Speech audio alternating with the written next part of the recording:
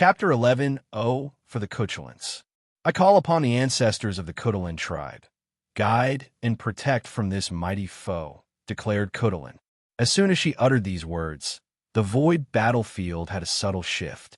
A wing suddenly blows all the disaster around the siblings, bringing a cool atmosphere. 11 people of different sizes and sexes appeared, although they were tall and physically intimidating, some more than others. These summoned barbarians looked at Khutulun, and an elderly one with extreme muscles said, "You're the one who summoned us?" "Yes, tribe leader." "So you're the 12th? Does that mean the Emperor Curse should activate?" "Wait." The elderly man turned to Talyui. "The 13th? And in one generation? The lower dimension is experiencing turmoil, so things are complicated," explained Talyui. "That would explain why you're a monk," nodded the elderly, who was the tribe's first great emperor and the first person to hold the title of Khutulun. "I have no issue with you being a monk, but don't use it to shackle the mind of our people." "I would never," replied Talyui. "What about your descendants and heirs?" "I will ensure this never happens." "They'll trust you," nodded Khutulun 1 before glancing at Feng Hong. "You call us to deal with a mighty foe, so let's concentrate on the task at hand." He frowned as he realized the severity of this situation. Their enemy had reached the lower end of the 5-fold battle realm, while his 2 descendants only had peak 3-fold, Khutulun, and middle 3-fold. "This won't be easy," he said to the others. Meanwhile, Feng Hong was observing everybody. "Are those the former emperors of the Khutulun tribe summoned as ancient spirits?" Given how the power system of this world worked, it made sense for them to do this. Feng Hong decided to go all out for this battle and end it as soon as possible. A golden figure appeared above him before fusing with his body, turning him into a golden monk. "Was that a golden body of merit?" asked Khutulun 4, a woman dressed in animal pelts with a dead lion coat hanging above her shoulder. She was beautiful with a natural, wild, and fierce aura. "It does look like it, but the aura is different," added Khutulun 4, a man 3 meters tall who wore armor covering his wrists, fists, and boots but bared his torso. "It's not a real golden body of merit," said Khutulun 3, the first eternal emperor of the Khutulun tribe. He was tall but skinny, but no one would underestimate him because of his stature. That's because he was born with divine strength. At age 3, he killed an ordinary bear with 1 punch, and at age 9, he killed a tier 1 demonic beast without even cultivating. "What is it then?" "I don't know. I just know my intuition tells me it's not the real thing." "He summoned it from the future," said Khutulun 5, a tall woman with all black deal and a headdress that made her look like it was 2 snakes frozen on both sides of her shoulder. However, her most eye-catching feature was her heterochromatic eyes, gold and silver. She was a legend in the tribe because she was a pseudo-emperor and because she once ripped those eyes from a silver-gold tiger, an innate creature, during an outing in a secret dimension from the old era. The future? He has the potential to condense a body of merit, but hasn't gathered enough merit. So he used a time-based spell to summon it from the future, or a potential future. "The enemy might be more troublesome than we anticipated," said Khutulun 2, a middle-aged man in a loose, bland black robe who concealed his powerful physique. He appeared to intentionally reduce his aura and presence. "Ancestors, you are known for your wisdom. Do you have a plan?" asked Khutulun, who became number 12. "I do," replied number 2. "Before I reveal, I to understand you know many divine abilities?" Yes," nodded Tolyu. "Can you?" "No problem. Then, here's the plan," said Khutulun 2. After this quick exchange, everyone prepared for this battle. Khutulun 8, the only member of the group who practiced a professional Tao, blessed everyone with divine runes, talismans. Then Khutulun 1 and 4 rushed toward Feng Hong. The tribe's founder practiced power Tao, so his fighting style was direct and aboveboard. He punched his opponent with the force of 1,000,000 great thousand worlds, exploding simultaneously. Bang! Bang! Bang! The attack did nothing to Feng Hong as a golden light around his body blocked all these attacks. Even when number 3, who cultivated weapon Tao, summoned 2 massive hammers, and joined on the offensive. Feng Hung punched the elderly man in the face and kicked number 4 in the stomach, sending them flying away. Then, 2 flying and invisible arrows appeared out of nowhere, hitting vital parts. Feng Hung frowned despite not being injured. Looking at the source, he saw Taoyui, with Khutulun 9 and 10, each holding a bow and arrow. However, this was his focus as he turned to look at Khutulun 8 and 5. The Khutulun and the talisman maker blessed the arrow, but the main reason my eyes didn't detect it was because of this woman with divine eyes, summarized Feng Hung. He pushed his eyes to the limit before using Buddha's travel to rush to this particular group. He considered the woman a major problem and headed directly for her. However, Khutulun 3 rushed to stop him, exchanging blows and forcing him to take a few steps backward into the void. Power Dao? No, he's a pure body refiner and seems exceptionally talented, thought Feng Hung. The flesh is a poison, and the only path to freedom is a spiritual practice. Feng Hung uttered these words with his lotus tongue technique, and the latter's flesh began to rot. Khutulun 3 reacted swiftly as his body turned red, countering this technique. However, Feng Hung took this opportunity to temporarily seal him inside a black and white energy shield. He continued toward this threat, and once he was close to their destination, he did something that surely surprised the group. Feng Hung suddenly teleported to the group of archers and unleashed a devastating palm attack. Khutulun 9 and 10 had no chance to respond and exploded into spiritual particles. Taoyui was bleeding, but he did escape from Feng Hung's vicinity. Feng Hung did not pursue him, but looked at Khutulun 11 and said, "Vile things vanish from my sight." Omicron M. Khutulun 11 was the shortest of the group and had a pale, almost sickly complexion. That's because his main Tao was poison and curses, which ruined his body in his early years. He never changed it after proving the Tao. When Feng Hung uttered these words, 11 knew he was done for. The golden body of merit is more efficient against vile things like poison, curses, or anything evil or demonic, which are foundations for his Tao. So, a golden light descended from the heavens and purified him into oblivion. Damn it, does he know our plan? Asked number 4. Possibly. No, he doesn't, reassured Khutulun 2. He just has a terrifying battle experience, which is odd given he's a monk. However, his aura is more ancient than normal, so that might be the cause. Khutulun knew of the dream world and its effects, but she also knew this was not the time for this kind of conversation. What's next? The plan remains the same. Just be more careful. Khutulun 1, 3, and 4 became the vanguard. Khutulun fused with her wolf, boosting her strength, before turning invisible, and Khutulun 5's eyes glowed and released golden chains to provide support. Feng Hung frowned as he sensed danger. Her chains are targeting my weak points, he thought before evading. The other heavy powerhouses followed him closely, not leaving a chance to breathe and react. PSHH. Although the sound was small, somehow everyone heard it and momentarily paused. As they checked with their divine sense, they saw another Feng Hung appearing behind Khutulun 2 and plunging his hands on his chest. The second Khutulun looked at his rapidly dissipating body before saying calmly, "Continue the plan." He disappeared, not even batting an eye on his demise. Feng Hung did not dissolve his Yin clone and had the latter rush toward the Talisman Maker team.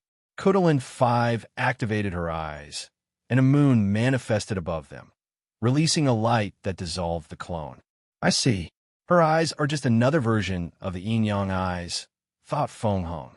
Gold symbolizes yang, and silver is often associated with yin. Feng Hung knew that heavenly physiques were mainly human concepts. It's rare for demons or any creatures with a powerful bloodline to have a heavenly physique. So, it's possible that Heavenly Tao modeled some of these physiques from the bloodline of the demon race, or in this case, innate life forms, since they are the original demon race. If you find any errors, ads pop up, ads redirect, broken links, non-standard content, etc., please let us know report so we can fix it as soon as possible. Chapter 11:05 True Buddhism. Feng Hung remained calm before manifesting black and white chains to counter Khutulun 5s, while also dealing blow-to-blow with numbers 1, 3, and 4. Khutulun 7, the woman with the lion pelt, stood in the distance, roaring at him, thus releasing a powerful shockwave attack. In-world strike. While Feng Hung was dealing with more than 4 opponents, he had already used a secret attack and just waited. Then, 2 black spears appeared out of nowhere. One impaled Khutulun 7, and the other attacked the Talisman Maker. Khutulun 7 practiced Beast Dao and had an abnormal, beast-like instinct, but it was too late for her to react. Like every emperor in the Myriad Emperor world, Feng Hung studied all the battles from this generation's Heaven Will. So, he once noticed one of Wang Just techniques where she entered a 2-dimensional space. Intrigued, he created his own version by entering the Yin dimension or the Yin world, a place outside the material world where Yin and Yang are not balanced. On the contrary, only Yin exists. He sent his attacks on that world to sneak attack his opponent. Feng Hung calmly watched the result of his actions. Number 7 died with a shocked expression, while number 8, the Talisman Maker, only injured her shoulder as number 6's eyes detected something at the last minute to save her. Swish! Khutulun 12 appeared out of nowhere and stabbed Feng Hung in the back. However, her dagger could not penetrate his golden body protection. However, she seemed rather calm by this fact. As Feng Hung was about to take action, he sensed something attacking his soul. As expected, Khutulun's attack was from the shadow of his soul. However, this technique was useless to him, as he had seen it during her fight against Su Shi during the Guxian trial. He would not fall for something he was already aware of. Feng Hung slightly underestimated Khutulun 12. After so many years, how would her technique not evolve? The shadow of the soul was just the beginning, as her attack also contained the Buddha's shadow. However, it was not the ordinary shadow that a human figure created. No, it was deeper than this. Her technique involved the idea that even the atoms in a body have their own shadow, and she controlled them to attack her enemy from the inside. He targeted their essence. Such a brilliant move, and Feng Hung's mistake should have been the opportunity to wound her opponent severely. Sadly, Khutulun 12, or anyone in this battle, underestimated the defense of a golden body of merit, even the future possibility one, and of the lowest levels. The golden light around Feng Hung's body appeared on every atom of his body to protect him. "Do it now," said Khutulun 12, whose attack failed. She ordered the others who had already surrounded Feng Hung to move, and they all activated the talisman secretly sealed inside their bodies. The talisman formed a magic circle above Feng Hung, sealing all his movements. "Brother," yelled Khutulun 12, and Taoyui braved into action. World's sin corruption. He used a divine ability to summon all the sins or negative karma of the ancient spirit world and forcefully imbue them into the enemy's body. The plan was to corrupt Feng Hung, thus destroying his golden body of merit. The corruption should also be enough to ruin his body and soul, leading to his defeat in this battle. "This plan is stupid. I'm a monk, so purifying sins is second nature to me," he commented, calmly looking at the group as his body contained dark and red grievances. "I'm not stupid, so would I know such a simple and obvious fact," sneered Taoyui. "However, even you cannot bear the sins of an entire heaven will that has existed for countless Yuan epochs. You have underestimated what I suffered before I succeeded in reviving Buddhism," Feng Hung said calmly. "Run away," yelled Khutulun 5, but it was too late. Golden Karma Lotus Flame. A golden flame enveloped Feng Hung, purifying all the sins. The flame spread, instantly killing Khutulun 1 and 4 and severely injuring number 3. "Omicron M, no, this can't be," said Taoyui, refusing to accept that someone could survive such terrible karmic sins, let alone purify them. Khutulun 4 suggested, "We must do something or we will lose this battle once he finishes." "I have a plan," said Khutulun 12. "We forced all the hidden Emperor Dao imprints from the spirit realm into his body, forcing them to confront each other. Everyone frowned. Khutulun 5 said, "The spirit realm contained many ancient secrets. Do you think it's wise to mess with these people?" I agree with her. Doing such a thing could have repercussions on the world and the tribe, added Khutulun 3. But if we don't do anything, we know for a fact the tribe won't survive, added Talyui, taking his sister's side. This plan can deal with the enemy while also helping the world get rid of these scourges, hiding themselves and waiting for the perfect opportunity to revive and cause chaos, persuaded Khutulun 12. As for the consequences, we will deal with them then. Khutulun 3 sighed. "You're this generation's leader. We're only spirits left to support you. Since that's your decision, I will help you." The others looked at each other before agreeing. They immediately accessed the spirit realm and searched for hidden imprints before forcing them into Feng Heng's body. The imprints resisted, but there were only imprints, and only a few could use a full attack from their prime, so their resistance was futile. The team's greatest trouble was finding these hidden marks from the normal spirits. Some spirits were truly powerful, and it was not worth angering some of them. So, the team had to choose wisely while working with extreme haste. Feng Heng immediately felt it when the first imprint entered his body, but he did not care. He had absolute faith in his purification ability and used his Tao imprint to fight off these imprints. Feng Heng considered this fight a will-tempering experience. The battlefield shook lightly, and the sin stopped pouring. The team discovered their plan had failed, and continuing was useless. Talyui looked at Feng Heng with gritted teeth. Khutulun 12 was silent, and the remaining spirits sighed. Meanwhile, Feng Heng was looking at a white crystal floating before him, releasing white light. A physical manifestation of very condensed and purified positive karma? Interesting, thought Feng Heng as he observed the crystal. This should be very beneficial for my body training. He put away the crystal before looking at the survivors. Do you want to continue this pointless fighting? We're not giving up because you have the advantage, replied Talyui. The battle does not end until we are all dead, added Khutulun 12. Amitabha, sighed Feng Heng before going on the offensive. The result was as expected. He slaughtered the injured number 3 and swiftly eliminated the talisman maker. Number 8, sealed number 5 with the intent to fuse this spirit with her yin-yang eyes and captured Khutulun 12 and her brother. What do you want with us? Asked Talyui. You know what I want. I will never help you, declared Talyui.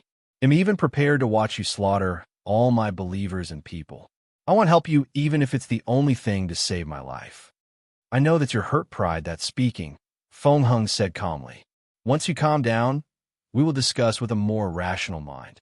Talyui looked at him fiercely. Men have committed worse acts while acting on pride. So, as I said, you can kill everyone. Isn't that what you wanted? The rise of Buddhism, but curated through your wants and desires? Feng Heng did not immediately say anything. Instead, he looked in the distance with a peaceful aura. I've always thought that Buddhism and cultivation should never be intertwined. The power we acquire always interferes with our practice.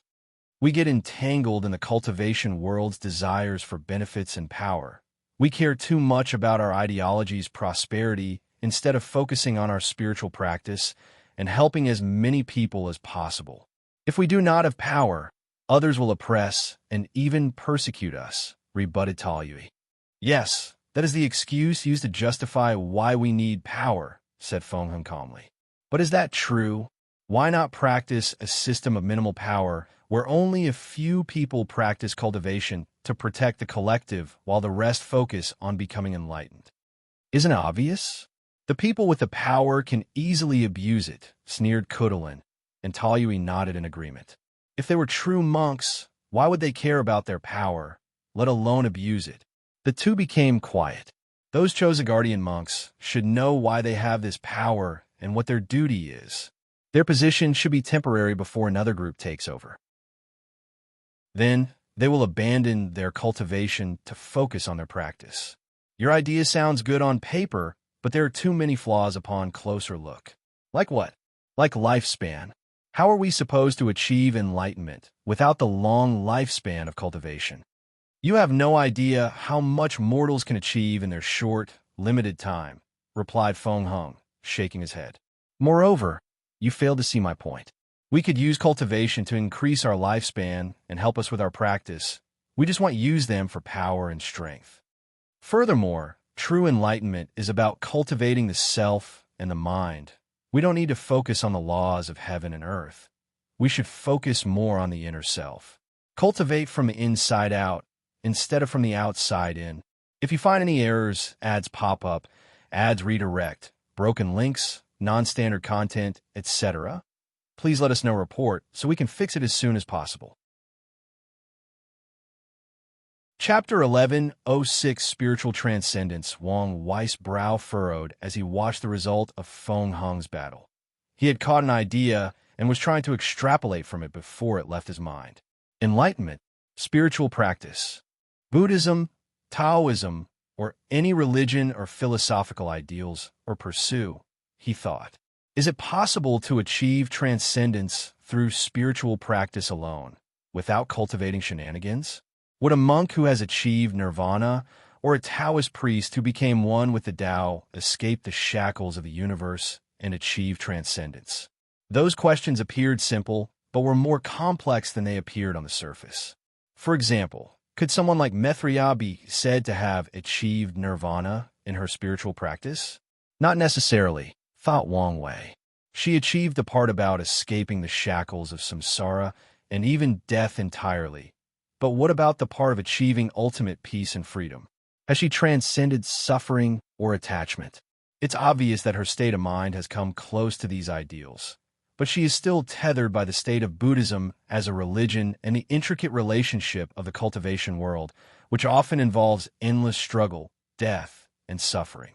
I could argue her achievement of nirvana is flawed, and she needs the cultivation aspect of Buddhism to make up for it. Many thoughts flashed in Wang Wei's mind. Feng Hung might be right. The true path of Buddhism and Taoism in the cultivation world might be to use cultivation as secondary to spiritual practice. They use their longevity to pursue their spiritual practice, and the end zone of this path might be transcendence. Wang Wei had many more thoughts. For example, Buddhism's spiritual practice seemed linked to mind or soul Tao, but that was untrue. If their main focus is to practice from inward instead of starting from outward, spiritual practice might be similar to the true power Tao realm, where there is no need to understand any law or Tao, but purely focus on the mind to reach height on par with any cultivators. In other words, their practice is a path of power and transcendence that is not very much affected by foreign aid or grand Tao, just like body refining. Their situation might be even better as grand Tao has not interfered with the spiritual practice path, as it did with body refining path, deduced Wang Wei, who suddenly paused.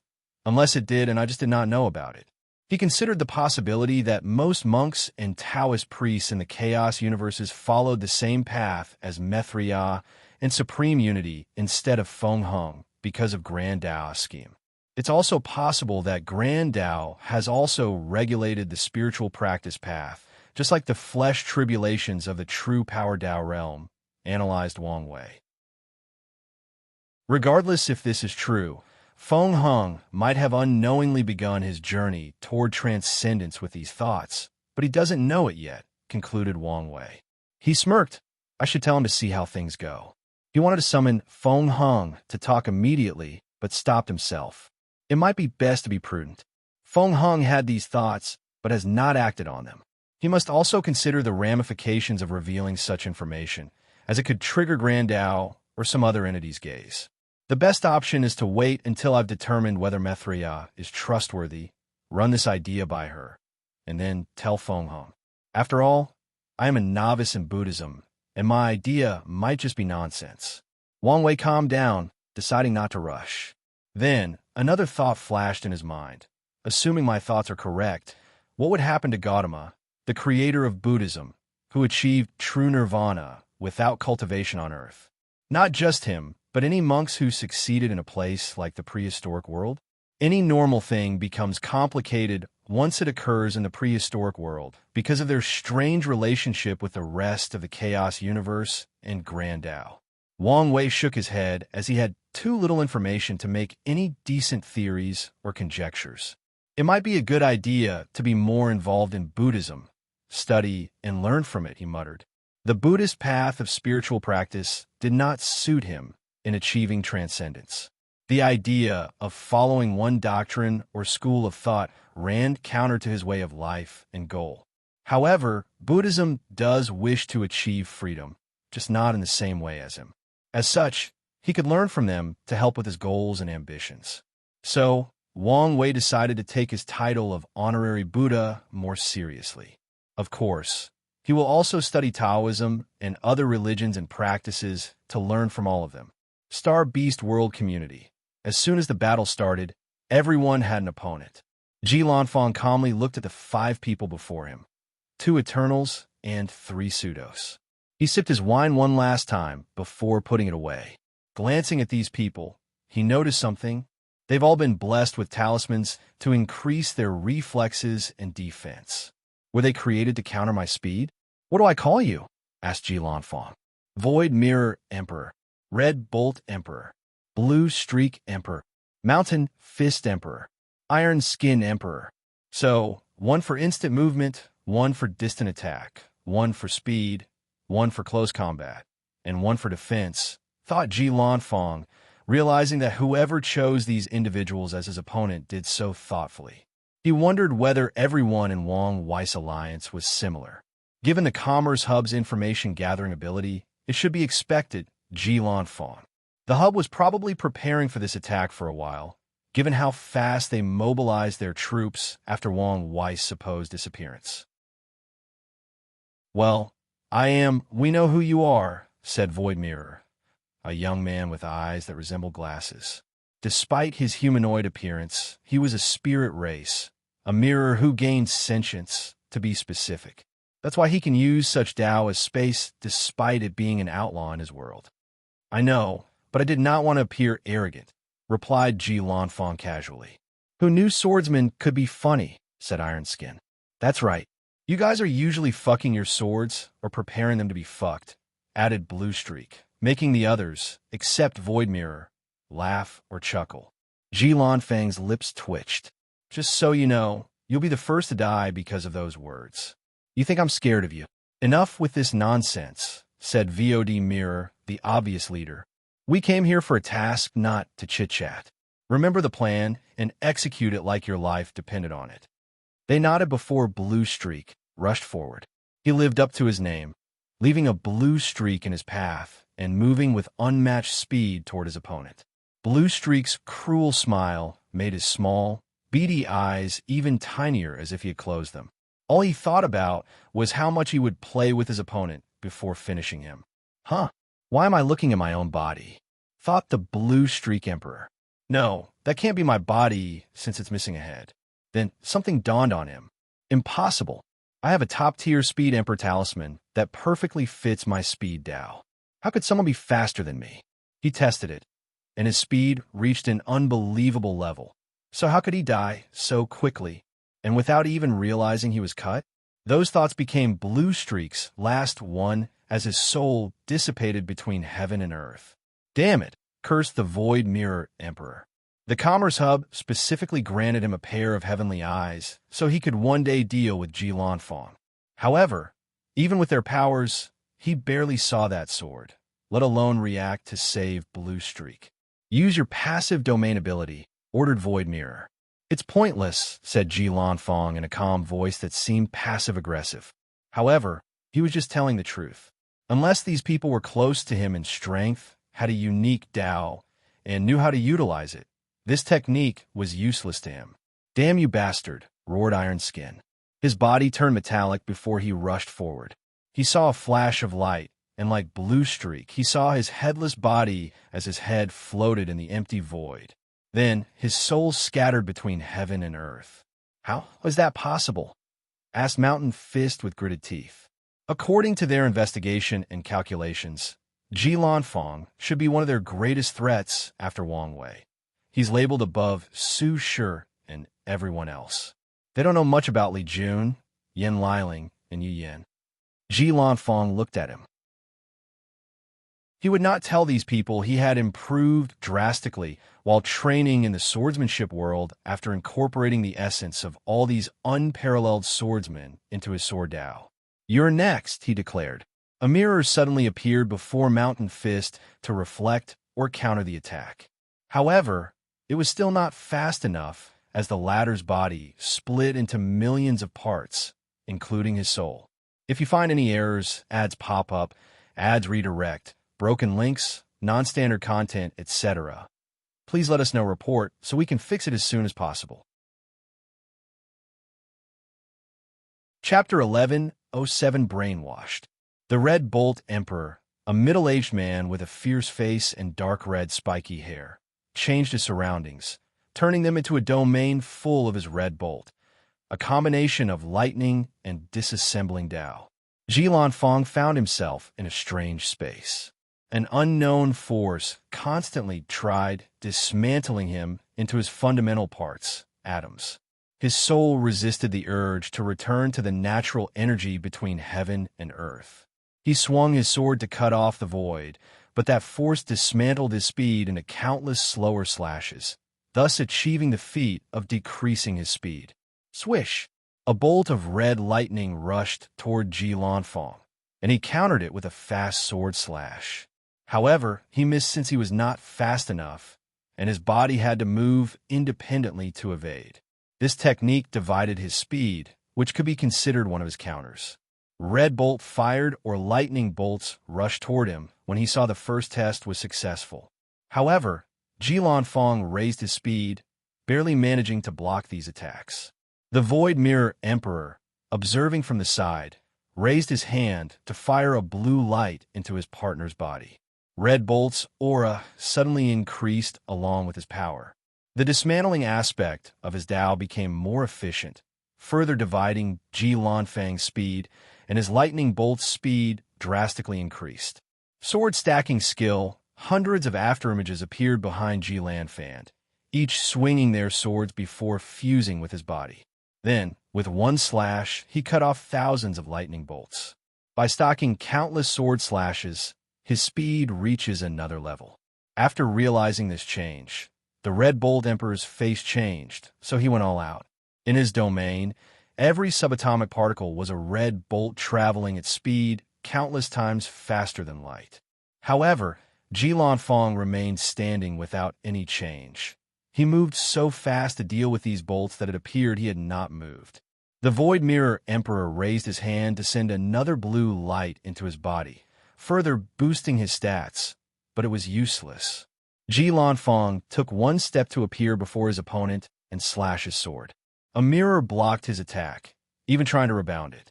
However, his method of stacking attacks allowed him to slash through it. Red Bolt took this opportunity to summon pure white armor. Clink! Ji Lanfang's sword hit his opponent with no result. "An entire armor composed of infinitum?" asked Ji Lanfang, not hiding his surprise. The Commerce Hub is truly rich beyond comparison. Infinitum is considered the hardest tier 10 metal, even having the indestructible label in its tier. This kind of resource is considered rare even in the upper dimension, yet these people had enough to make an entire suit of armor. "We've been preparing for this war for a long time, and we'll do anything to eliminate all of you who dare to resist our power," Red Bolt sneered. "A staunch loyalist, huh?" said Ji Lanfang calmly. "Why didn't you have such vigor when Wang Wei was here? Does that even matter? He's gone, and we're the final winner. We can even write history as we see fit," Red Bolt countered. Ji Lanfang shook his head. "Did I say something wrong? It's obvious that you people have been in power for too long and have become too comfortable," Ji Lanfang replied. "What does that even mean?" The Red Bolt Emperor felt this man was speaking nonsense. They've always been careful, so how come they have become complacent, according to him? Let me ask you, why hasn't the Commerce Hub spread to every corner of the lower dimension? We have spread to a third of the lower dimension. That's more than enough, as being too large is not necessarily good. That's just what you say to people, but according to your history, You've tried expansion many times, but each time has failed for various reasons. So, isn't it obvious why? Your destiny is not enough to become a larger force. And one of the fundamental rules of luck or destiny is whatever goes up must come down. Are you insinuating that this war is the beginning of our waning destiny? The start of our luck backlash? That's ridiculous. Is it? You've ruled for far too long. During the early stages, your existence prompted the development and growth of the lower dimension. So you had true heavenly Taoist blessings. But now, your strict hierarchical structure has become a cancer in the world as a few individuals ruthlessly exploit everyone else for their own benefit. So, true heavenly Tao has decided it's your time to either change or be destroyed. You're talking nonsense again. Our existence has allowed worlds to exchange knowledge, resources, cultures, and communication. We've elevated the lower dimension's strength, not exploited it. Do you truly believe so? Of course. As an eternal emperor, couldn't you observe the Commerce Hub's Qi luck and see its deterioration? Ji Lanfang asked, extremely baffled. It was one thing if the opponent was fighting purely for its benefit and preserving his way of light, but another when he truly believed something so absurd. I saw it, and it was perfectly intact. Is that so? Said Ji Lanfang, deciding it was pointless to discuss this blind idiot who was somehow brainwashed to such an extreme. In hindsight, he has to praise the Commerce Hub for such an achievement. After all, no one who can become an eternal emperor is an idiot. In that case, let's agree to disagree, Ji Lanfang said, ending this conversation. Fine by me. The Red Bolt Emperor raised his hand to summon 2 deep red lightning bolts before rushing forward. He was more confident in himself with an armor that provided maximum defense. Swish! The Red Bolt Emperor saw a white flash of light, and before he could even form a thought, he saw his body as his detached head floated in the void. How is that possible? My friend's Tao is all about cutting, so I learned a few things from him, Ji Lanfang explained before turning to the Mirror Void Emperor. You've been concocting a plan for a while now. What is it? You'll soon find out. A mirror appeared before the Void Mirror Emperor, and a clone walked out from the mirror, looking exactly like the original. Then, a blue light flashed around both of their bodies. I was right. The Commerce Hub gave him a unique chi with the power to boost stats and abilities, Ji Lanfang thought before going on the offensive. His sword moved as if the concepts of matter, energy, gravity, friction, space, and time had no restraint on it. Usually, this is where the enemy is either slayed or they found a way to block, and this time, it was the latter with a twist. As Ji Lanfang's sword reached one of the clones, his sword began to slow down until it was moving slower than a turtle. Time deceleration? No, this is something different, he thought, his mind working on overdrive. His Tao is a combination of space and mirror. Mirror, inversion, she inverted my speed, turning into slowness. While one Void Mirror Emperor temporarily restricted Ji Lanfang, the other rushed to attack. It had 2 spikes in his hand that were made from shards or of a collapsed dimension, resembling weapons composed of mirrors. Clink! As the second Mirror Emperor attacked, a sword emerged from Ji Lanfang's flesh. He blocked the space shard weapon, baffling the Void Mirror Emperor. So, he tried again, releasing a barrage of stabs and strikes, but Ji Lanfang's body had grown hundreds of spikes, all made of swords. Bang! Ji Lanfang broke through the technique restriction using a subtle yin-yang technique that involved using the yang energy from his fleshly body and the yin energy from his soul. That was a flesh divine ability. I thought swordsmen disdained to cultivate the flesh, asked the Void Mirror Emperor, not hiding the mockery in his tone. Time has changed, and you need to keep up, replied Ji Lanfang, deciding to be more serious. He used the 10,000 sword body technique, a body refining technique that allowed him to temper his body by absorbing or fusing with swords.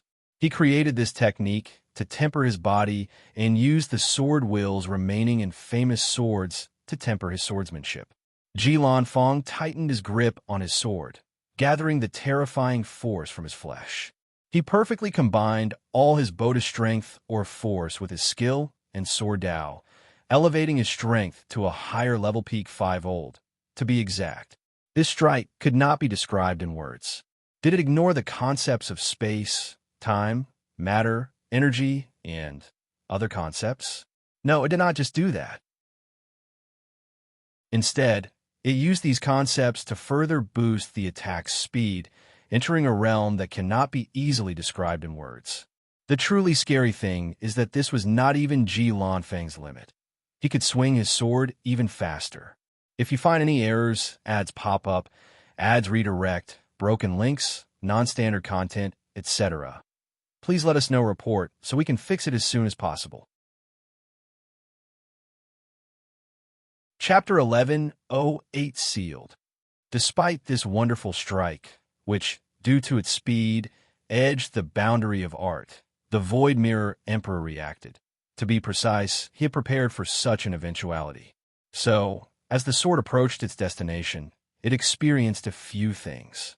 The strike experienced another inversion, trying to slow it down.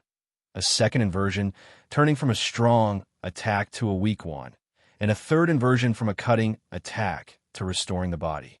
Additionally, the Void Mirror added a reflection technique on both bodies. If his previous method failed, it should reflect or bounce the spell to its original owner. The sword sliced through these two clones like they were butter.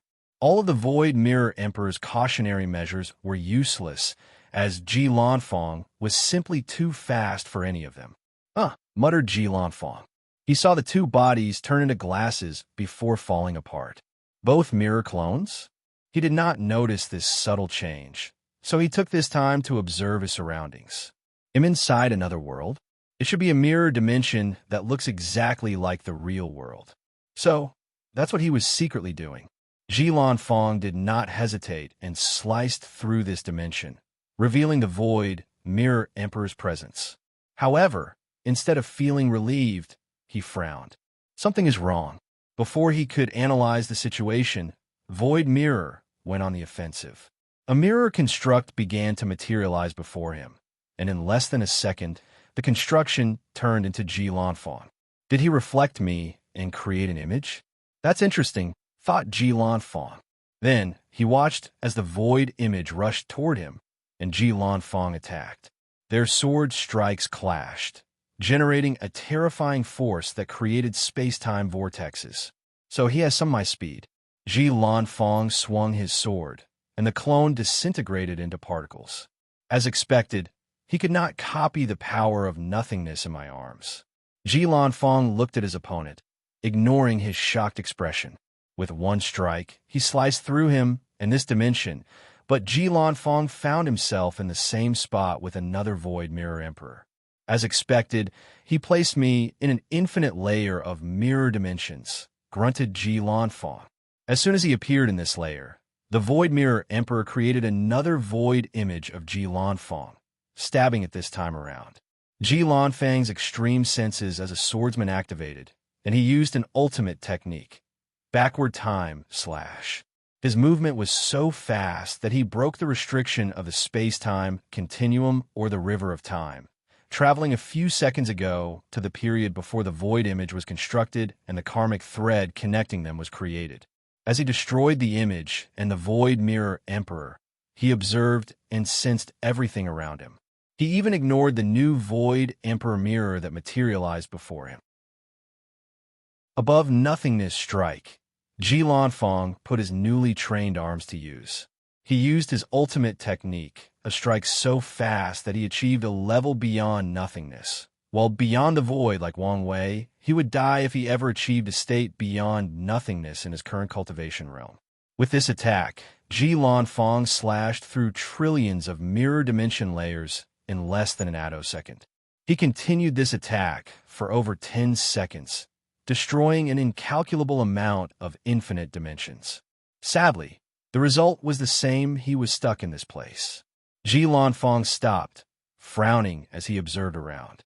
Your efforts are useless, said the Void Emperor Mirror, who opened his robe and cut his chest to reveal his heart. It was transparent as if made of glass. A void beast heart, said Ji Lanfang. Not a simple void beast heart, but one blessed in their headquarters, corrected void mirror. They gave it to me just to seal you here and prevent your interference in this war. Do you think this is enough to stop me? Maybe alone it's not. But with the sage blessing Qi, don't expect to leave this place anytime soon. Ji Lanfang had heard of the sage blessing Qi, a unique energy from the source Qi space, known for its buff or assistance abilities. No wonder Wang Wei wants to get his hands on the Commerce Hub. These guys are unreasonably rich. Ji Lanfang looked around, looking for weaknesses and flaws in this prison. He once fought a swordsman in the swordsmanship world whose sword Dao was to find or create flaws in his opponent, and he became the victor by learning from his opponent. He found a spot and struck, destroying countless more layers. This method allowed him to eliminate more layers with one attack, but he was still stuck in this terrible place. What a pain, thought Ji Lanfang, trying different methods. You're not getting here, mocked the Void Mirror Emperor. In the end, Ji Lanfang decided to drink and wait. He had done his part by killing 4 eternal powerhouses and forcing one to be stuck with him. So, he was just going to wait until someone came to rescue him or Wang Wei returned to clean up this mess. Star Beast World Community. When the 4-layer array disintegrated, the Demon Suppression Emperor was prepared.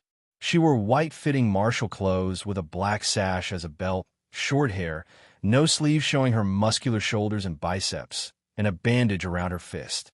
Her clothes hung over a private area, while leaving ample room for her well-toned or muscular legs. She was the definition of a muscle beauty. As Honghua held her 2 swords, her aura was vast, fierce, noble, and wild. As a human emperor, she naturally exuded respect, and her swords naturally released a suppression and repellent against any demon race. 5 people rushed to her, 1 eternal, 2 pseudo-eternals, and 2 immortal sovereigns. She frowned as she realized this battle would not be arduous. As she observed these people while they did the same, a tear in the void appeared, alarming everyone. A woman with deep blue hair who can only be described as regal and majestic walked out. Blue Phoenix. Uttered Honghua, "Ill deal with her," said the Blue Phoenix Empress to the others. Advisor Deng Chong ordered us to kill our enemies as swiftly as possible using our number advantages. Then go find someone else more powerful to deal with. She's my prey. Orders are orders. Do you want to fight? Asked Blue Phoenix. Who's scared of you? Replied the Greenwood Emperor, a famous gambler from the Bountiful Harvest world, one of the famous 5 Elements worlds.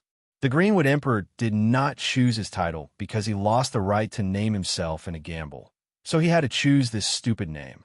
He had bet on this war, especially on killing a few eternal powerhouses. From the information he gathered, the Demon Suppression Emperor was one of the weakest in this group, so she became his prey to ensure he won his bet. Fine, we'll deal with you first. A cold flame enveloped Blue Phoenix, followed by a cold mist. Her aura locked into Greenwood, preparing to strike at any moment. Damn woman, don't you understand the situation? He realized this crazy woman was really about to fight him. Do you think I care? I'll kill anyone who stops me from killing this woman. Greenwood bit his teeth, and his eyes flashed with ruthless light. He looked at his followers or partners and said, "Let's deal with her first before killing the Demon Suppression Emperor." The others immediately hesitated. They knew the consequences of attacking one of their own. Don't worry, they'll take the full responsibility, reassured Greenwood. So, the others looked at each other to communicate with their eyes and decide what to do. As they were about to make a choice, a voice rang in their mind. Enough, said Deng Chong. Greenwood, go find another opponent and leave her to Blue Phoenix. But she was my opponent first. Do as I say, woman. I dare you to finish these words, sneered Deng Chong. Do I need to remind you how much you owe us? Before you repay it, remember, we own you. Greenwood clenched his teeth, glaring at Blue Phoenix, who returned the favor with a haughty and sneering look. Ultimately, he sighed in resignation.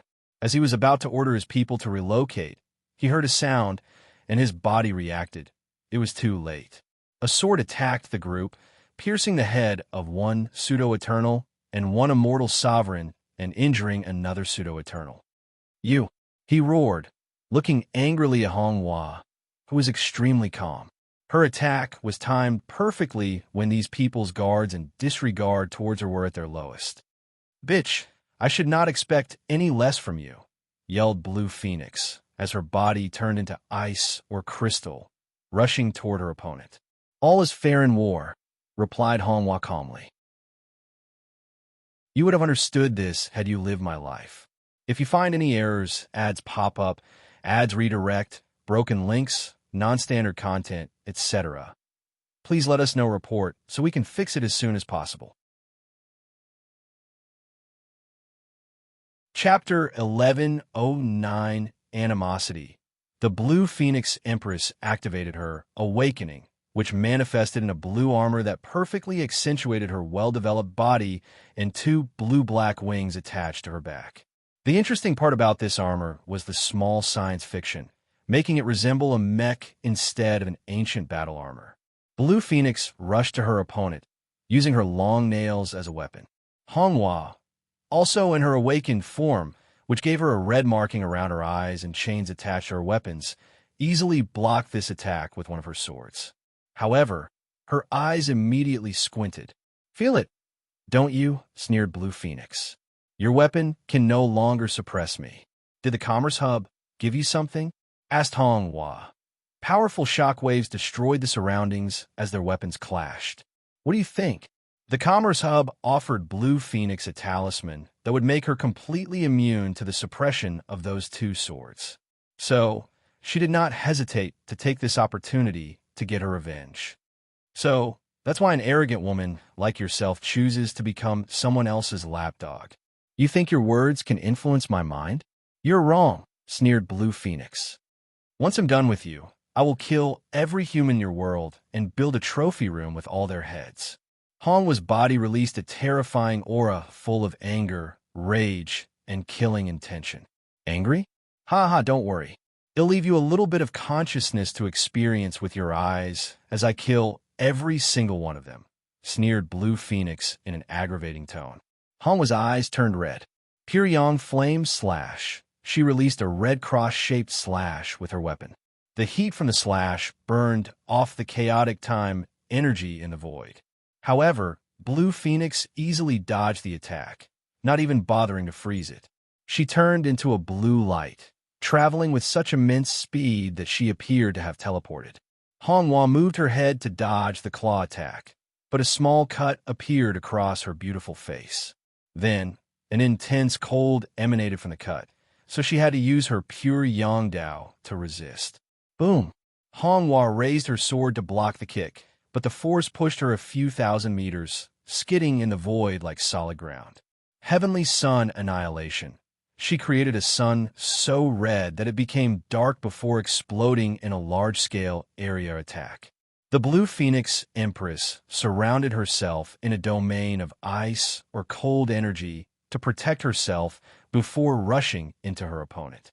Yin-Yang Unbalance. Blue Phoenix's body released a blue light, which resonated with a red light from Honghua's body.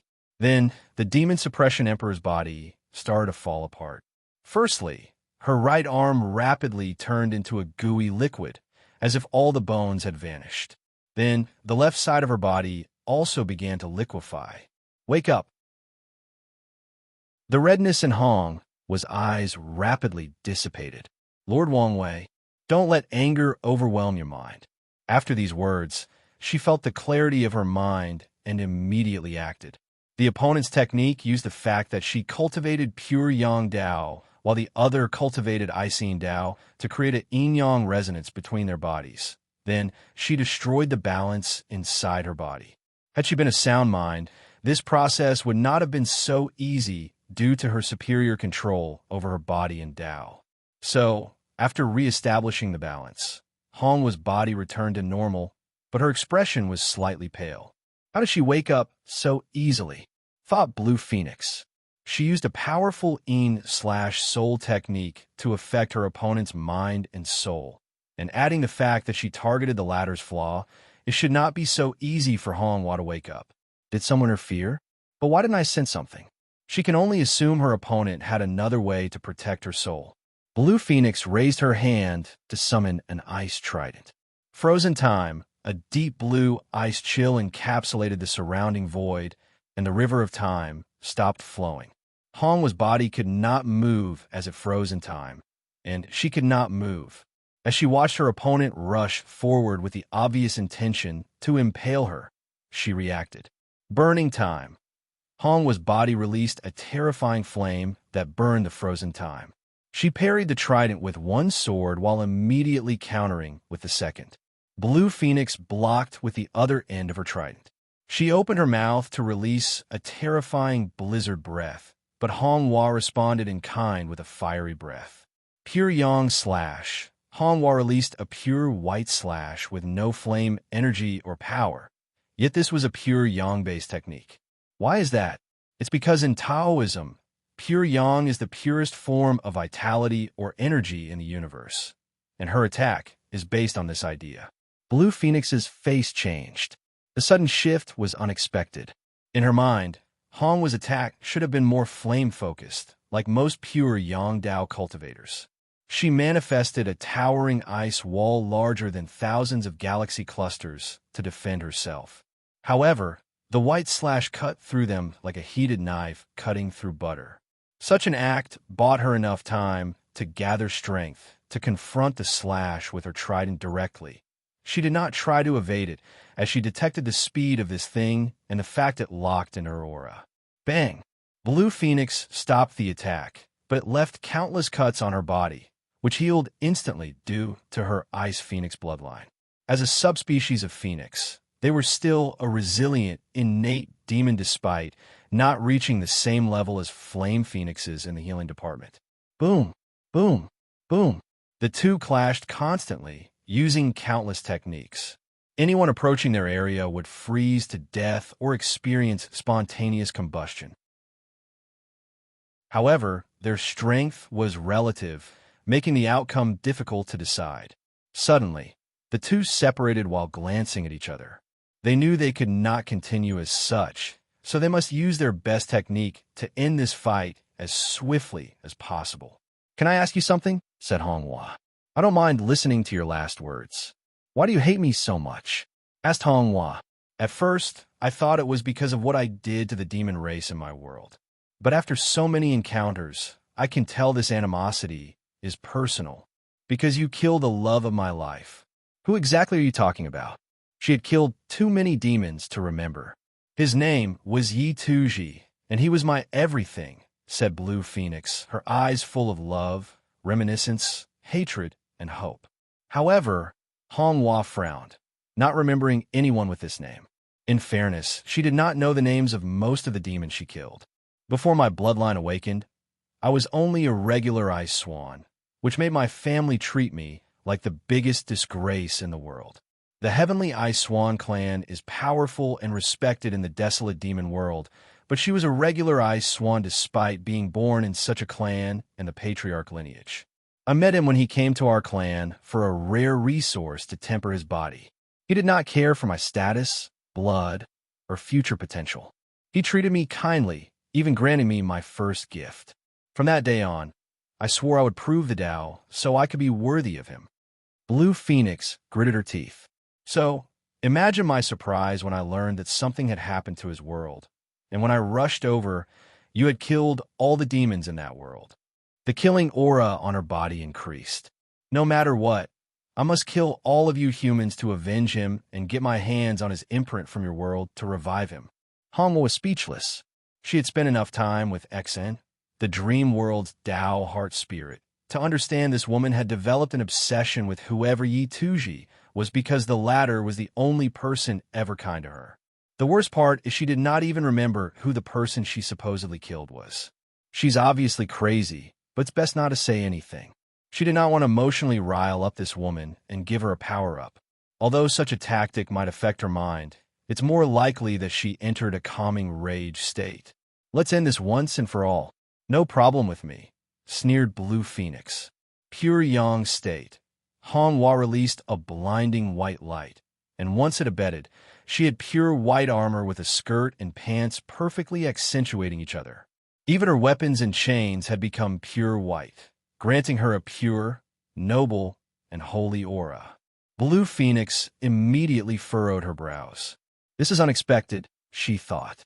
If you find any errors, ads pop up, ads redirect, broken links, non-standard content, etc., please let us know report so we can fix it as soon as possible. Chapter 11:10 Depressing Mood. Blue Phoenix faced a slight dilemma. The best option to counter Hong was technique was to use a pure Yin state, but she knew her understanding and application of pure Yin could not compare to the opponent. So, it would be in her best interest to use a technique that suited her better. Ice Phoenix Transformation. Blue Phoenix's body released an intense blue light, rapidly transforming her into a colossal blue phoenix with blue flame on her body that released cold mists.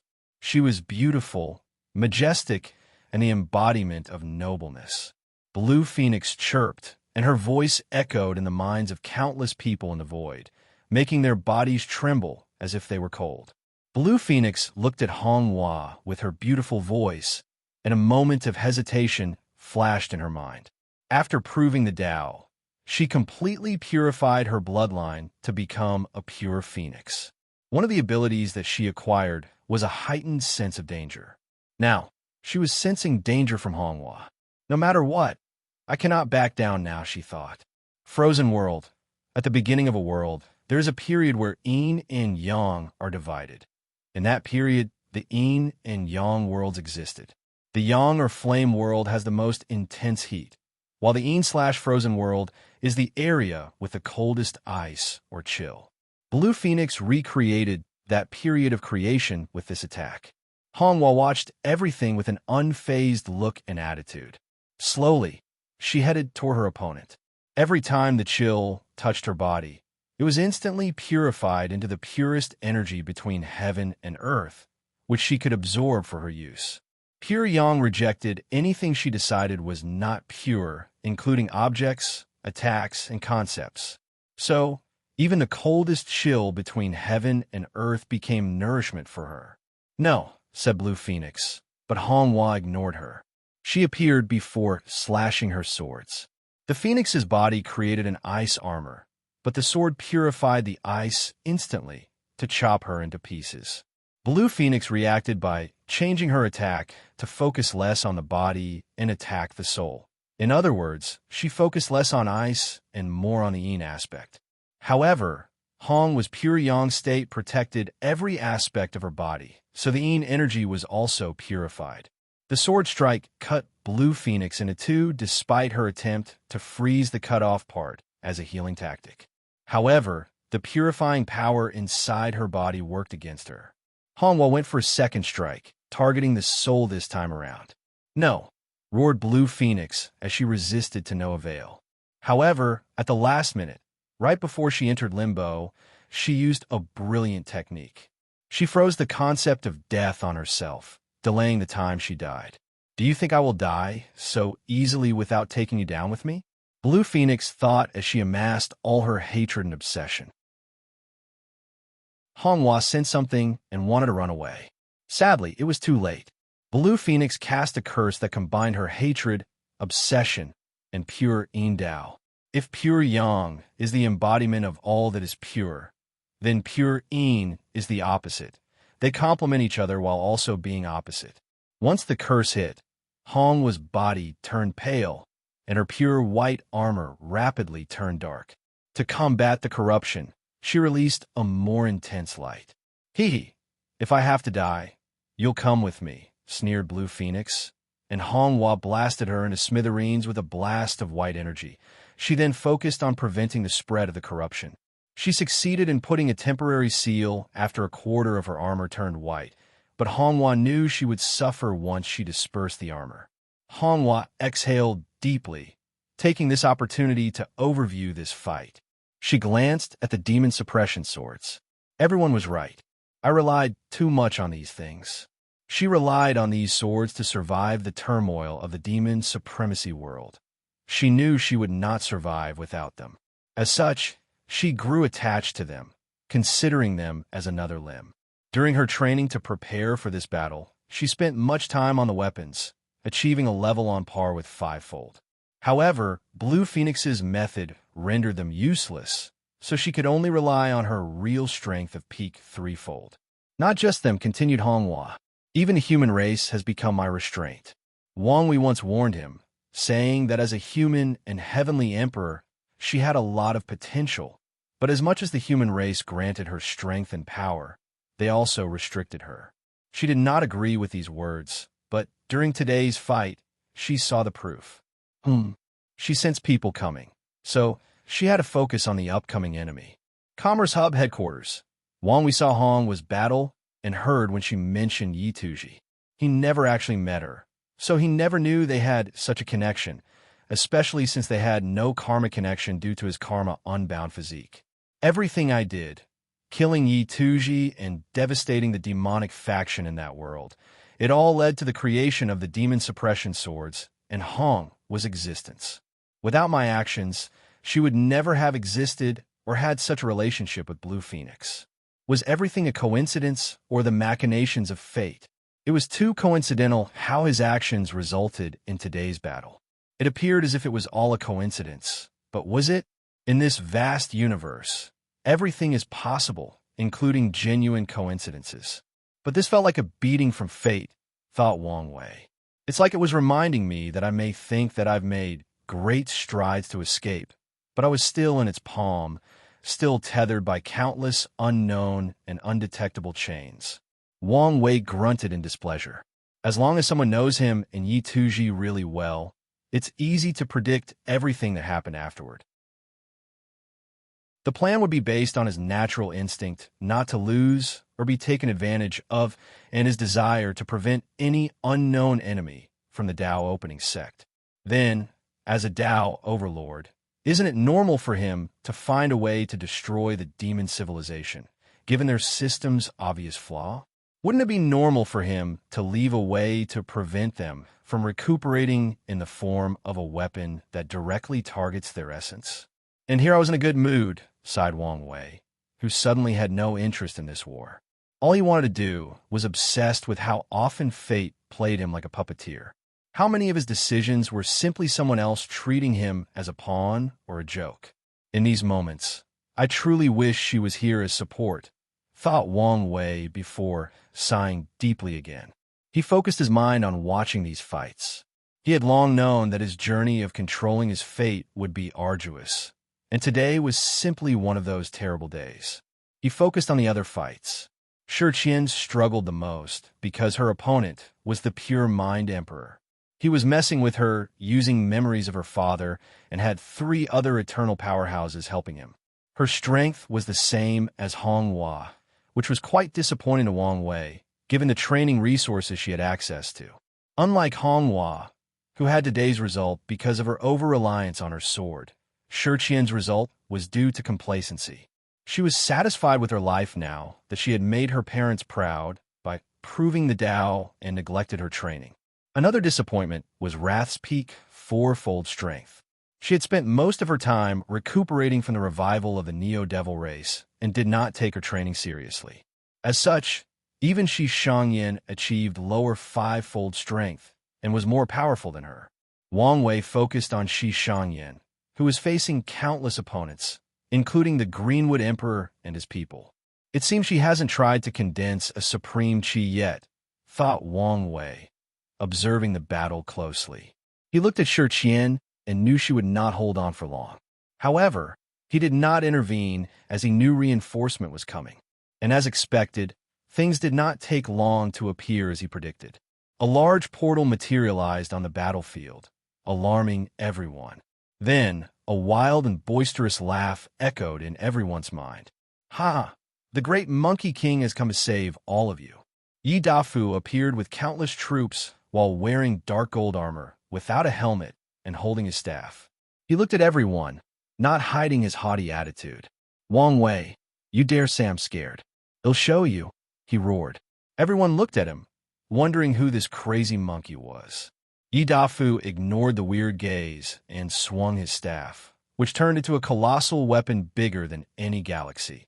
He killed trillions with one swing. Dang Qing swiftly ordered people to leave Shi Qian and a few others to attack this monkey. If you find any errors, ads pop up, ads redirect, broken links, non-standard content, etc., please let us know. Report so we can fix it as soon as possible. Chapter 11:11 The Monkey King's Charm. After killing all those people, two potent aura rushed toward Yi Dafu, forcing him to stop. Muttered the monkey, ignoring green wood and focusing on the second eternal emperor. She was a beautiful woman dressed in colorful clothes, like a rainbow, with snake eyes. Such a powerful and beautiful demon, said the monkey with a grin before smelling the air. This bloodline, it should be the 9-serpent monarch bloodline. A brilliant light flashed in Yi Dafu's eyes. This monkey king thought no one would ever be worthy of me. But who would have thought I would find a wife in such a strange manner? Who are you calling your wife? Asked the noble serpent empress, releasing a cold aura full of the intention to kill. You, of course, replied Yi Dafu. Only someone of your bloodline is worthy of someone like me. Monkey, I was going to show you some leniency, given we're both demons, but I've changed my mind, said the serpent empress. Now, I will tear you apart and feed you to my dogs. Oh, such cruelty! I love it, grinned the monkey, showing his all-white teeth. Don't worry, I will be merciful. They'll seal you and bring you back home to be my bride. The elders should be happy. I found someone to pass on my bloodline. The noble serpent empress responded with actions by activating her awakening, which manifested in the form of a rainbow with 9 colors hanging above her head in the shape of an arch. As a result, she became even brighter with her colorful dress. Meanwhile, Greenwood, who felt left out and secretly complained about why he was tasked with such a powerful opponent, also activated his awakening. He had 2 wooden wings floating behind him. They'll provide assistance with my wood Dao, he said. I don't need your help, countered the serpent empress as she activated 2 of her bloodlines. The golden Jia serpent, known for their mighty defense, and the silver void serpent, a snake-innate demon with immense speed due to their ability to slit through space and time. So, a golden aura enveloped her body before she disappeared from sight. Yi Dafu casually moved his body, and a snake whip flashed past his head. A blurred creature then disappeared from his sight. A blurry figure constantly appeared around him for the next few seconds and attacked with the whip. He evaded all these attacks casually until he sensed countless tree roots coming from the distance, trying to entangle him. He released a terrifying flame disaster to deal with the tree roots, and the serpent empress took this opportunity for a sneak attack. Yi Dafu blocked with his staff with a mocking smile. Wife, you should know what kind of bloodline I have. So why use these useless tactics? Others may not be able to see her once she uses her space-time bloodline ability, but he can even do so without opening his heaven eye. It seems you're not as useless as you look. Of course, in more than my exterior disposition, that's one of my many charms, which you will discover once you become my wife. In your dream, the serpent empress activated her purple Fong serpent bloodline, which boosted her attacks and granted her control over poison Dao. She opened her mouth to fire a breath of purple cloud. However, Yi Dafu only giggled before using a poison disaster attack, breathing red clouds that overwhelmed the empress. Her fate would have been terrible without the golden aura around her and the monkey's restraint. Meanwhile, Greenwood was having the worst time in his life in the distance. According to the 5 elements theory, fire suppresses wood, meaning the attack was his natural element counter. He had to summon a unique tree around him to calm the monkey's attack, and it took him a moment to succeed. Right as he was about to intervene in the fight and provide assistance, 2 terrifying poisons rushed toward him, and he had to use his summoned tree to block them. His towering tree wilted in a matter of seconds due to the intense nature of the poison, so he had to use his wood Dao to change the tree's nature to adapt to this poison. The noble serpent empress looked at this monkey hatefully. She decided to stop underestimating him and used even more power. So, she activated the mountain serpent bloodline to boost her fleshy body, mainly her physical strength, followed by the winged serpent bloodline, which boosted her raw speed. Finally, she activated her rainbow-eyed serpent to acquire powerful visual prowess on par or close to his three-eyed monkey bloodline. The Serpent Empress took one step and appeared behind Idafu. With her new speed-based bloodline and the previous ability to slit through the very fabric of space-time, her speed reached another realm. Boom! She punched him with an enormous force. This was not a normal attack, as her proving Tao artifact, which was normally a whip, had wrapped around her fist like a glove to boost physical-based attacks. The Serpent Empress immediately frowned. Her eye prowess detected that her speed surpassed her opponent's reaction time, but an invisible power protected him. This is a domain technique where heaven and earth love and protect him. In other words, no matter where he is, the surrounding environment will naturally protect him, the Serpent Empress analyzed, clenching her fists and attacking. Based on her eye insight, she targeted the weak areas of this technique. However, she soon realized how pointless this attempt was, as Idafu seemed aware of these weaknesses and either fix them or move them around. Omicron M, the Nine Serpent Monarch clan, was a fierce race that should have dominated the ancient era with their ability to absorb 9 other serpent bloodlines and use their powers for their own. Instead, they were wiped out early in the stages of the war. Do you know why? Asked Idafu. The Serpent Empress ignored him and activated her elemental serpent bloodline, granting her control of all the elements. She released a devastating attack like a combination of a universal-sized tsunami, tornado, earthquake, volcano eruption, meteor shower, thunder atoms, etc. Idafu remained calm, while internally shaking his head in disapproval. All these attacks failed under the disaster category, and thus, he was immune to them. The humans and other innate demons were jealous of the potential and targeted them. They wanted to wipe them out as soon as possible. However, this was not the main fault of their downfall, explained Idafu. Their biggest problem was the slow growth time. The most talented in their clans would absorb 7 innate demon serpent bloodlines, but this also meant it took way longer, even by the standard of innate demon gods, to develop all these bloodlines and powers. Boom! Idafu swung his staff, hitting the Serpent Empress so hard that her bones cracked, and she suffered internal bleeding. Although her body healed instantly afterward, she could not forget the pain as Idafu hit her with a disaster of pain. You're lucky to have acquired 7 innate demon serpent bloodlines in this modern era, but you suffer the same fate as your ancestor. You have not developed them to their full extent. The Serpent Empress ignored him as she activated her Jade Blood Serpent bloodline to increase her healing potential and deal with this pain. I can help you, said Idafu, not stopping his grin. With my help and the resources from winning this war, you will have no problem developing all your bloodline. Stop talking nonsense, she growled. Am I? Do you think you're something because you've achieved a lower fourfold? Sneered Idafu. Look at all the Eternals of the Myriad Emperor Worlds faction. All their strengths are around this level, but they cannot access 7 potent innate demon bloodlines. Why? The Serpent Empress suddenly paused, taking these words seriously.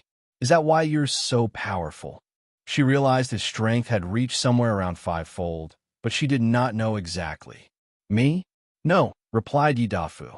He was not part of Wang Wei's inner circle, so today's strength was the result of his own effort and luck. However, he cannot wait to use things like the dream world and others to further his power. Then how? I can only tell you I've found a way to develop bloodlines, replied Idafu. After losing to Wang Wei and leaving the deception trial, he still left his people to acquire news. Then, once he learned how powerful these people became, a fire was lit under Idafu's, but he realized he was nothing but a phoenix amongst a group of chickens. With this realization, he put himself through cruel training while searching for ways to improve. Ultimately, he achieved a strength of 8 leaf before his heaven will battle, and after proving the Tao, he never stopped training. Are you really pondering his offer? Suddenly asked Greenwood, but the Serpent Empress ignored him. The demon race cares more about bloodline when choosing partners, not appearance or compatibility. And if there were no enemies, Idafu would be a top marriage candidate. If you find any errors, ads pop up, ads redirect, broken links, non-standard content, etc., please let us know report so we can fix it as soon as possible. Chapter 11:12 Earth Emperor Technique. Can you imagine our children? Said Yi Dafu with a grin, and his words did have an effect. Demon races of different species have even lower chances of reproducing, but when they do, their children will inherit both their bloodlines 99% of the time. So, the noble serpent empress imagined what it would be like to have a child with a three-eyed monkey, disaster monkey, and 9 serpent monarch bloodlines.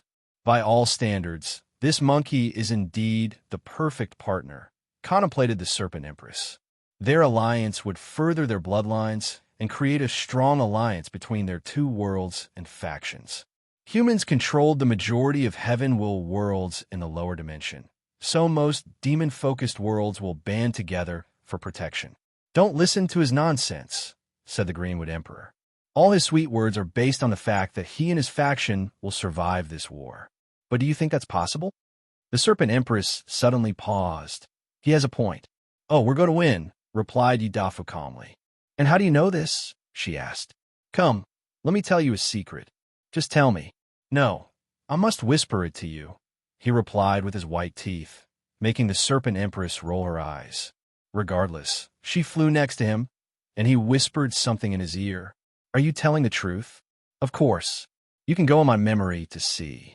Fine, she replied after thinking briefly, and Yidafu did not hesitate to allow her access into his sea of consciousness and his memories. He had a bright smile that was telling her, see how much I trust you despite only meeting for the first time. The Serpent Empress blushed after figuring out his smile's meaning, but it quickly faded. You're telling the truth. What's the meaning of this? Asked Greenwood. What did he tell you? I'm sorry, but I'm out of this fight. What? Are you serious? Yes. But of course, I also want help their side, the Serpent Empress explained. Do you know the fate awaiting you in your home world for betraying the Commerce Hub? The Greenwood Emperor asked in a severe tone. You should understand the cruelty of these people. Don't you care at all? The Serpent Empress shrugged.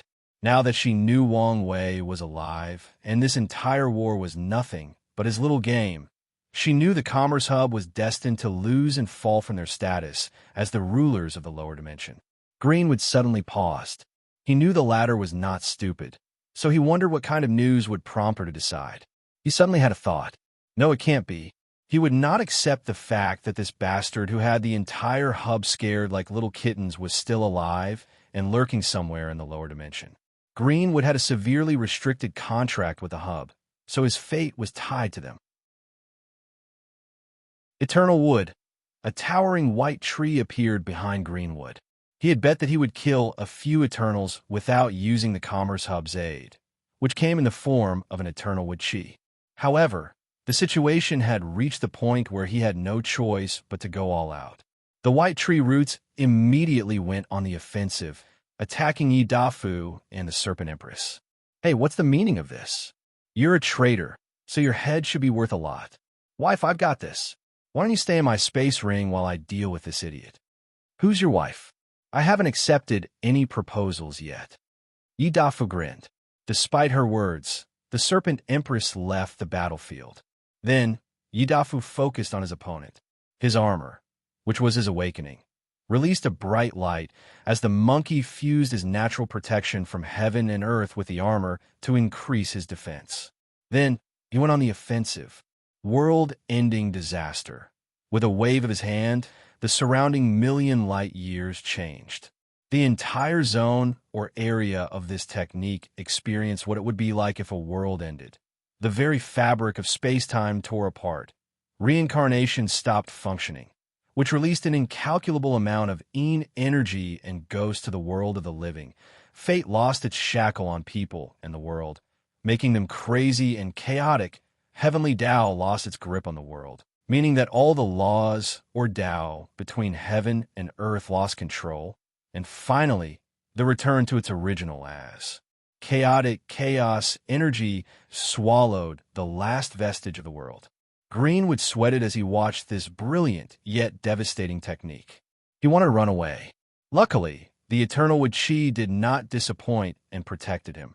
He felt relief now that he was surrounded by an object the world deemed indestructible, nay, eternal. Meanwhile, Yi Dafu frowned. World-ending disaster was one of his masterpieces that he prepared to deal with that bastard Wang Wei. But this weak-ass emperor that barely reached threefold actually blocked it. "You've officially pissed me off," the monkey declared. "So what?" sneered Greenwood, not hiding the smugness he was feeling. Yi Dafu shook his head as he wondered how this kind of person could prove the Tao, let alone become an eternal.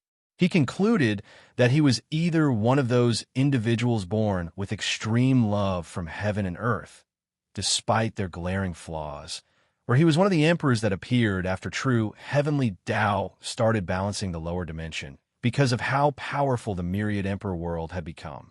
Disaster of the mind. Greenwood's body froze as his mind experienced the most terrifying horrors imaginable. He experienced his worst fear, confronted his greatest nightmare, came into direct contact with his greatest failures, and saw things that even his superior mind, as a higher dimensional being, could not process. Saliva dripped from the corner of his mouth as he entered a vegetable state while standing. Yi Dafu knew this was not enough and rushed for a finishing blow. He evaded the white roots from the tree, which was acting on instinct to protect its master.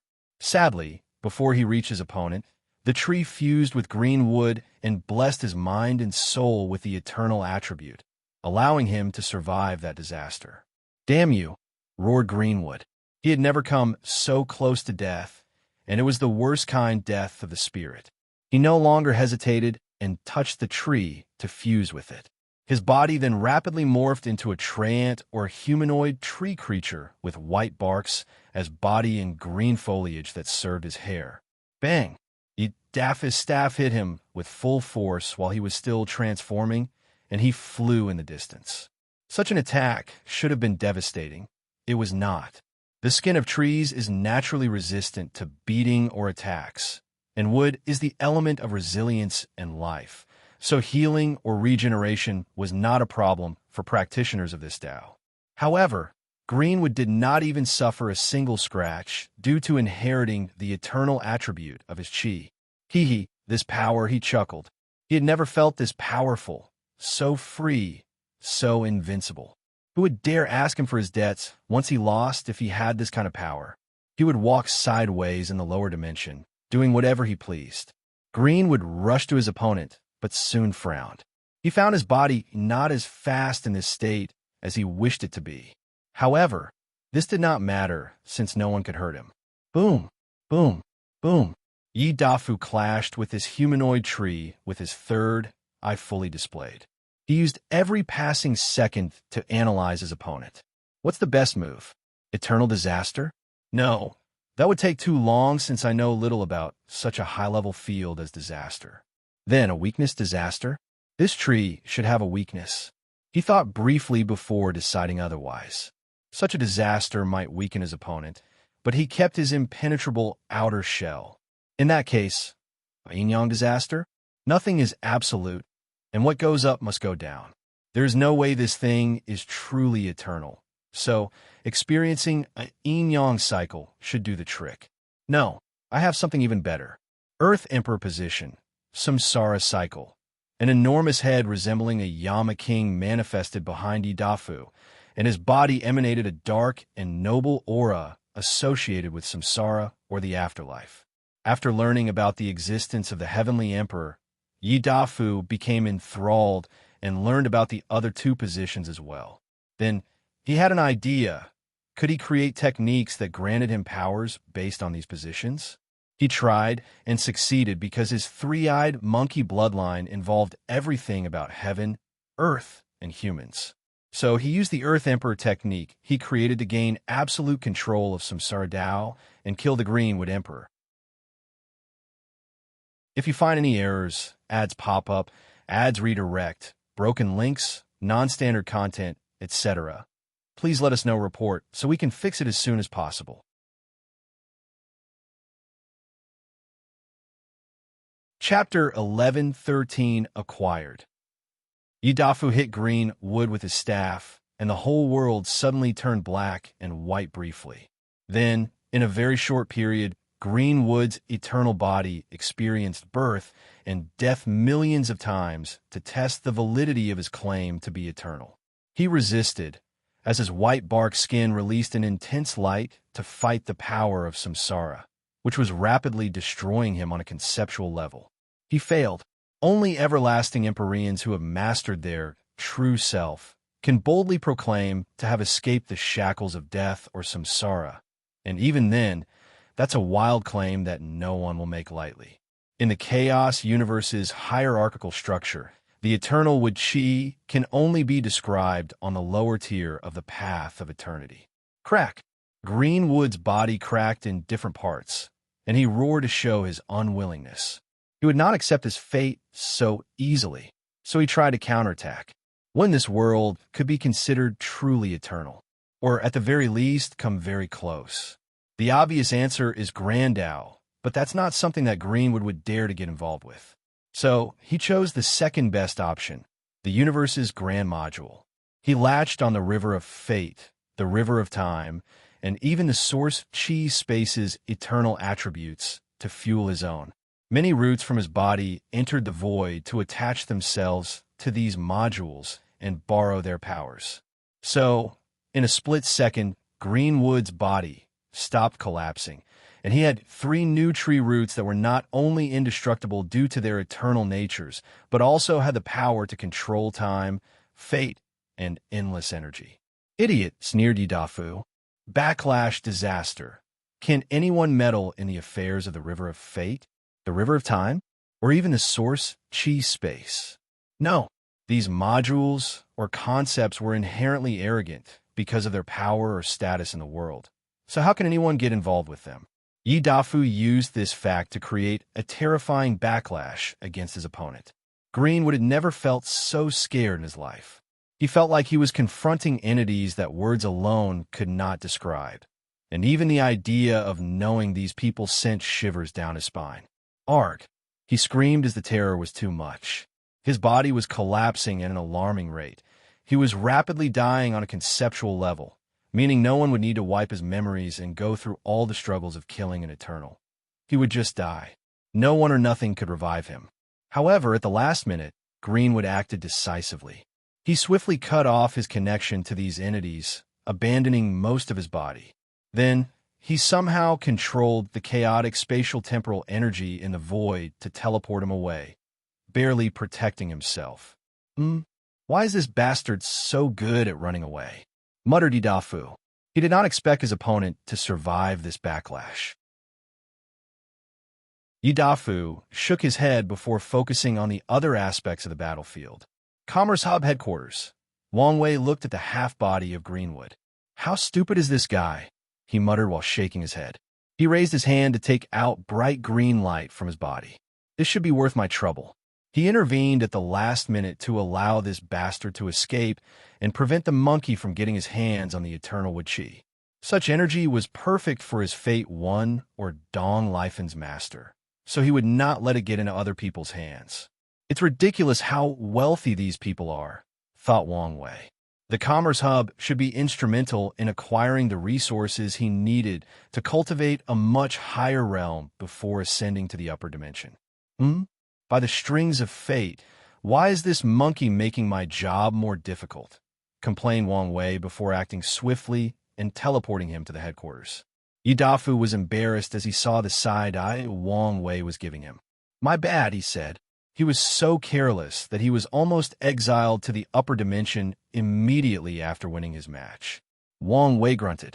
Return home, and don't show yourself again. No way. The fight was just getting interesting. When people ask you how you survive your exile, what will you say? They'll say I did it on my own. Do you think they'll believe you? Asked Wang Wei. Some people already have suspicions. I don't want to give them more proof I'm not gone. Yidafu remained quiet briefly before exhaling deeply. Fine, but before I leave, fight me. You know you're not my opponent. I do, but I know I can make you sweat, replied the monkey with fierce eyes. You're overestimating yourself, countered Wang Wei while rolling his eyes. You're telling me such brilliant technique as my world-ending disaster would be useless? Now, you're insulting me. The monkey did not hide his emotions. Why would it when I can do it even better than you? Bullshit. Wang Wei raised his hand to show him a sign of the end of the world. The technique was similar to Yi Dafu, but with even more details. The dissolution of fate not only made things and people chaotic, but in his technique, fate served as the strings holding up the very fabric of existence. On top of everything else, Yi Dafu saw the separation of yin and yang, the destruction of free will and choice, the breakup between order and disorder, the backlash of all karmic connections, and finally, the world reverting to its original state, chaos. Damn it, thought Yi Dafu, his eyes slightly red as he concentrated on Wang Wei's palm. This technique was so powerful and beautiful that it inspired him. He saw how to improve his own technique, and such a fact brought immense shame to him, followed by trampling his pride. The monkey snorted coldly as he refused to admit defeat. Okay, he'll give you this technique, he said with gritted teeth. What about my Earth Emperor positions? Surely, this technique could make you sweat. I control Samsara Dao, and I'm unofficially a real Earth Emperor, Wang Wei replied coolly. You're not lying, are you? He had never heard Wang Wei was the Earth Emperor, hence his suspicions. You know I would not lie about such a thing. The monkey showed his sharp fangs in frustration as he clenched his teeth. The human emperor? He did not dare ask about the heavenly emperor position, since the person before him was the first heavenly emperor and the one creating a new era based on the position. I admit I have no connection to the human emperor position, nodded Wang Wei. See, I have to tell you that my technique does not lose to the others, said Yi Dafu with a snicker. You should admit my current self can make you sweat in battle. Although I don't have any connection with it. I have a friend who's a human emperor, and I can just copy her fate line if needed, Wang Wei said calmly, and he watched as the monkey's jovial atmosphere deflated like a balloon. No, I refuse to believe my current strength cannot make you sweat in battle. Wang Wei shrugged. You saw me with your heaven eyes and should know the disparity between us. Of course, Yi Dafu knew. That's why he changed his goal from landing a few hits to making him sweat. He understood the concept of managing expectations and goals. You wait, said the Monkey King. This is not over. I will first train until I can make you sweat, then until I can land a few good hits, then until I can survive in a real battle, then until I'm on your level, and then I will surpass you. Mark my word, this is not over. Yi Dafu looked at Wang Wei defiantly despite his internal fear that he might get beaten for these bold words. However, Wang Wei laughed instead. You really are like Sun Wukong. Who's Sun Wukong? And how dare he claim to be like me? Wang Wei was speechless before condensing the story of the journey to the west for him. Yi Dafu swiftly read it with his divine sense. What a stupid monkey, he proclaimed. Oh, it's obvious this journey to the west is a plot of Buddhism to use the monkey's powerful luck and destiny for their own use. But this idiot did not realize anything and just converted in the end, said Yi Dafu, not hiding his sneer. I can't believe you say this stupid thing is like me. I would fight you over these words if I knew I couldn't beat you. Wang Wei shrugged. You have to admit the monkey's endearing. He has his moment, agreed Yi Dafu, who had a mischievous light in his eyes.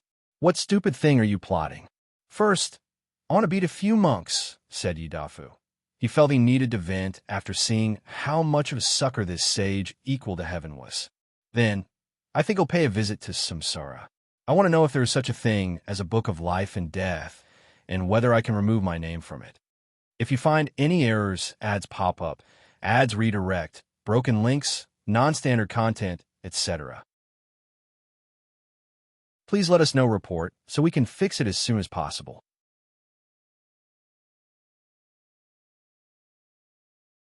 Chapter 11-14 Humbling Experience. Wang Wei looked at this monkey beyond speechless.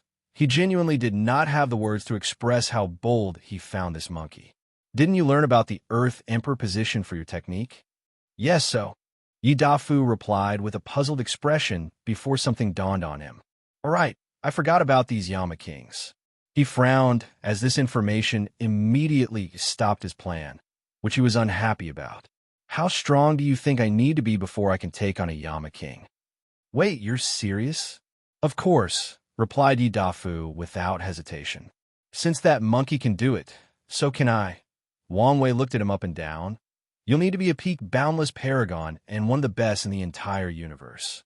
Paragon? Is that after the Emperor realm? No, I heard that's the Empyrean realm, Yidafu asked with one arm crossed and the other on his chin. It's the one after that. I see. Well, now I have a new ambitious goal, he nodded. Well, I'm leaving. I have a new wife waiting for me. Remember, I still want a revenge match. The monkey took one step and disappeared from the headquarters, leaving Wang Wei alone to shake his head. You're quite the actor. Who's there? Wang Wei entered the highest alert state. Someone had come close to him, but he did not detect anything. His mind worked on overdrive, thinking about who in the lower dimension had such capabilities. He glanced over and saw a handsome young man in a blue robe, and Wang Wei had an inkling who this was. Who are you? You should have already guessed, Qintong replied calmly. So, let's skip the introduction. I'm here because I'm interested in why you went to this extreme length to manipulate that monkey. Excuse me? You intentionally gave him that story so he could target Samsara and even the Yama Kings. So I want to know why you did it. I have no idea what you're talking about, replied Wang Wei. I saw it when you underwent your Earth Emperor trial. Did you do it out of spite and pettiness? No. Something tells me you're playing a bigger chess game. Honger was right about you. You're too curious for your own good, said Wang Wei calmly. So, finally willing to admit it? I'm not admitting anything. So stubborn, said Qintong with a smile. He waved his hand to manifest a tea table before sitting down and inviting Wang Wei. This is Essence Tribulation Tea. After drinking it, you will pass 100 flesh tribulations without any pain, effort, or negative consequences. Such a thing exists? Asked Wang Wei as he sat down. It must be rare. Although it's only useful for the first 1,000 tribulations, yes, it's indeed a very rare resource, nodded Qintong as he poured the tea. I'm honored, said Wang Wei as he received the tea. How many people could say they've had a paragon pour tea for them? There's no need for formality. Qintong waved his hand. So, are you going to answer my question? There is nothing to answer, Wang Wei declared coolly. Did he manipulate Yidafu? Of course. However, his target was not necessarily Samsara and the Yama King. He wanted to see if he could add an unknown variable to the world through the monkey by giving him access to knowledge or inspiration from another civilization. In other words, the fact that Yidafu became interested in Samsara is not the true value of his action. The real chess move opens his mind by providing him with some information about the prehistoric world. Wang Wei did not know the outcome of this move. There is a possibility that it would bear fruit, and there is also the possibility that Yidafu will garner the sight of Grandao and be swiftly eliminated. Another scenario is the monkey does not realize the value of that story and never uses it to its full potential. But Wang Wei does not care. He did it on a whim, and so he's all right with this move becoming useless. Is that so? Muttered Qintong. Well, let's talk about something else. You seem to be in a terrible mood. Did something happen? Have you been watching me from the shadows? Of course. The entire dimension has never been so lively. So, how can I not pay attention? I've never been so entertained since I died. Wang Wei was speechless. Shouldn't you be focusing on reviving yourself or something? And be the first target of those people? I'm not stupid. Qintong shook his head. He would only revive once everyone else did. Okay, don't change the subject. What happened to make someone like you have such an obvious change in mood?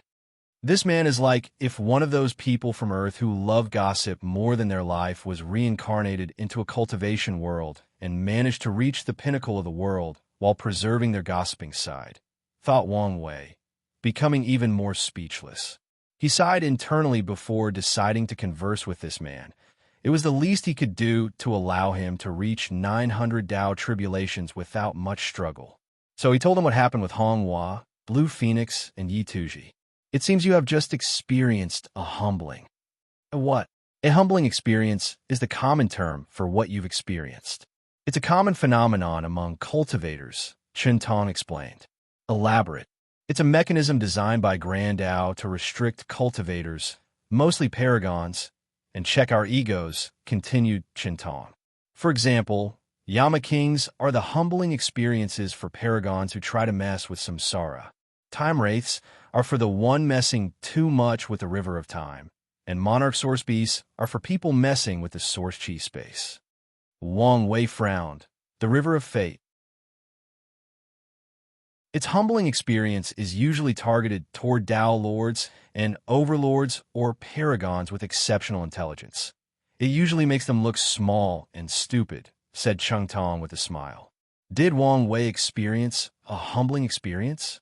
It appeared as such, but he could not shake this feeling that things were too personal and not like the normal operation of a mechanism of the universe. Are fiend gods the humbling experience for primordial chaos? Yes and no, replied. These creatures were created after the body refining age ended and the paragon age started, but fiend god existed long before that. So, they're indeed our restriction in primordial chaos, but their situation is slightly different. Wait, are you saying that Yama Kings did not exist in the early ages of the chaos universe? I know what you're asking. Yes, there were Yamas controlling samsara, but the title of king was later created after the rise of the Paragon Age. Samsara's strict and even rigid control began with the Yama king's appearance. I see, nodded Wang Wei before sipping his tea. What exactly did you guys do for Grand Tao to feel the need to keep your ego in check? That's a good question, said Chen Tong before sipping his tea. I'm not old enough for that era, but I know a few things. During the body refining age, the true power Tao realm reigned supreme. Body refiners were focused on finding or opening the illusory fourth gate of power, so they used the river of fate, time, and source chi space to temper their bodies. Grand Tao left these guys alone since they mainly used these grand existences or concepts to temper themselves. The only complaint Grand Tao had about them was that they used too many resources. Then came the Age of Paragon, and we started messing with these things. We wanted to understand, control, and even destroy the river of time or the river of fate. So, you needed to be humbled and kept in check. Exactly. Wang Wei nodded. Do you know how the entire history of the chaos universe is classified? I do know a little, said Chen Tong, who changed the tea for wine. Firstly, there was the Genesis Age. It's when the chaos universe was first born or created, and Grand Tao was young and inexperienced. Following that was the Primordial Chaos Age, where the predecessors to fiend gods, the chaos demon gods, were born. Afterward is the Lost Age, but like the Null Era in this place, little to nothing is known in this time, except that whatever occurred there was a taboo, and the chaos demon gods disappeared, replaced by the fiend gods. So the Lost Age is one of the 13 taboos. That's right. Interesting. What's next? I won't mention the ages after that, because what I know are only speculations and not official history, said Chen Tong. What I do know is the previous age was the Essence Age, or Age of Body Refining, and we're currently living in the Paragon Age.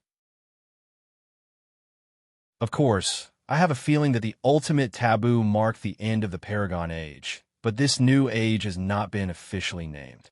If you find any errors, ads pop up, ads redirect, broken links, non-standard content, etc., please let us know report so we can fix it as soon as possible.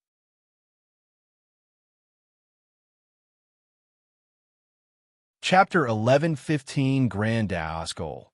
Chen Tong's words allowed Wang Wei to verify many of his theories or speculations about the history of the chaos universe and the possible evolution of cultivation. He even learned a few new things. However, he still lacked vital information. Luckily, this was a great opportunity with a paragon before him. I once theorized that in the early stages of the Paragon Age, before the Heavenwell system, the old era paragons were a combination of the immortal and Tao path, and they had to understand innate, primordial, and grand Tao source to reach the world's peak. Is that true? Yes, you're right, nodded Chen Tong. Those old-era paragons were scary despite only being capable of borrowing the power of the Grandao source. However, the vast energy inside their bodies was truly astronomical. You've met some of them? Yeah. There are many still alive, explained Shintong. They're stubborn and refuse to accept this new, easy path. They often call us soft and weak, claiming that we have it easy. I'm surprised, replied Wang Wei. I thought they would be extinct, either through natural process or by Grandaos elimination. No, they're still here.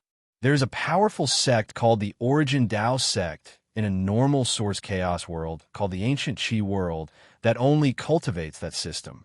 They controlled that entire world and are renowned in primordial chaos. Shintong suddenly shook his head. Bad memory? Asked Wang Wei.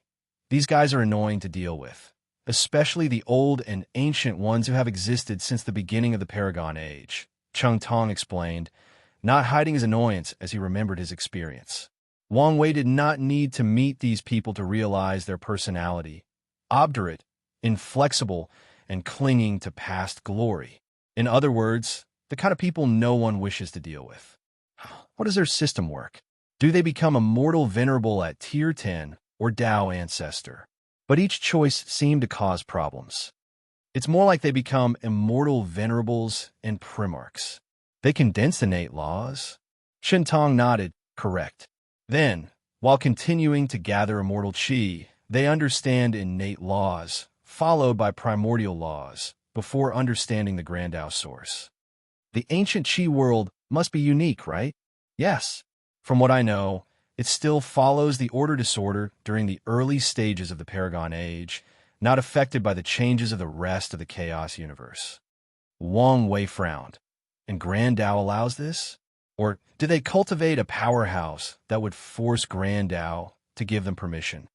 The former, most likely, replied Shintong. However, I did hear rumors that there might be some secrets behind their continued existence. Wang Wei nodded. He agreed the most likely case was that Grandao allowed their existence, most likely to see the clash between the old and new eras. Moreover, allowing the old cultivation path to exist would only bring more variables and opportunities for the overall development of the chaos universe. Wang Wei thought briefly before asking the question he truly wanted the answer to: why did Grandao create the Heaven Will and grant Paragons complete control of the Grandao source?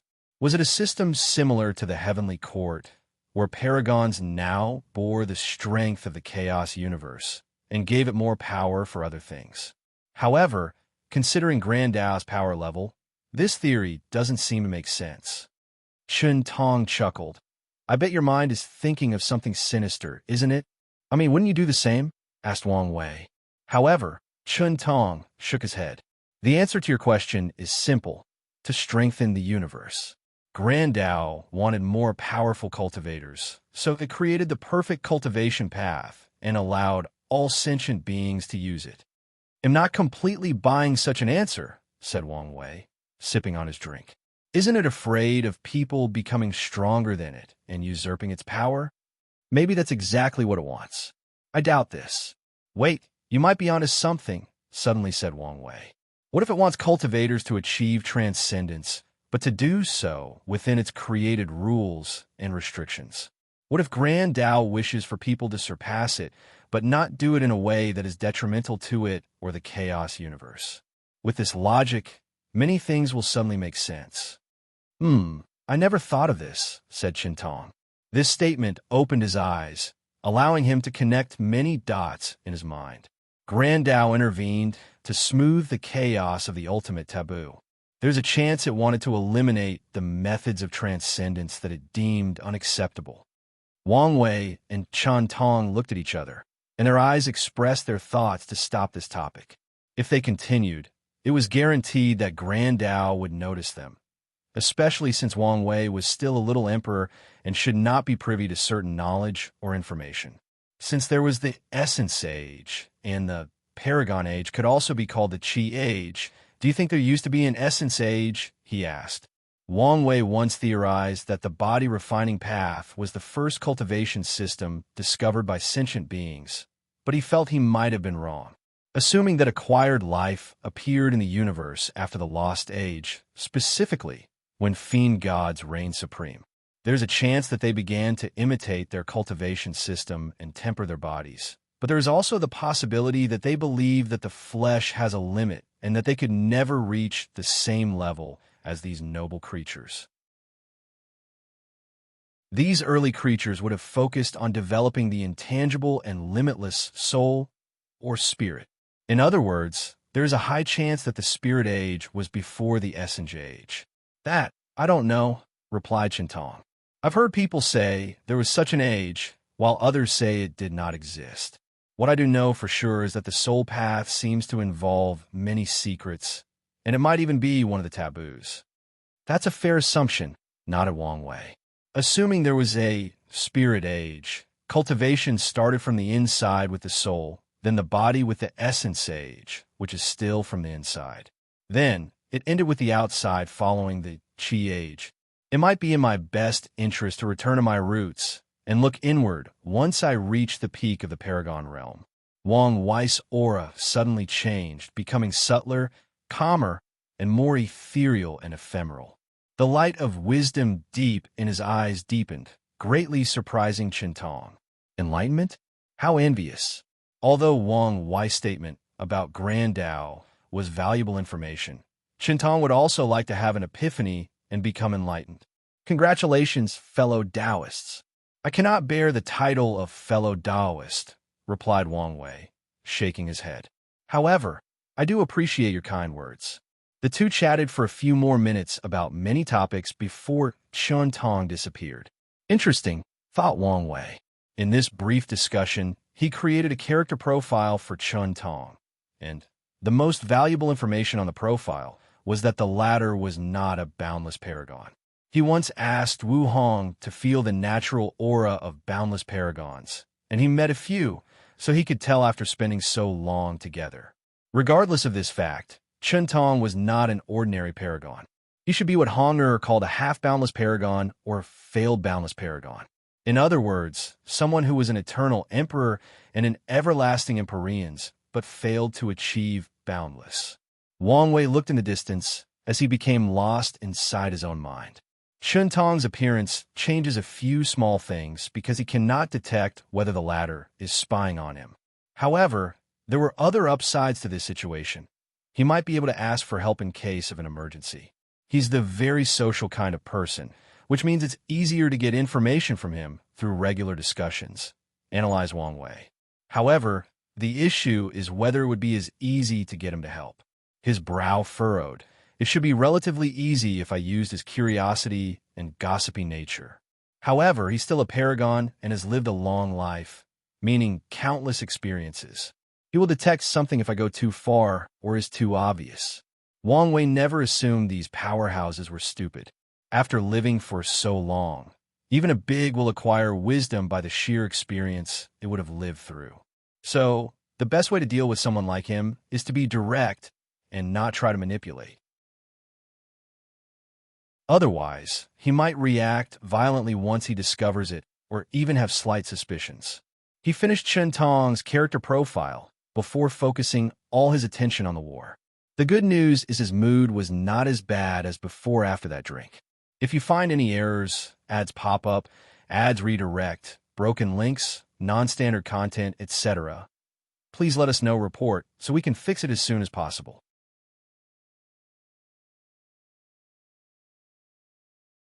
Chapter 11:16 Home Invasion. Wang Wei first checked the Star Beast battlefield. Everything was proceeding smoothly. Although their troops were facing a catastrophic defeat, the battle between powerhouses was in their favor, especially the confrontations between Eternals. His eyes shifted to an odd group on the battlefield. They were invisible to everyone else except Wang Wei, but they were not fighting or assassinating people. Their purpose was one thing: gathering dead bodies. Wang Wei smiled before shifting his eyes. The Commerce Hub's military advisor, Deng Chong, oversaw the battlefield while gritting her teeth. It was obvious that things were not proceeding as smoothly as she expected, which was causing her frustration. However, Wang Wei's gaze was not on her, but on the people she was secretly communicating with. As he told the monkey, some people were already suspicious of his disappearance. The true rulers of the commerce hub started to freak out with this possibility. So many people called for a retreat. Unfortunately, it was too late for such a decision. It would be catastrophic if the troops were suddenly ordered to retreat. So, the president calmed everyone by proposing to prepare a secret squad of array masters to truly exile Wang Wei to the upper dimension if he ever showed up. Although many people knew this action would be futile if Wang Wei were still in the lower dimension, it still soothed many people's nerves. Wang Wei's gaze moved to the martial hegemony battlefield. Ao, Shen, Huafeng Wang, his mother, and the Tao opening sex Eternals were on this battlefield. Wang Wei checked on them, and they had killed a few Eternals but were still outnumbered. They should have no issue holding on, he thought before focusing on his grandfather. He saw a smirk on the corner of the old man's mouth as he battled an Eternal Emperor. Wang Wei could tell he was not only enjoying the battle, but also learning from it. With his 74 infant fiend god force, he was fighting a relatively weak Eternal, but it was an Eternal nonetheless. It might not be a bad idea for him to try to condense a primordial law before his battle with 9 suns, thought Wang Wei. He decided to suggest this to the old man. Although he knew he might not be happy since that would further delay his revenge battle with Emperor 9 Suns, it was better to be prepared than be sorry. Wang Wei finished his check with Su Shi and Yen Liling. Then, he wondered whether to reveal the 2 Eternal-class puppets he acquired from the Qin's treasury. However, he chose otherwise after mulling it over briefly. It was not good for the Tao opening sect to reveal all its hidden cards. Void, Myriad Emperor World. The Fist Saint Emperor frowned as he looked at the world before him. The large group behind him remained quiet, leaving him to his thoughts. This was not the first time Head traveled to this place. So where did his hesitation originate from? Did he detect something the others did not? It's too easy, thought the Fist Saint Emperor. Their journey to this world community was too smooth. It was as if no one cared whether or not they attacked this world. It could even be said they were tempting people to invade. What made these people so confident? Was it a lie that the first Heavenly Emperor was exiled? Fist Saint frowned. He had sent an infiltrating squad with a potent talisman that would detect Wang Wei's existence. The president personally ordered me to hand over the talisman to him to ensure the news was correct, and as of now, the squad has returned and brought positive news. All signs showed nothing was wrong. But the more normal things look, the more suspicious I am, thought Fist Saint, his brow deeply furrowed. Commander, what's the order? These words woke him up from his thoughts, and he exhaled. Yes, said a hooded figure that suddenly appeared behind him. What information did you gather? Nothing, sir, replied I only did my task. Enter, use the talisman, and bring back the result. The Fist Saint Emperor was briefly silent. He could not blame the latter since the upper echelons directly ordered their task. Do you want to try again? I'm afraid that's impossible, Commander, replied I. And why is that? Although I was there briefly, I still felt a great threat. So, there are still powerhouses left to protect the world, summarized Fist Saint. Very likely. Then, why haven't they established some form of protection around their world? He asked, pointing at the Myriad Emperor world. They're basically inviting us in. The enemy is likely very confident in their strength, or they have a powerful hidden trump card. No shit, Tao Overlord, sneered Fist Saint. The question is what? In lowered his head, not daring to utter another word or look the commander in the eyes. The Fist Saint Emperor exhaled deeply to calm down. He did not like failure. As such, his previous experience in this world was affecting his current mission. I can't be too cautious to the point of indecisiveness, he thought. This is a perfect window to attack, and I should take it before something truly unexpected occurs. Tell the troops to enter. Prepare for an ambush, he ordered calmly. The Fist Saint led by example by being the first to charge into the Myriad Emperor world. He raised his senses to the extreme, preparing for any changes which did happen. He first noticed most of his troops were immediately teleported to distant places, and the Saint Fist Emperor frowned when his divine sense noticed the anomaly in the first area. The aura of all the mortal cultivators in that area dramatically decreased, and it was swift and sudden. Their attack potency stopped at Tier 4, and no one was an exception. Myriad portals opened up in that domain to teleport countless puppets and constructs. Mortals? Is this the power of mortal civilization? The Commerce Hub heard the news, but did not expect mortals to play a role in such a large-scale war involving great emperors. The Fist Saint Emperor turned his focus to another domain. He frowned because his other troops, which still retained their powers, were surrounded by another group of mortals using something akin to this world's Dharma body. These mortals immediately started singing the song he heard the last time he was here, which boosted their powers and abilities. Then, they began to slaughter his troops with paintings, poetry, calligraphy, and instruments. The third thing the Fist Saint Emperor noticed was that a few of his immortal tier soldiers, the weakest ones, were in an isolated domain protected by formation, but the top-tier powerhouses had disappeared. He immediately concluded they were teleported to the void battlefield, just like what had happened to him before. Many thoughts flashed in his mind as soon as he acquired the information through his divine sense. After processing it, the Fist Saint Emperor made his move. He decided to attack the order-disorder array or technique that allowed these mortals to partake in this war. We will have the number advantage as long as they regain their powers, and these mortals become weak and useless, he thought, but a voice echoed in the void before he could move. "I'm your opponent." The Fist Saint Emperor heard that sweet and angelic voice, and before he could react, his surroundings had changed. He was now in that vast emptiness with a power that was so dangerous, yet tempting nothingness. He looked at the person before him, and his heart skipped a beat. "What a beauty!" he instinctively exclaimed. Although he had seen Su Shi, he felt the latter was the unapproachable kind of beauty. However, the woman before him was different. She was graceful and ethereal due to a sage-like aura. Her body released a mesmerizing scent that was a combination of flowers and sweet-smelling medicine. "What?" exclaimed the Fist Saint Emperor in his mind as his body involuntarily trembled. He just felt a terrifying killing intent locked on him, so intense that his legs lost control and wobbled. Although the thing appeared for less than a nanosecond, he knew he was not mistaken. He knew for a fact this killing desire did not originate from her, so he was on guard. The Fist Saint Emperor controlled his body to relax. "How may I address you?" Yin Liling frowned. She did not like this man's eyes. Although she was used to being stared at by men, most of them hid their desires well due to her strength and status. But this man only controlled his desires, not hid them. The Pill Sage Empress. Despite her feelings, she still respected her opponent, because he's an eternal. "I am Dash. I know who you are," she said. "I don't have the time or patience for your nonsense. You're an intruder, and I'm here to slaughter you.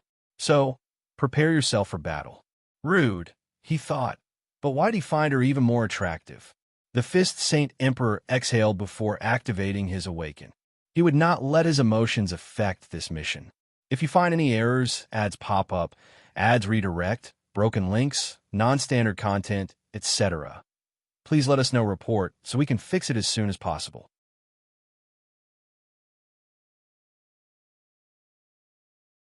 Chapter 11:17, The Guardian's Might. The Fist Saint Emperor's awaken transformed his body. The upper torso of his robe disappeared, leaving only the top. His skin turned red, with a golden mark running through his torso and arms. His aura was profound and grounded. Yin Liling frowned. The last time this person showed up, he had to use a formation to raise his strength to 50% Grandao Source, or sixfold. That's why she separated him from his group. Now he had achieved 5-fold strength on his own, showing the latter's talent or his importance to the Commerce Hub, she thought. He must be a core member, trained to be one of their best muscles. She sighed internally as she realized she should have paid more attention to the information from the Fate Shadow Guards. Yin Liling no longer focused on this issue. She only needed to ramify this behavior from now on. Then, she activated her Awaken, which materialized as a flaming robe around her blue Hanfu and her black hair turning into flames. The Fist Saint Emperor's eyes lit up as he saw how much more beautiful she had become, but that would not stop him. Point concentration fist. He threw a punch, and a small black dot appeared before his fist. This black that resembled a miniature black hole was the embodiment of all his powers condensed into a single point. A terrifying black beam rushed from the black beam toward Yin Liling, releasing a terrible vibration capable of unrivaled subatomic particles from their bonds. Yin Liling casually waved her hand to manifest a cauldron that swallowed the black beam and instantly condensed a black pill. She held the pill and crushed it, releasing the same technique back to its owner. Her actions were swift and fluent, and Saint Fist was caught off guard, so he crossed his arm to block. His defensive measure succeeded, leaving only a few scratches on his red skin. However, Yin Liling was not done. Void Pill Bomb. Her cauldron made good use of the environment's power of nothingness. It condensed the energy around into pills that she exploded toward her opponent. Saint Fist's intuition activated, and he quickly evaded, but one of the explosions was too fast and too close, so he had no choice but to punch it. His fist was capable of punching anything including life, death, space-time, and other concepts. However, Saint Fist felt this explosion was corroding his arms, so he acted decisively and blew up one arm. Abandoning and regenerating a new one was the best choice in this scenario. Her main Tao is pill refining, so there is a high chance her physical body is her weakness. So, I need to get closer. Saint Fist organized a battle plan based on the information he observed in this short confrontation and the information from the hub. He knew all emperors from the Myriad Emperor world had terrible battle experiences, so directly approaching his opponent would not work, as she would know how to control her weakness. Temporal Storm Fist, a phantom of the river of time, materialized behind him as he punched her. A terrifying storm with the power of time rushed toward Yin Liling. If she were hit, her body would either age terribly or be erased from the very fabric of time. However, her response was a sneer. "Your resonance with time Tao is weak compared to the real deal," she declared nonchalantly as her body released a purple flame that burned that temporal tempest. Saint Fist ignored her as he rushed forward and punched a second time. This time, he used an attack that directly attacked the soul her senses, to be specific. Yin Liling's eyes became dazed for a brief moment. This is my chance. He suddenly appeared above her head and used one of his most powerful punches. Saint Fist even used his best applications of Tao Will and Will Manifestation. However, before his fist landed, a look of horror appeared on his face as he saw that smirk on his opponent's face. Boom! Yin Liling had activated her Cauldron of Strength before punching Saint Fist in his stomach with a fist full of chaos flame. The muscular man flew over 100 light years away before controlling his momentum. His stomach had a hole that showed through his body. Saint Fist grunted before healing this injury, only leaving some black marks on the spot. Yin Liling squinted her eyes. Tao Holy Water? Her attack was perfectly timed, and with her advanced application of True Will, this should have been a genuine life injury. But Saint Fist was completely fine and even instantly removed her True Will. Did he store Tao Holy Water inside his body for this battle? What a waste of resources. No matter how much I try to overestimate your people, you always surpass my estimation, sighed the Saint Fist Emperor. However, Yin Liling responded with a colossal flame palm condensed from Chaos Flame. How rude, thought Saint Fist before using his Universe Fist. His punch was backed by the destruction of thousands of universes as large as a heaven will. The flame dispersed, so he thought he had scattered the attack, but he was wrong. The flame was only bait. Yin Liling captured all the force behind his attacks and condensed them into a pill that temporarily increased her physical abilities. She took one step to teleport in front of Saint Fist before slapping him. He wanted to evade, but she was too fast. He also feared his attack would once again be absorbed and condensed into a pill. His hesitation doomed him, as he now no longer had the opportunity to choose. So, he could only condense a shield before him from the blood energy in his body. Boom! Saint Fist flew into the distance, but this time away, he did not float in the empty void. 10 metal gates materialized in his path, and he crashed into them. Saint Fist spewed a large mouthful of blood after breaking through the first gate, and his Buddhist injuries worsened once he passed through all 10. What kind of metal are those damn doors made of? He thought. The answer is chaos metal, said Yin Liling. I've personally tempered and refined them for this technique, if you can call it one. Can you read my mind? What do you think? The Saint Fist Emperor immediately panicked. He knew mind-reading techniques are unique across the entire lower dimension. He's not talking about the run-of-the-mill technique where someone uses their divine senses to bypass another's defenses and read their minds and memories. True mind-reading techniques are subtle and undetectable.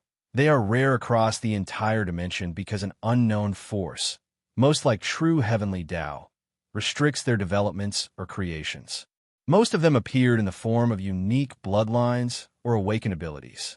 The techniques that contain such methods usually disappear or become extinct for unknown reasons. I need to calm down. Mind reading is a very rare technique, and she cannot develop such an ability. As for learning it, well, she might, since Buddhism once had such a technique, but its revival was recent, and it should have been lost. That's a great rationale to trick yourself, said Yin Liling, nodding her head. Saint Fist's face turned pale before reacting swiftly. He entered a state of absolute concentration with little to no distraction. Yes, that's a good way to deal with the situation, Yin Liling added, continuing her mind game. Saint Fist did not react and went on the offensive.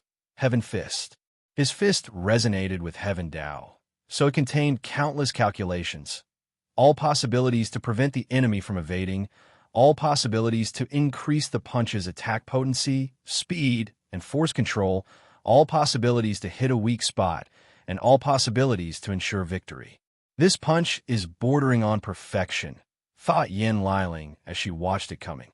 Her mind went into overdrive, calculating the best way to defend, and she only had one thought. She could not defend or evade. In that case, I shouldn't. Pill body explosion. She turned her body into an explosion pill, which turned into a bomb upon contact.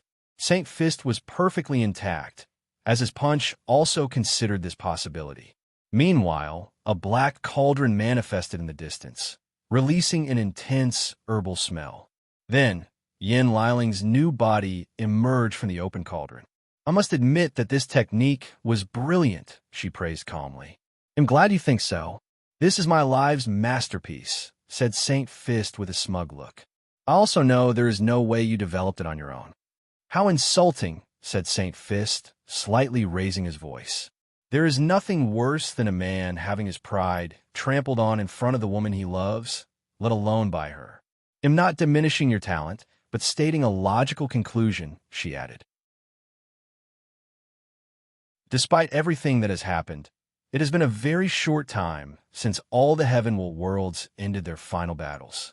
So, there is no way for you to have created such a technique in such a short period without access to the dream world or any foreign aid. If you find any errors, ads pop up, ads redirect, broken links, non-standard content, etc., please let us know. Report so we can fix it as soon as possible.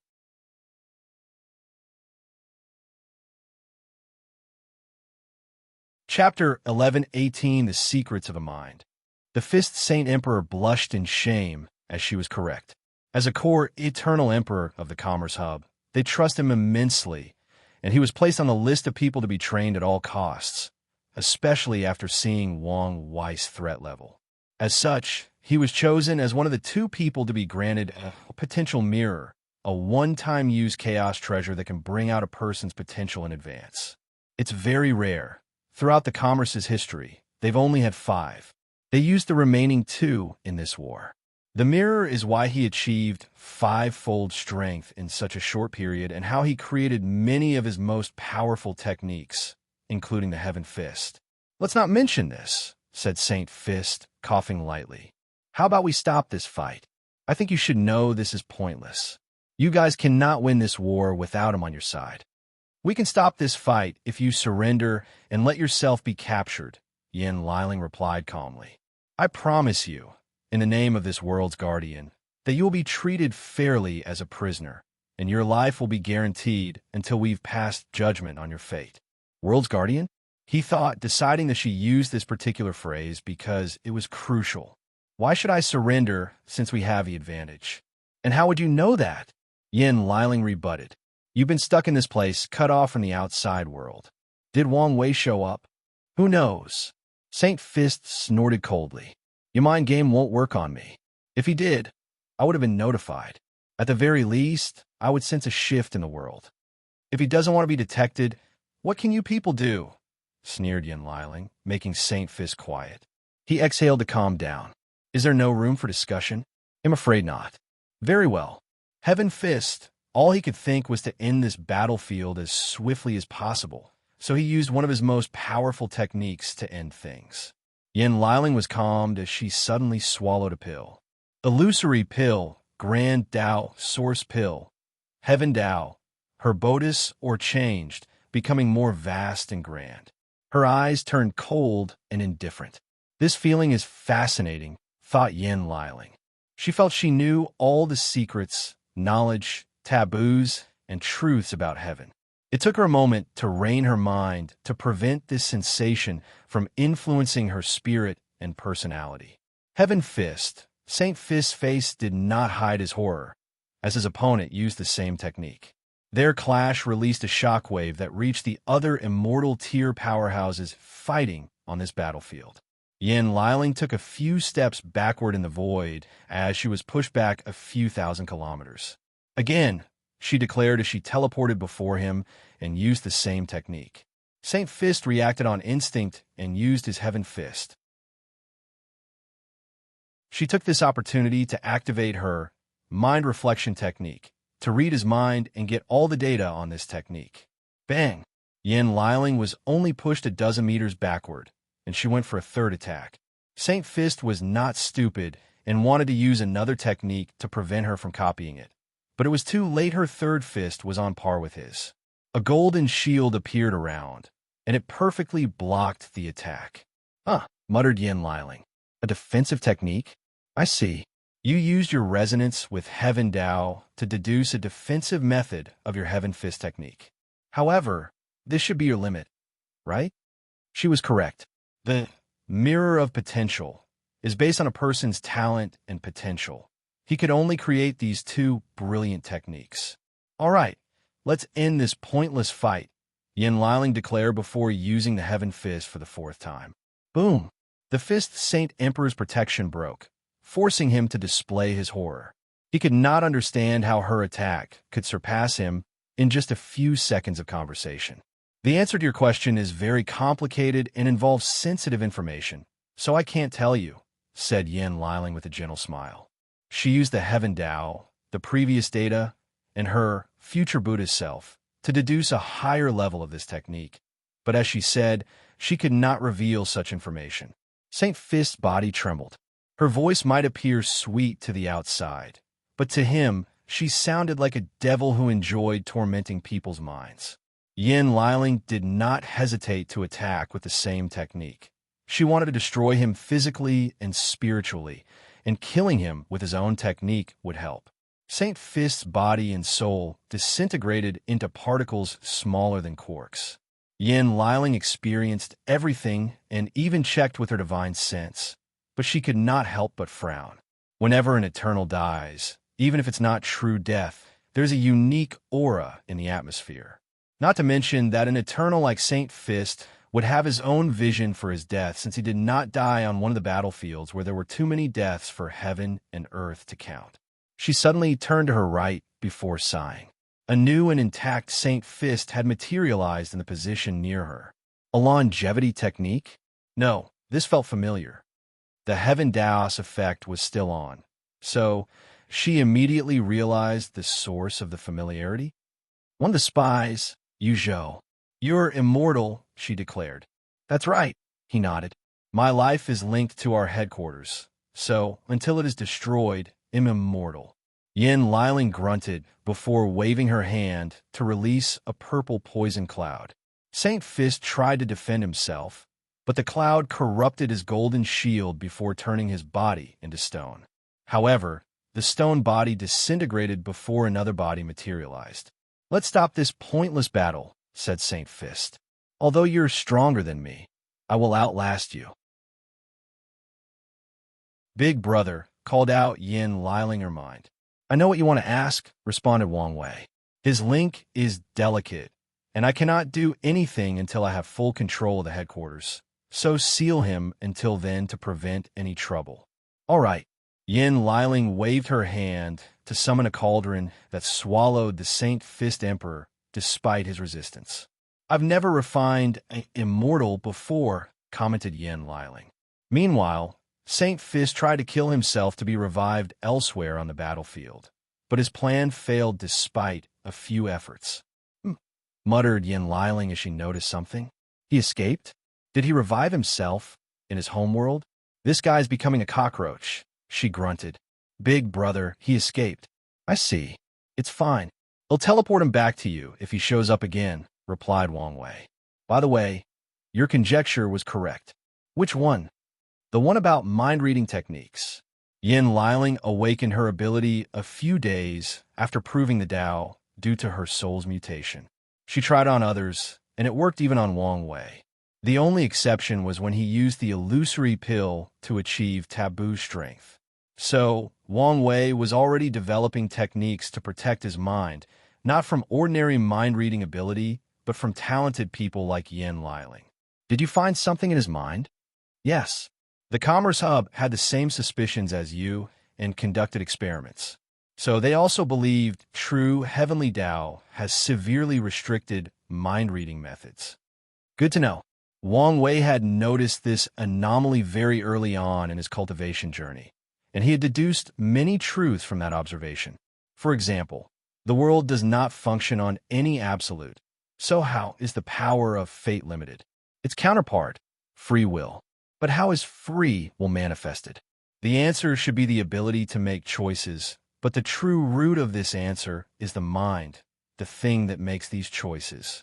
As early as when Wang Wei first created his fate puppeteer physique, when he first encountered the river of fate, he was almost swallowed by its all-encompassing power. He only survived because he realized that the river could not read his mind and used this fact to survive.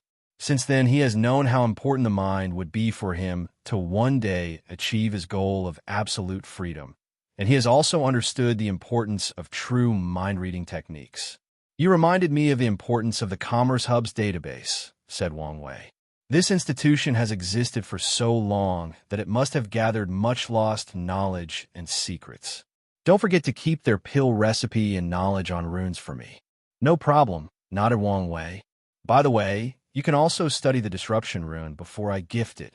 A portal appeared before Yin Liling to drop Emperor Jia's book, and she caught it with a smile.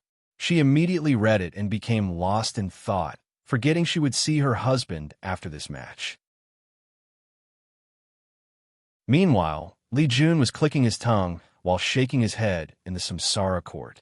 If you find any errors, ads pop up, ads redirect, broken links, non-standard content, etc., please let us know report so we can fix it as soon as possible.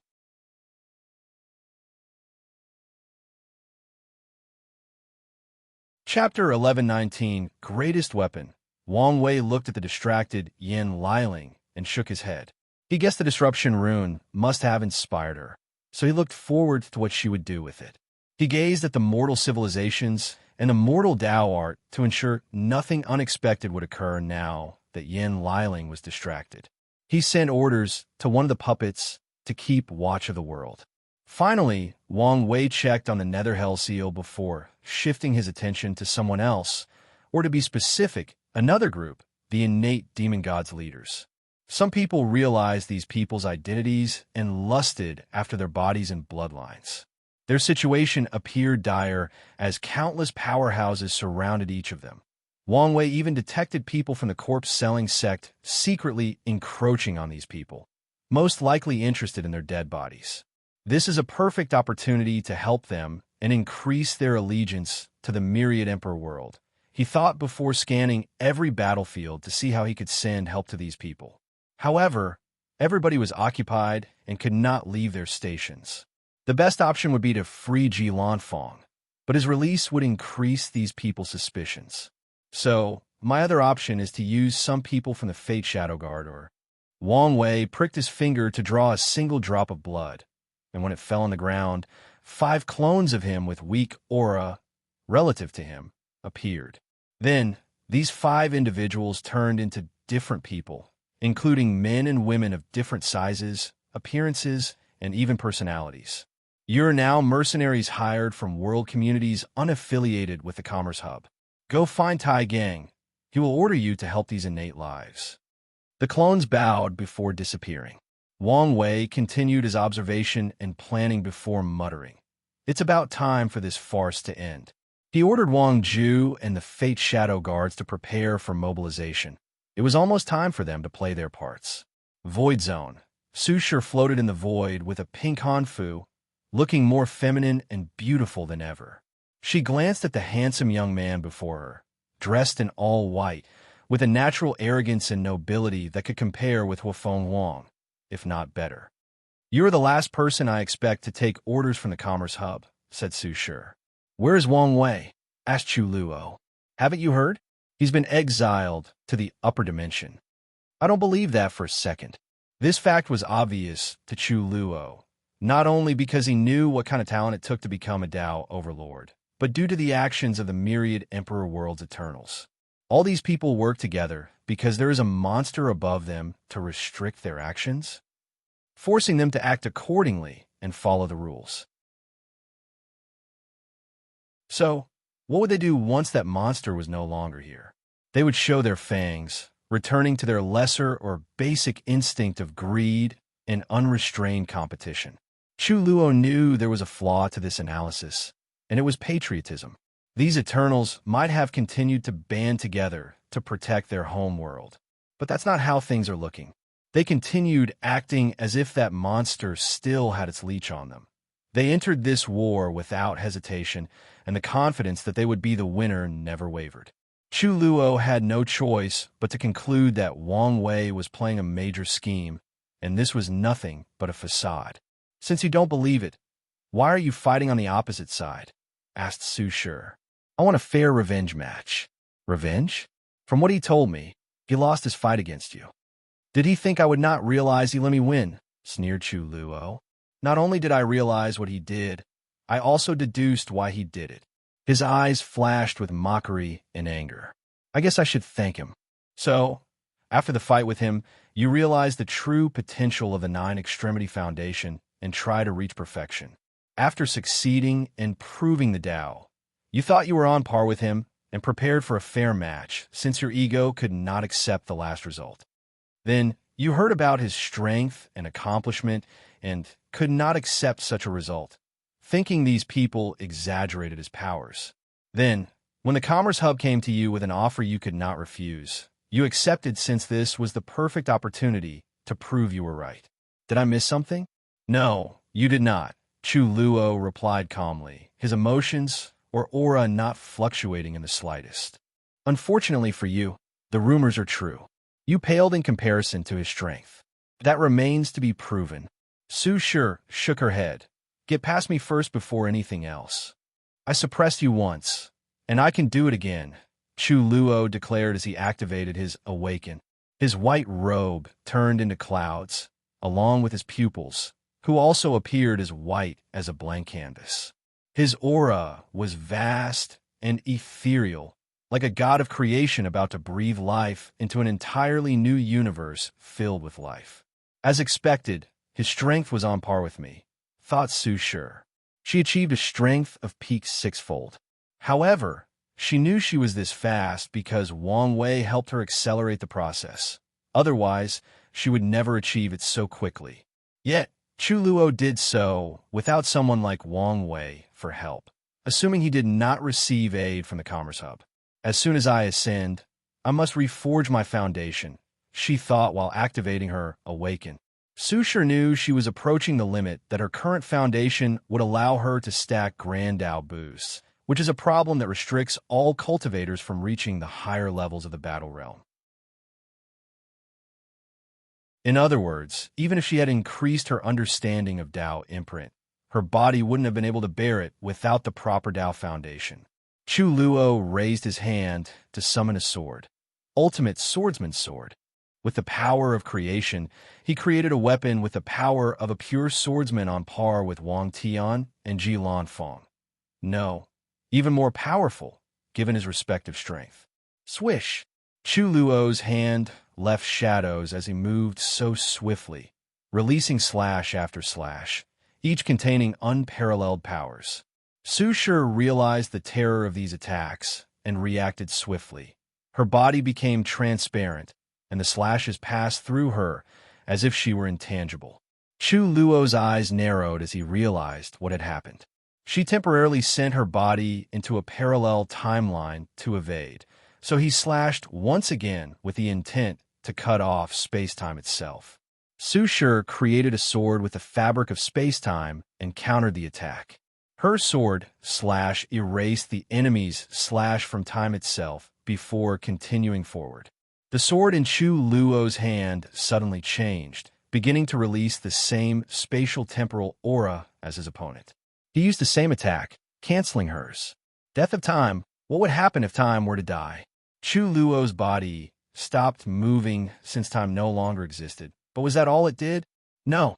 Time is linked to causality, so his past, present, and future were erased, including all his karmic connections, such as his parents.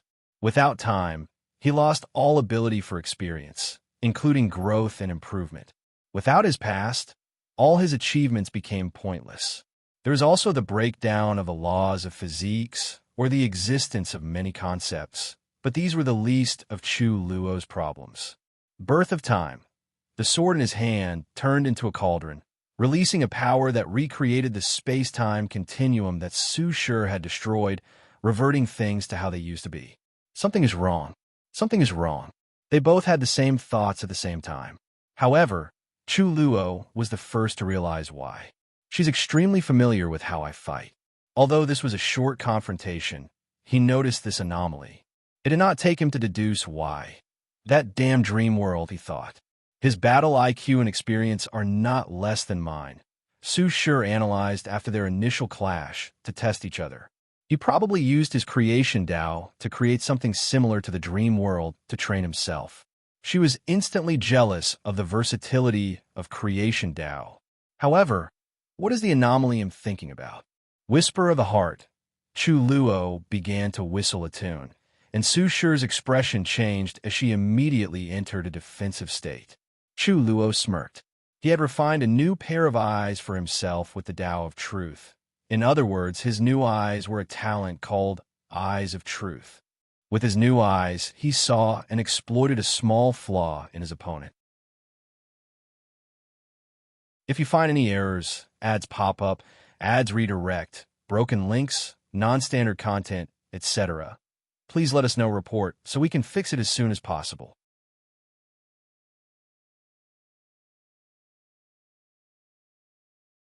Chapter 11, 20 Rumors, as Su Shi summoned her chaos pot, which spewed a veil of primordial chaos to protect her. In the meantime, she dealt with the attack on her mind. She found herself in a world of her mind with nothing in sight. As she was about to try something to leave this place, she heard an alluring voice. Do you think he truly loves you? Su Shi frowned as the voice seemed familiar. Do you think he has changed? He has, replied Su Shi as she mustered a terrifying power of chaos to destroy this mind space. Can you trust him while he's separated from you? Do you trust him not to find another woman? Said the enchanting voice. If I didn't trust him, I would not stay with him, Su Shi declared. Then, you're better than me, said the voice, who finally appeared. A heart devil? The person looked exactly like Su Shi. More like a manifestation of your insecurities? Insecurities? Those are bold terms, sneered Su Shi. What insecurities do I have? Of course, it is about our Xiao fan, said Heart Su Shi. Nonsense, uttered Su Shi calmly as she waved his hand to send a black slash with the power to wipe out time itself. However, the attack passed through the other as if she were intangible. Why are you reacting so fiercely if I'm only talking nonsense? Because your words and even your existence are an insult to me, rebutted Su Shi. Do you think my relationship with him defines me? Do you think I spent every waking hour thinking about my husband? Do you think my life has no meaning without him around? Isn't it? Asked Heart Su Shi with a devilish smile. Her words contained a power that was extremely alluring to the mind. Maybe in the past, but not now. Not ever again, said Su Shi. I've grown. He's grown. And now, our lives are better than before. Maybe things will change, but that goes for every relationship. Heart Su Shi looked at her genuine self before rapidly dissipating. The real Su Shi thought this charade had ended, but she was wrong. A second one appeared. What is it this time? She could tell that time was passing slower in this mind space than outside, but that did not change the fact that time was still passing. If she did not leave quietly, Chu Luo would break through her defense and severely injure her. There have been rumors that you have entered a secret relationship with Wang Wei, snicked the second Heart Su Shi. So is it true? Even if it's not, you should really entertain this idea. Su Shi's mouth twitched. Of course, she had heard of the rumors. They were everywhere in the dream world and one of the most talked about things in that space. However, she knew how ridiculous these rumors were. First, she was not this kind of woman. Second, this man was head over heels in love with his wife. Your words are an even bigger insult than the first one. Oh, come on. You two are the most beautiful people in the lower dimension. He's the most powerful ever, and you're the most powerful woman, said Heart Su Shi. Now that you're close friends, I think you would be a perfect match. Not to mention the alliance that could be created between your factions if you two got together. Su Shi exhaled deeply, not hiding her frustration. I'm going to say this once, and only once. Wang Wei loves his wife, and he only wants her in his life. If something happened to their relationship, he would remain alone for the rest of his eternal life. And I feel the same way. In this life, I will have only one husband, and no one else. How boring, replied Heart Devil while smacking her lips. She disappeared, and Su Shi opened her eyes to see that her veil of primordial chaos was almost broken. Horror of primordial chaos. Primordial chaos is vast, infinite, and ancient. Throughout its existence and development since the beginning of times, how many horrifying life forms have been created or grown to such a level? Too many to count. And today, Chu Luo confronted a fragment of one of those entities. He saw a pair of eyes hidden by a black-red fog, and his body trembled instinctively out of fear. Before he could react, Chu Luo felt his mind, spirit, and unique emperor's soul rapidly collapsing. The very presence of this being's presence was enough to destroy him on a conceptual level. Chu Luo acted swiftly and created a universe inside his mind with countless lives before linking all their souls and willpower to his own, allowing him to resist this attack. Su Shi took this opportunity to kick her opponent. She used a fleshly body divine ability, the weight of primordial chaos, and the attack was intense, capable of annihilating worlds, the very fabric of space-time, and countless concepts. Chu Luo made a split decision to create a piece of armor made of the strongest metal, which primordial chaos itself had tempered. His move was brilliant, as his armor could now block most of the primordial chaos power from his opponent. However, the sheer force behind the kick still sent him flying a few thousand kilometers. I understand the anomaly I sensed before, thought Su Shi. Your creation Tao is no longer limited, is it? When he countered his technique, she noticed how he did not use a weapon to use the power of creation, but just wielded it as if it were a natural part of him. Chu Luo calmly looked at her without answering. You must have used Gu Xian's deception Dao. Her deduction was correct. After studying the inheritance, Chu Luo worked hard to gain full power over creation Dao. So, he refined a deception emperor soul instead of creation to allow himself to deceive Grand Dao into thinking he was a true Dao overlord. Once that was done, Chu Luo rarely used his true creation Dao because he knew using such a crooked path could earn him the ire of Grand Dao, leading to his death. So in most fights, he only used his limited creation Dao unless it was absolutely necessary. Omicron M, Song of Eternity. Su Shi's pot spewed a fog that rapidly turned into a zither. A projection of the river of time materialized behind her as she played, and a beautiful melody emanated from it. Under Su Shi's guidance, a terrifying vibration that combines sounds or music from the past, present, and future rushed toward her opponent. Before the vibration arrived, Chu Luo heard strange music in his mind, which hurt his spirit. He heard many different zither players from the beginning of time until the last musician in the universe. God of music and vibration. Chu Luo snapped his finger to create a god whose sole power is absolute control or mastery over music and vibrations. A large phantom of a man in all white, sitting cross-legged with a zither before him, materialized behind him. The god plucked one string to release a vibration that countered Su Shi. Their clash released a shockwave that could have destroyed countless great thousand worlds. However, this was just the beginning. As these two masterful musicians clashed, the melodies they created reverberated from the Void Zone to the martial hegemony and myriad Emperor Worlds world communities. People who heard the sound had different reactions. Some felt they heard the most murderous songs between heaven and earth, almost driving them to madness. Others heard the most beautiful notes in the universe, elevating their minds and spirits to a higher plane of existence. A small majority had illusions that they either saw the most beautiful woman or man in existence or saw the person they loved most in their lives. And those were just the three main reactions after hearing that song. Su Shi frowned as she saw how easily her technique was canceled. Our strength is relative to each other. So, this fight is likely to end in a draw.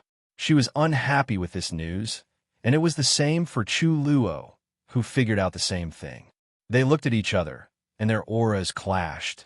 They were both extremely competitive, and no one wanted to give up, especially given the result of their first fight.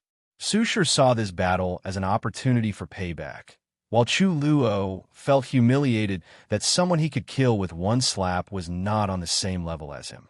Chu Luo's eyes narrowed. He had a way of ending this as swiftly as possible, but his pride would not allow him to use this method. I can still win, he thought as he used one piece of information that his eyes of truth detected. A sword manifested in his hand, and it was releasing a weird aura.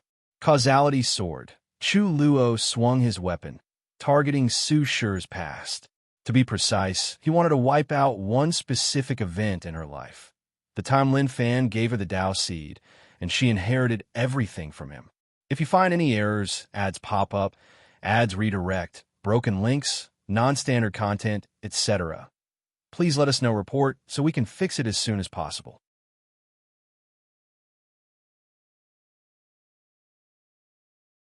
Chapter 11:21 Wrap it up. Want to erase my past. Two can play at this game, Su Shi thought as she summoned a blade with the power of time. Time erasing blade. With one swing, the river of time vibrated, an indication of its manipulation. Chu Luo's face changed as his eyes of truth realized what his opponent was doing. She was erasing an important part of his life. She wanted to erase his participation in the Gu Xian trial. He swiftly changed the target of his causality sword to counter her time erasure. The river of time once again released a strange vibration as these two confronted each other in an attempt to erase each other's past. Boom! A terrifying power pushed Su Shi and Chu Luo's back a few light years away. Their complexion turned pale as they spewed blood. Backlash? They thought, and they were correct. The River of Time was annoyed by their attempt to influence the past and taught them a small lesson, telling them they were not yet worthy to play on that level. They looked at each other before going on the offensive. Sushur did not hesitate to use one of her most brilliant and powerful techniques. Death of Primordial Chaos. Primordial chaos is the origin of all things and lives in the universe. According to the natural evolution of the chaos universe, it is one of the first things that came into existence. So, what will happen if it dies? Sushur had this question and used her chaos and death subdeos to find the answer. So, once primordial chaos dies, returning to a state before it existed or was created, the only thing remaining is nothingness. Primordial chaos was created from a state of nothingness. The universe's birth is a process from nothing to something, from non-existent to existence, and from imaginary to real. With this technique, Sushur managed to control a bit of the power of nothingness, which slightly surprised Chuluo. However, he remained calm as he watched this terrifying power, manifested as a dark gray cloud, rush toward him to reduce him to nothingness. "It's so beautiful, yet terrifying," he thought as he gazed at that cloud. His thought was running faster than any photons. This technique was brilliant, but he had ways to deal with it. I could create a void chaos converter cauldron that transformed nothingness into primordial chaos. Although I would need to be extra careful to ensure the terrifying power did not swallow my technique, it could still work. But if I did this, we would return back to where we started, an even match. Chuluo frowned. His eyes told him the only way to end this battle was to use that method or spend decades or even hundreds of years fighting until someone made a mistake. He sighed. No need to let my ego get in the way. Anyway, once I use it, Wang Wei will have no choice but to show up. Chuluo's aura suddenly increased. In less than a second, his aura suddenly increased from the peak sixfold to ninefold or 65% Grandau source. However, this was not the end, as his strength soon climbed to 67% Grandau source before stopping. His aura alone made the dark gray cloud slow down. Sushur was shocked. The sudden increase in strength was not something that she expected. Is this? However, before she could finish that thought or even react, Chuluo clutched his hand, and a powerful force instantly destroyed her technique. "Be gone," he boldly declared, creating a gargantuan palm with extreme power and speed. Everything proceeded so fast that Sushur had no time to react. Bang! This attack released a terrifying shockwave throughout most of the lower dimensions. However, once the dust settled, Sushur was perfectly fine, and that's because of a handsome young man with silver-gray hair and eyes floating before her. Wang Wei calmly looked at Chuluo. No plan is perfect, even for someone like him. He knew the Commerce Hub had their hidden trump cards, and had speculated what they were since his divination failed him due to them previously using the four-symbol mirror and the power from their headquarters. Now he knew. It was a talisman that could provide an individual with all the powers from their headquarters. They used the potential mirror to cultivate high-end emperors that could bear the power of talisman, because, unlike the ones Wang Wei could condense at will, the Commerce Hub source of power was much harder to harness. So, if any regular emperors used that talisman, they could die instead of becoming powerful. Wang Wei looked in the distance as he had figured out other things now that Chuluo showed up, and the karmic strings were easier to read.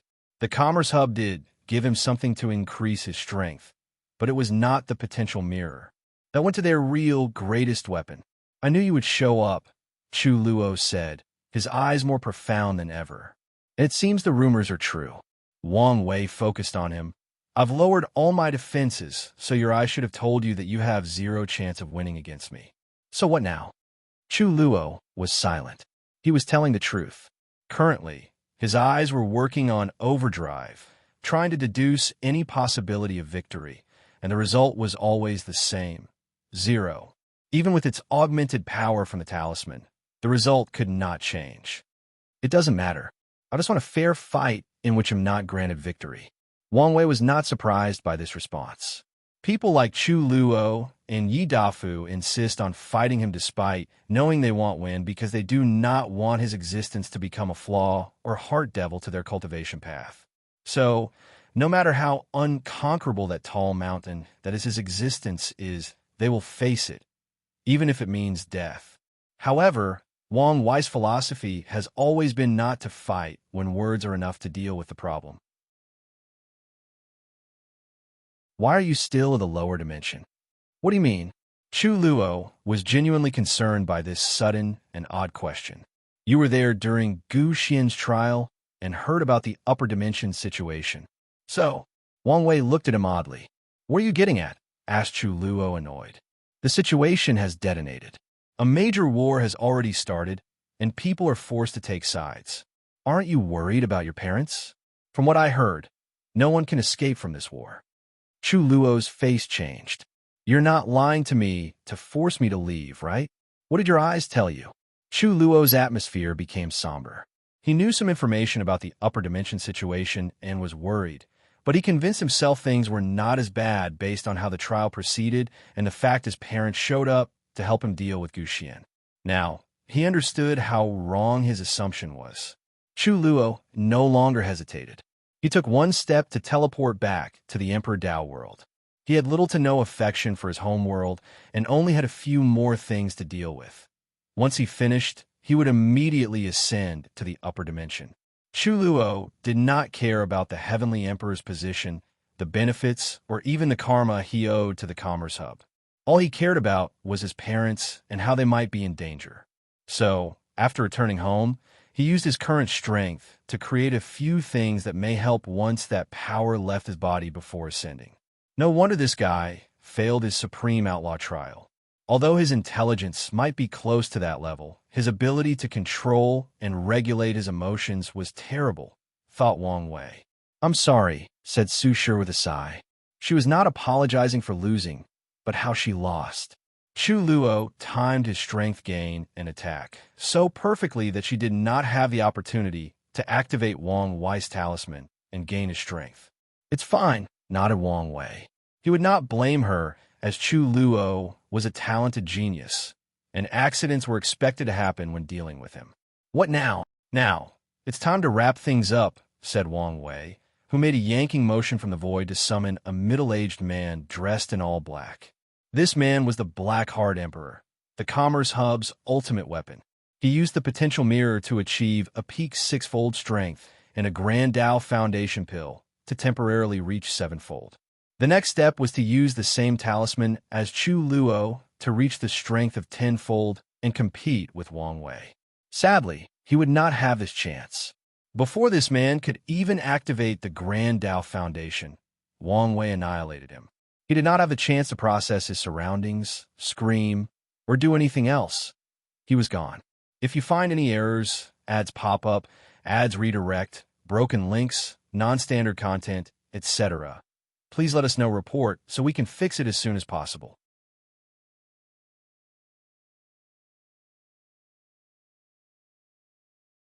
Chapter 1122 Operation Sleeper 2.0. Wang Wei scanned the battlefield. He took measures to ensure people would not notice his presence. But the death of the Black Heart Emperor would be noticed before long. He groaned before muttering a few words. You have the blessing of fates. His simple words generated a power that instantly covered the entire lower dimension. Then, all the survivors from his faction suddenly felt an overwhelming confidence. It was like they knew they would be the final winner, no matter the circumstances. That confidence soon transformed into a strength that ensured their victory. Wang Wei nodded in satisfaction before looking at Su Shi. Do you want to continue or return home? I can still fight. Then, go support the Star Beast battlefield. Wang Wei disappeared, returning to the Commerce Hub's headquarters. He summoned a screen before him.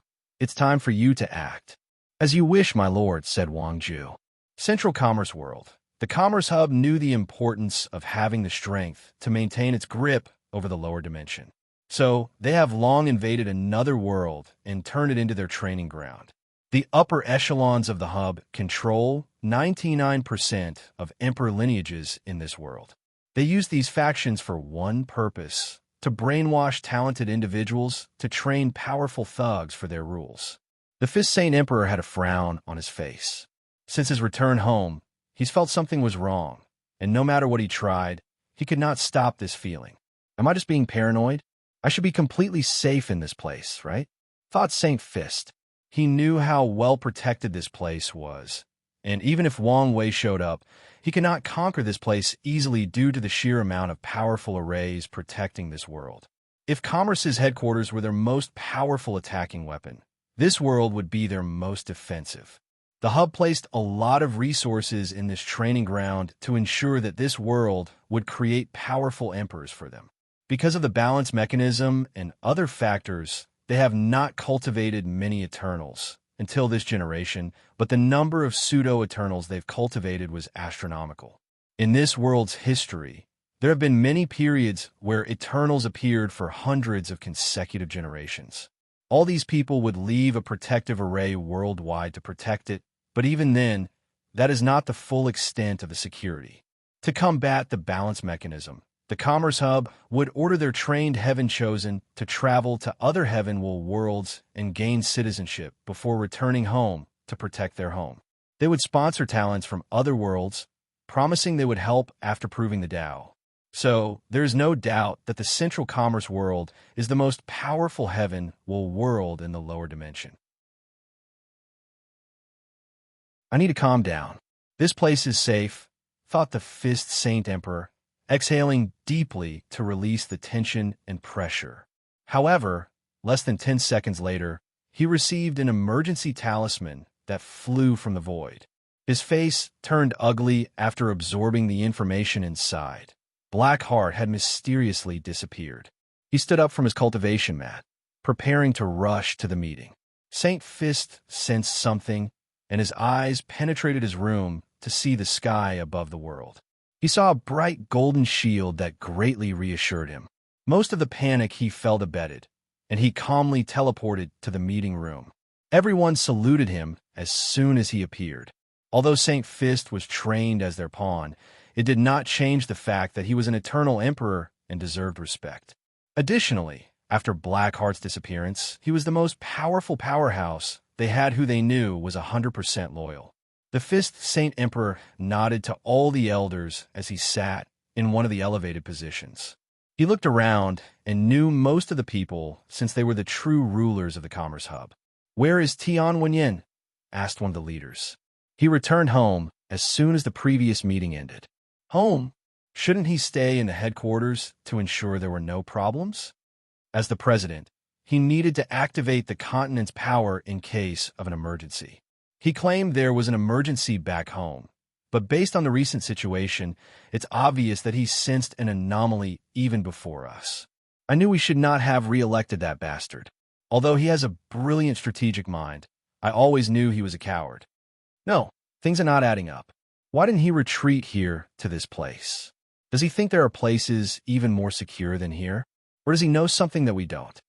He knew this place would be the first to be attacked in case something went wrong. Everyone looked at the person who said these words, since it was a woman's voice they did not recognize. Their faces changed when they saw a hooded individual standing in the room. They wondered how long she'd been there and how none of the Eternal class powerhouses detected her. Saint Fist and a few others wanted to react, but they discovered shadow tentacles attached to their shadows, rendering them immobile. They mobilized all their strength to resist, but it was useless. "Your destiny has run out," Wang Ju declared. "It's a shame that my master's Heavenly Emperor era had to rise from your ashes." She shook her head in disappointment. None of these needed to happen if these people were wise enough to understand the situation and surrender. "How did you bypass our defenses?" asked Saint Fist with clenched teeth. "Bypass? Why must I do that when I've always been here?" "You've been planning all of this?" "Yes, and for a very long time," nodded Wang Ju. "The Central Commerce world is a well-protected secret. In fact, few world communities know of its existence, and the ones who have heard of it think it's only a myth. However, after hearing of this myth, Wang Wei tasked them to find this place, and it became a primary mission for the Fate Shadow Guards. What are you going to do with us?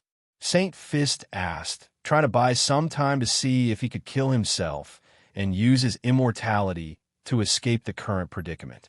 However, Wang Ju no longer entertained him. She motioned with her hand, and countless guards appeared in the room. They each chose one of the commerce's rulers and pointed it in their forehead to manifest their fate lines. Then, the fate guards released a weird-looking gray insect that attached itself to the fate line before fusing with it. This resulted in them turning in their chosen individuals and inheriting everything from them, including their fate.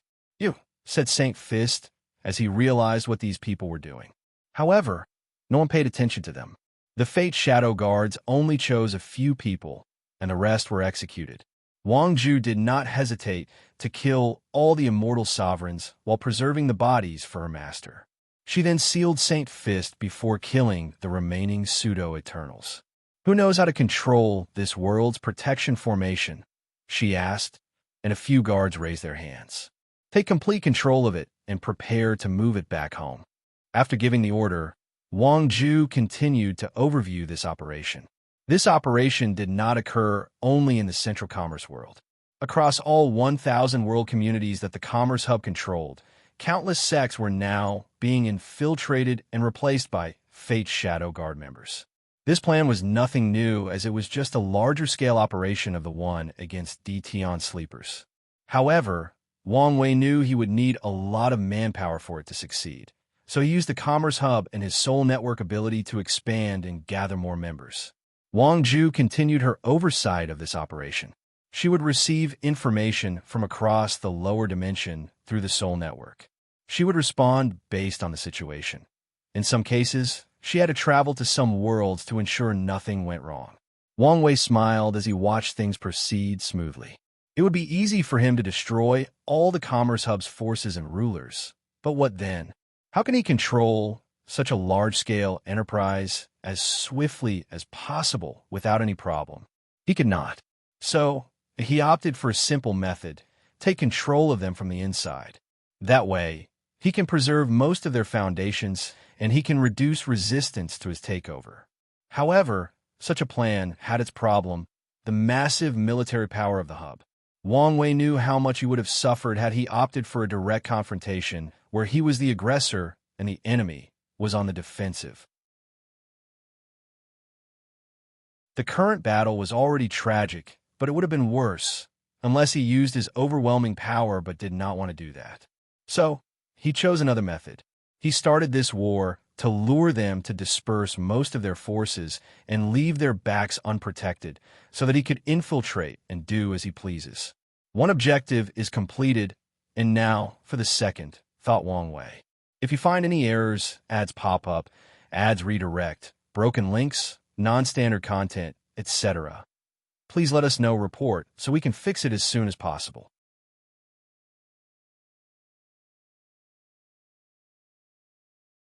Chapter 1123, Death World. After Wang Wei's departure, Su Shi rushed to the Star World Beast World community, even making a show entrance. She headed directly to Ji Lanfang's prison to free him, almost killing the Void Mirror Emperor. Then, the two began a mindless slaughter. Not long after their actions, news about the Fate Shadow Guards' actions was transmitted to the battlefield, shocking many people. All the surviving powerhouses had one thought: they must return home to protect their lineage or foundation. As such, these people began to rush out of the battlefield, making everything chaotic. Deng Chong tried to control the situation, but it was pointless. These people cared more about their home world than this battlefield, especially since a majority of them were more allies of commerce than direct subordinates. Tai Gang and the War Room would not miss such an opportunity and ordered the few remaining troops to counterattack. The powerhouses on Wang Wei's side went on a field day as they began to massacre those retreating people with low morale. Commerce Hub headquarters. Wang Wei calmly watched everything proceeding, his eyes focusing on a specific group of people. They were the first to receive the news and quickly retreated as they sensed the plot behind this war. It's time, thought Wang Wei, who no longer hesitated before swallowing an illusory pill temporarily reaching the strength of an Empyrean. Then, he started to follow the people of the corpse-selling sect. The process was as easy as he anticipated. These people scattered in different directions, each headed to the real headquarters. Moreover, each of these decoys was located in different world communities, in extreme places, in well-hidden dimensions, and there were so many identification methods that made the security level a nightmare.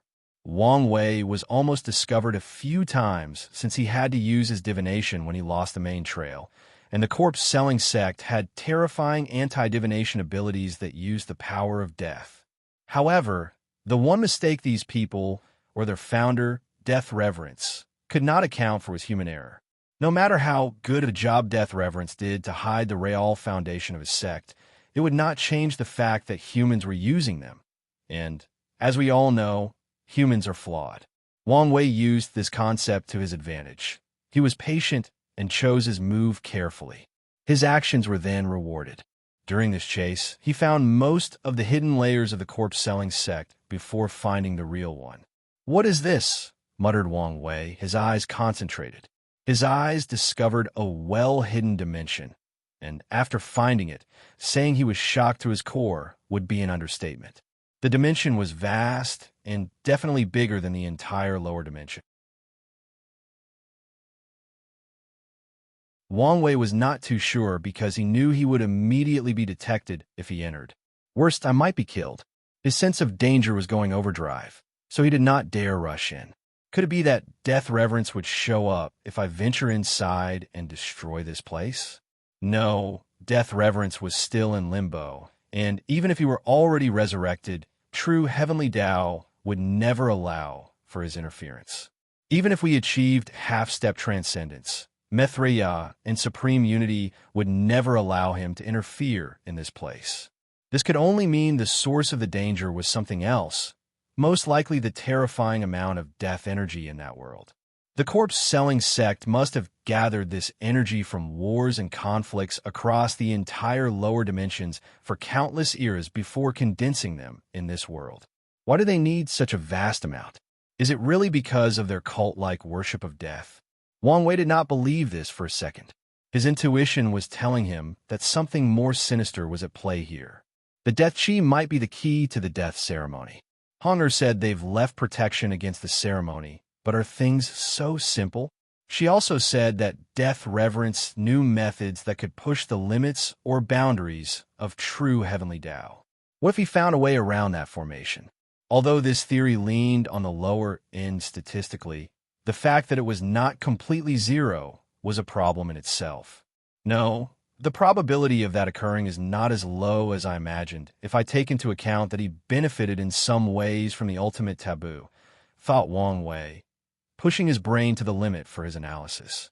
Assuming Death Reverence took a step into Transcendence or got some benefits, it's entirely possible for him to find a way around the protection left by the Paragons. Now that the upper dimension is weak, who knows if anyone is keeping watch of these methods? And that's assuming these parasites did not destroy them, continued Wang Wei. The last piece of this puzzle is Maitreya and Supreme Unity. Logically speaking, they would not allow such a thing to occur, but why have they not dealt with this death world knowing the implications behind its existence? Supreme Unity is the last person who would want the eternal ascension world destroyed, so it made sense for him to remove such an obvious threat or unwelcome variables. Maitreya must be the one who stopped him, but why? Could it be that she's really a three-faced individual who's pretending that she did something wrong but was good, but that's just the first two layers of her facade, and deep down, she was truly evil? Wang Wei shook his head to remove his bias and untrustworthiness toward her and think more logically. The most likely scenario is they did not get rid of this world to lure Death Reverence, or there's something valuable inside this death world, so they've been balancing each other, preventing the others from getting their hands on it. Wang Wei looked at this death world deep in thought. If he only wanted to destroy the corpse-selling sect because of his greed for their chi luck, now he wanted to do so because they posed a far greater threat to the eternal ascension world and, more importantly, the lower dimension where his friends and sect is located. So, he must get rid of them no matter what, even if it means ruining the two sons' plan to lure Death Reverence. Now is not the time. He must wait until he archives true Empyrean strength to ensure no issue. By then, even if Death Reverence tries to stop him, his methods will be limited as he will have to deal with the sons and true heavenly Tao. Wang Wei silently teleported away back to the headquarters. The war was about to be settled, but his mind was not focused on that as of yet. "Sir Chen-Tong, can we have a word?" uttered Wang Wei. Then Chen-Tong appeared before him. "You saw it." "I did," nodded Wang Wei. "Can you tell me what you know?" "I don't know much," replied Chen-Tong. "After my death, I came to the lower dimension, which was a safer place, to gather luck and merit to revive myself. I noticed the death world and investigated, but it was nothing but a world full of death chi." Wang Wei frowned. "Are you saying I'm overthinking and that thing is just a normal world full of death energy?" "No, you're not," replied Chen-Tong. "After the ultimate taboo, I suddenly had the idea to investigate and did so." Chen-Tong paused. "Well, I know I detected something in that world, but I don't know what it is." "You don't know? As in your knowledge, could not identify it, or—" "My memories were wiped out," Chen-Tong explained. That is odd." These words reinforced his thought that Death Reverence changed or improved after the ultimate taboo. "But is Death Reverence so capable? I assumed you were a peak paragon, even if not boundless. But he can so easily wipe your memory?" "No. The process was weird, and definitely not only because his strength surpasses mine." "You have a point," nodded Wang Wei, who did not completely buy Chen-Tong's explanation, as the latter might be adding stuff to make him look better and protect his pride. "Well, thank you for answering my question. Are you going to destroy it?" "That's the plan," nodded Wang Wei. "You should be more careful. Although I've only met Death Reverence twice, he always gave me the creeps." "I will," nodded Wang Wei, his eyes focused as he watched Chen-Tong disappear. This man is not simple. From what he knew and deduced, people in Limbo should not be able to interact so easily and freely with the world of the living. Meanwhile, Chen-Tong acted as if he was a projection of a genuine body instead of an existence between life and death. "Sect Master," said Wang Ju, who appeared in the room. "How was the operation? If you find any errors, ads pop up, ads redirect, broken links, non-standard content, etc., please let us know report so we can fix it as soon as possible."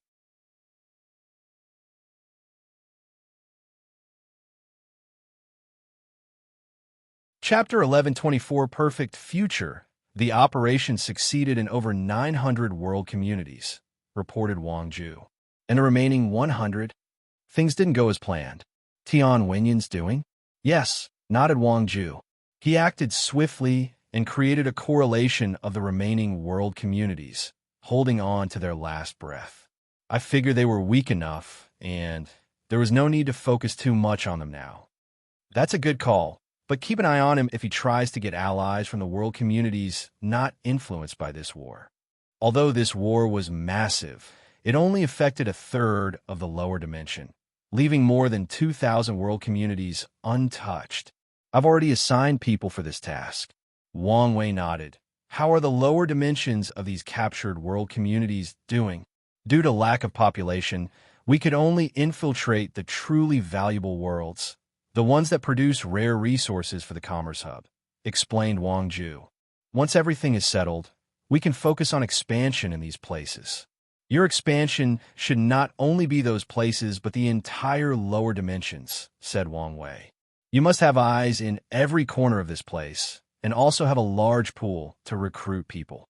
Wang Ju's eyes squinted as she felt this expansion did not seem like it was simply because her master wanted a large information-gathering agency.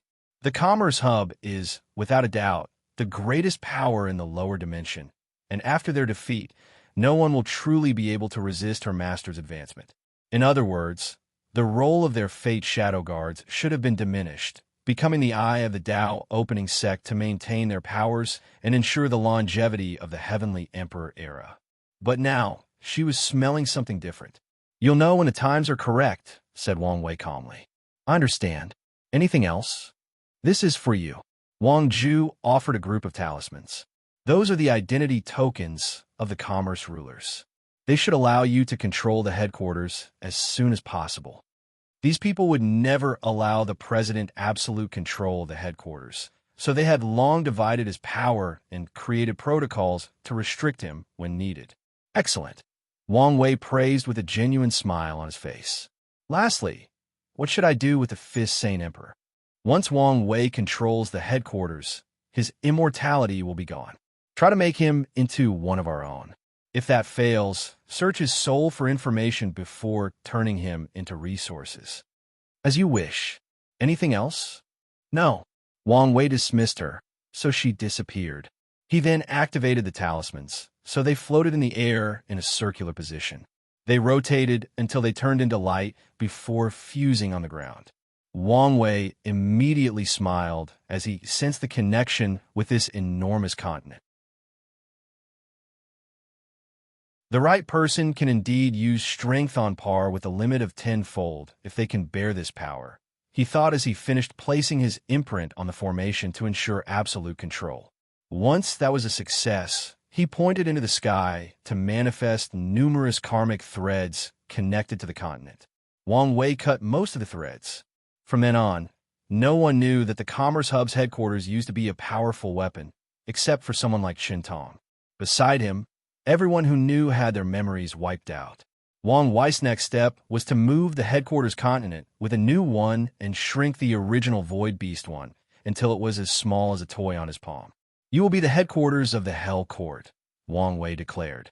He did not point to leaving the continent and all its power for the Myriad Emperor world or the Tao opening sect, but for the Hell Court. These people need to be seen as a real threat to his era for his plan to work, or true heavenly Tao will immediately see them as hopeless and choose someone else as the balance mechanism for this era once the time arrives. So, he opted to give them a powerful weapon/headquarters. I know my actions will bite me back in the future, but it's the best choice for now, muttered Wang Wei before sending an invitation through the dream world to summon all his allies during this war. It was time to wrap things and deal with the aftermath. The meeting room was different from the typical court sessions. Wang Wei still sat on his throne on the front, but he was not alone. He created numerous thrones on his left and right for the others to sit on. He chose this decor as a sign of respect for his allies. People like Ji Fong and Wrath were technically equal to him and his peers as Heavenly Emperor, so it would be disrespectful for them to stand like courtiers, even though Wang Wei knew they would not mind or dare say anything. He even created thrones for his courtier to show respect, so all eternal powerhouses, even immortal sovereigns, had a seat. However, the other mortals and mortals had to stand as usual. It did not take long for everyone to show up. Wang Wei did not reserve seats or put people's names. It was a who comes, first served situation. Soon, everyone showed up for the meeting, including Wrath, who Wang Wei had been adamant before about not being seen with her public. He had a change of heart because he recently saw a perfect future or a future with the highest probability of happening. In that future, the people responsible for the destruction of his era used his connection with the demon race to rally allies. They did so despite having no proof and the fact that the Neo-Devil race has been integrated into many worlds and communities, and they've had a positive image. The interesting thing about this perfect future is that one of the leaders of the Hell Court will be responsible for ending the Heavenly Emperor era. In other words, Wang Wei's own creation will indeed expand the era way past its expiration date, but it will also lead to its destruction. After knowing this truth, Wang Wei decided it was pointless to try to hide his relationship with Wrath. Better yet, his actions now can ensure that the Myriad Emperor world has a strong ally like the Neo-Devil during the rise of the Hell Court. As for the perfect future, it was not absolute. True heavenly Tao cannot plan the downfall of his era as long as he can achieve half-step transcendence before that period. Wrath glanced at Wang Wei, wondering why he decided to meet so publicly. However, she did not ask, as she guessed he must have his reasons. She did not think it would be a mistake, as every move this man made was calculated. The meeting room was quiet, as everyone waited for things to start. However, as soon as Idafu appeared, he broke the quiet. "Wang Wei boy, I like your seating arrangement." Wang Wei rolled his eyes. "But can you make a seat for my new wife?" "No. Why not? She may have garnered your trust, but not mine." Idafu sighed before slumping on his chair. "I don't like it when you're like this." "Welcome, everyone," said Wang Wei, ignoring the monkey. "Before we start everything, I would like to thank you for trusting me, even going as far as putting your lives on the line. I'm grateful beyond words can explain." Wang Wei paused for less than 2 seconds before continuing. He did not want to give these people time to think whether his words were genuine or not. Ultimately, it did not matter, especially since most of them did it not out of trust, but fear. "We've suffered, and now it's time to reap the benefits of our trials and tribulations." Wang Wei raised his hand to manifest a holographic map of the lower dimension. Currently, close to a third of the lower dimension is drastically weakened, and many worlds are without an emperor or protector. This is our chance. We use this power vacuum to expand, conquer, and spread our influences. The people looked at this map with great concentration. Many people had to use their willpower, not to salivate. "I have already organized a charter with the territory. You will be responsible for this expansion and your benefits," continued Wang Wei as he snapped his finger to send the information to everyone. The charter also contains the rules and restrictions for this expansion, the most prominent being that more resources can be plundered from these worlds as punishment for their actions. But mindless killing for vengeance and hatred is not allowed. "Do you have any questions or comments?" "I have one," said Sushur. "We lost more than 90% of our troops, so we do not have the means for a military exploit at the moment." "Didn't you plan to revive our fallen people?" asked Wang Wei. "Do so. Don't stop at our people. Revive the enemy's soldiers into undead or turn their dead bodies into puppets. Use summoning techniques for more troops, and you can also access a few of the commerce's resources to help in the revival. Let the mortal civilization be responsible for the smaller thousand worlds and the mortal worlds." Wang Wei suddenly paused as he thought of something. "Don't use any undead techniques that involve the soul. We don't want to upset Samsara." "Very well," nodded Sushur. "If you find any errors, ads pop up, ads redirect, broken links, non-standard content, etc., please let us know report so we can fix it as soon as possible."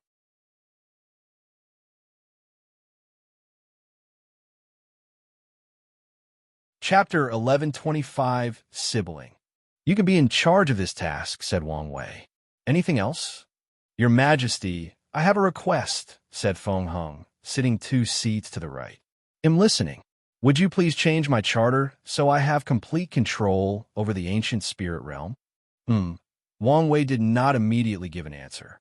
He understood why Feng Hung wanted this change, as he wanted to ensure Tantra Buddhism had no problems and that the presence of other people in that world could cause trouble. However, no one liked the idea of one person having absolute control over one world, even if their benefits would actually not be affected. "He'll allow it," said Wang Wei.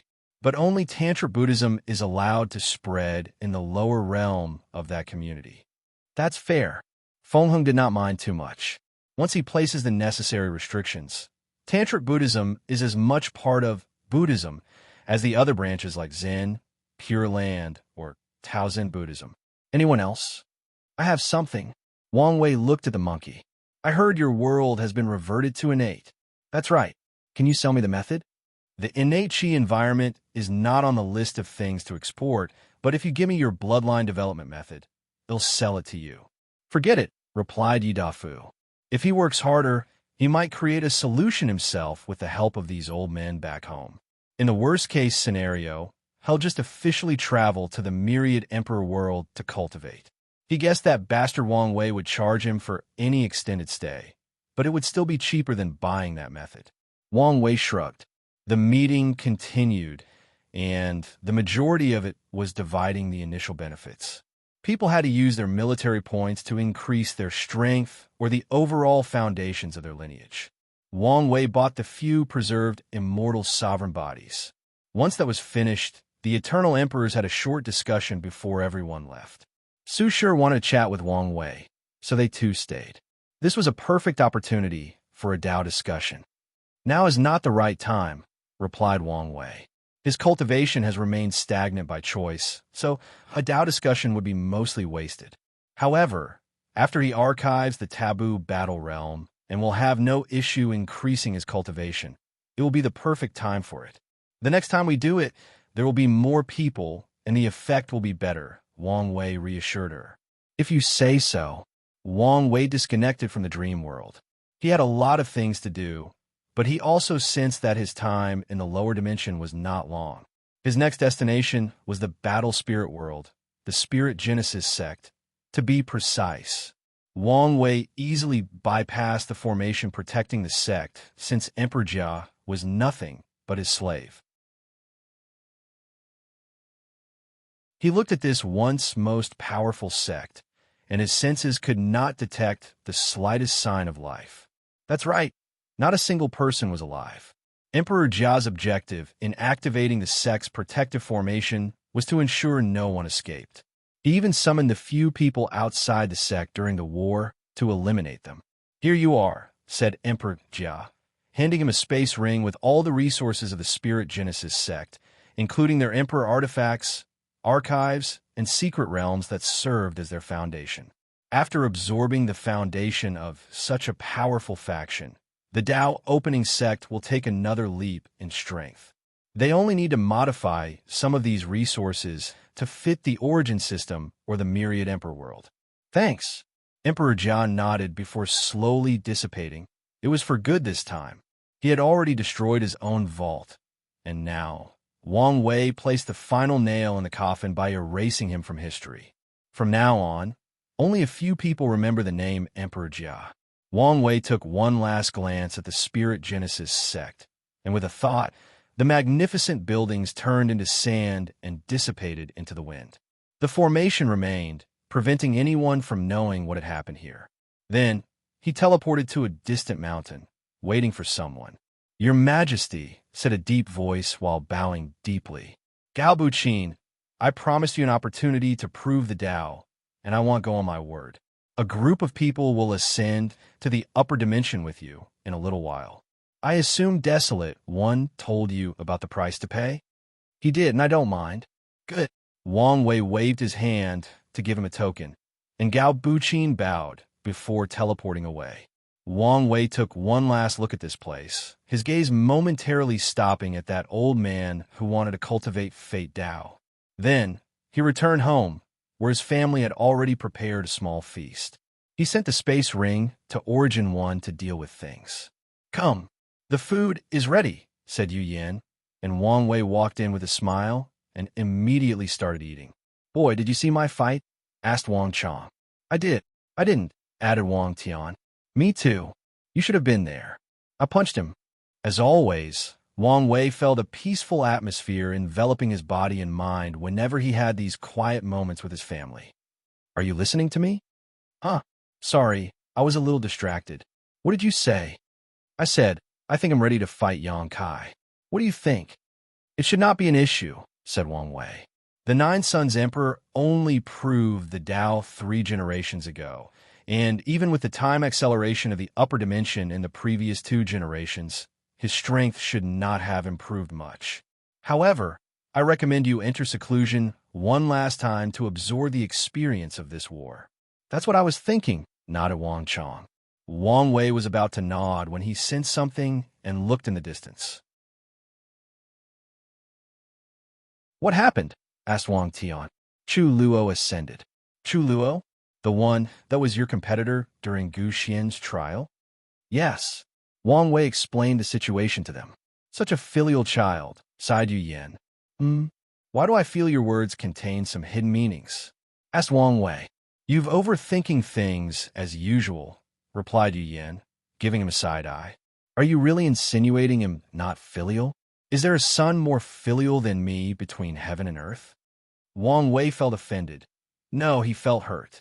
If you were so filial, you would give me grandkids by now, sneered Yu Yan. Here we go again. I thought we had this conversation already and came to an understanding. What conversation? You and Honger decided, and we had no say in the matter. Wang Wei was genuinely speechless. Who knew his mother was boggling so much resentment? She fooled him, as he thought they were all right on this front for hundreds of thousands of years. Why don't you say something? Said Wang Wei, looking at his father with scrutinizing eyes. What do you want me to say? Asked Wang Tian while shrugging. I'm on your mother's side. I want grandkids, preferably one that can inherit my swordsmanship path. Grandpa?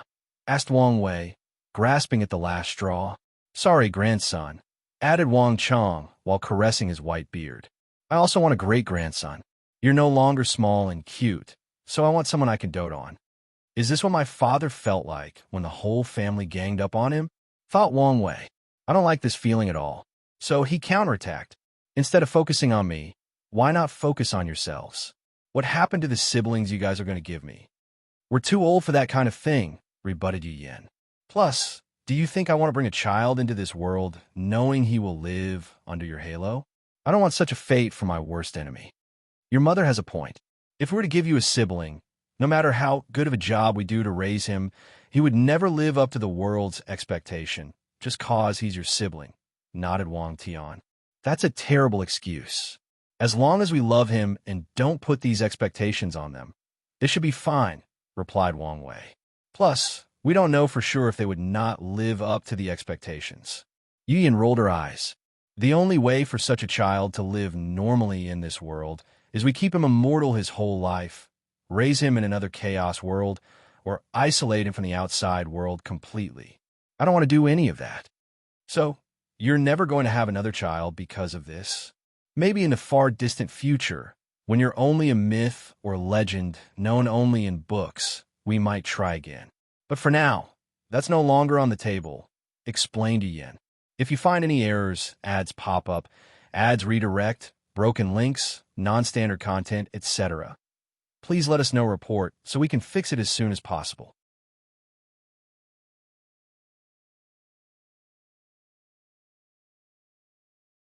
Chapter 1126, Existence Ceremony.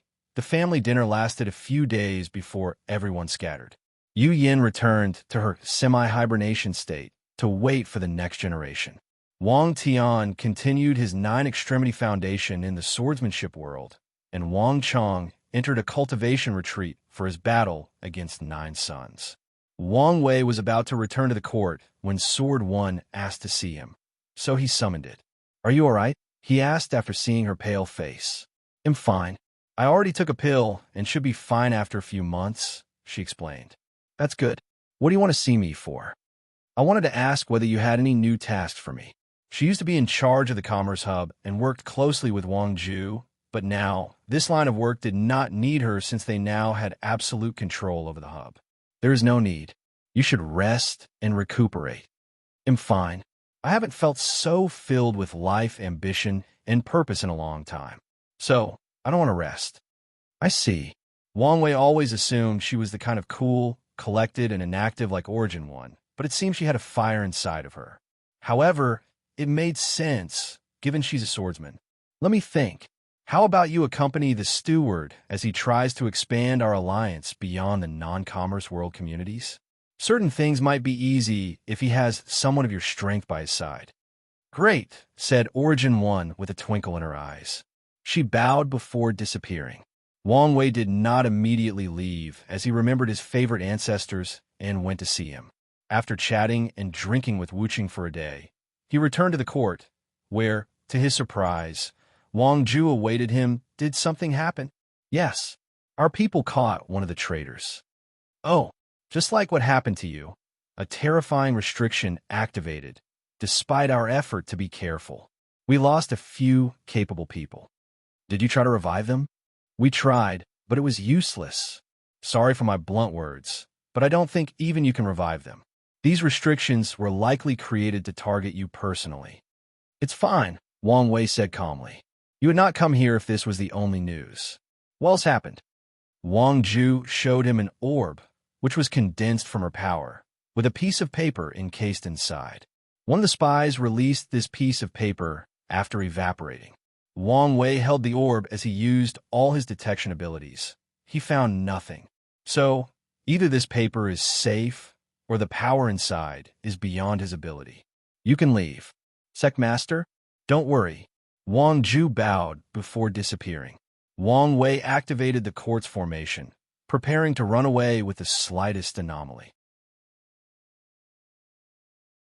Only did he read the paper's content. Dear Chosen One, am writing this message to tell you that none of the actions of these people are related to me in any way or form. I only sent my people to the lower dimension because they pressured me. I know you're destined to end this era, and I have no problem with that. I hope we can meet someday to drink and converse under the moonlight. If that is not appealing to you, or if you cannot accept my apology, I'm happy to stay far away from you. From Disaster Paragon, Wang Wei was speechless. This Disaster Paragon is a character. That's the only way he could describe the latter. The spies descended to the lower dimension in the early stages of this generation.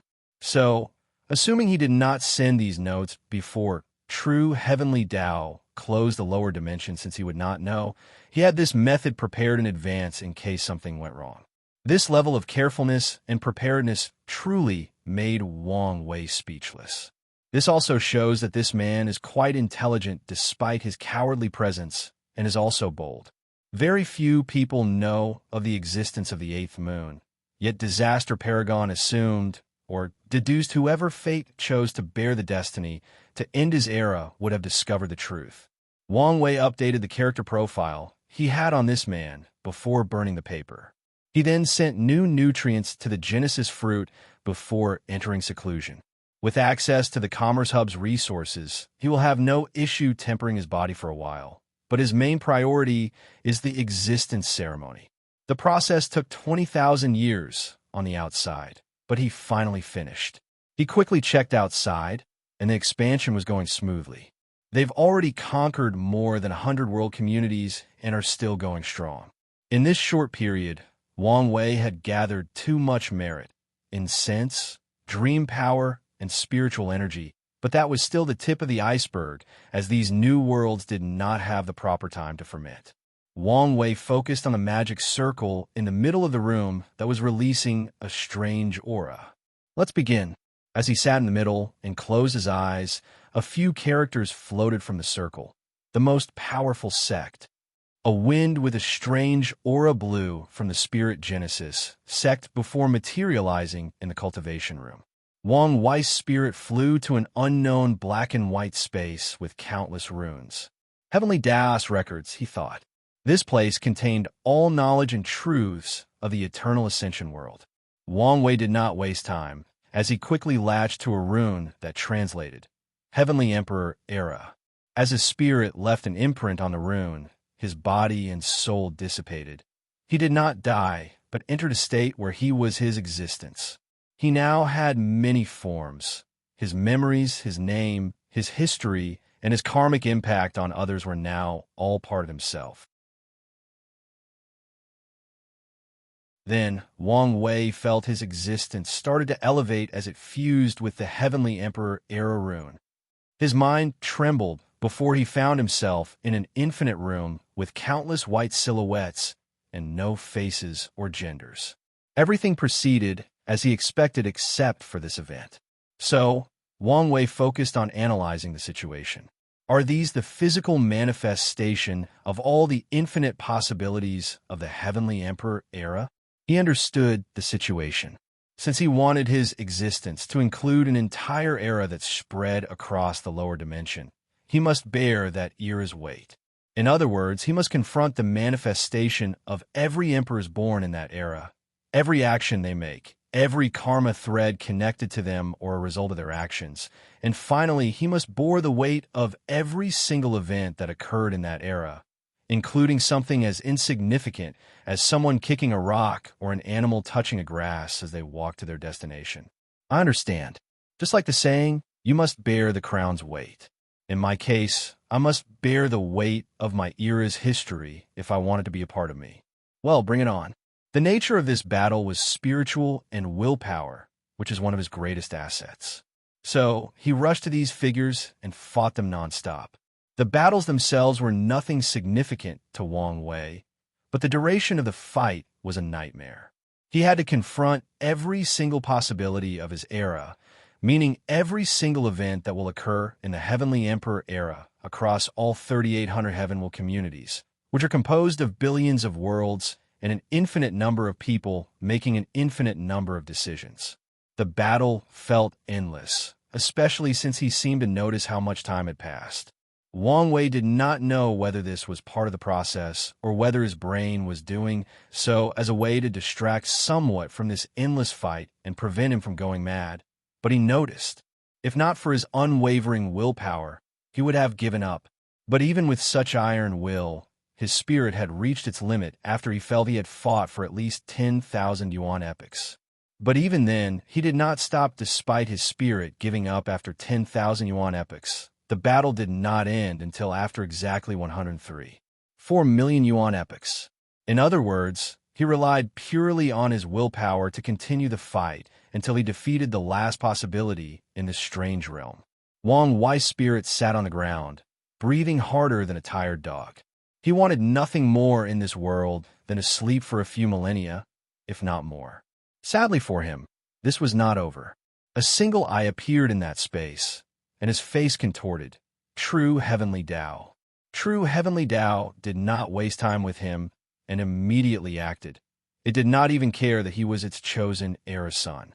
Wang Wei felt a pressure on his spirit that made him feel like a mortal tasked with holding up the heavens, and he had to rely on his will to do so.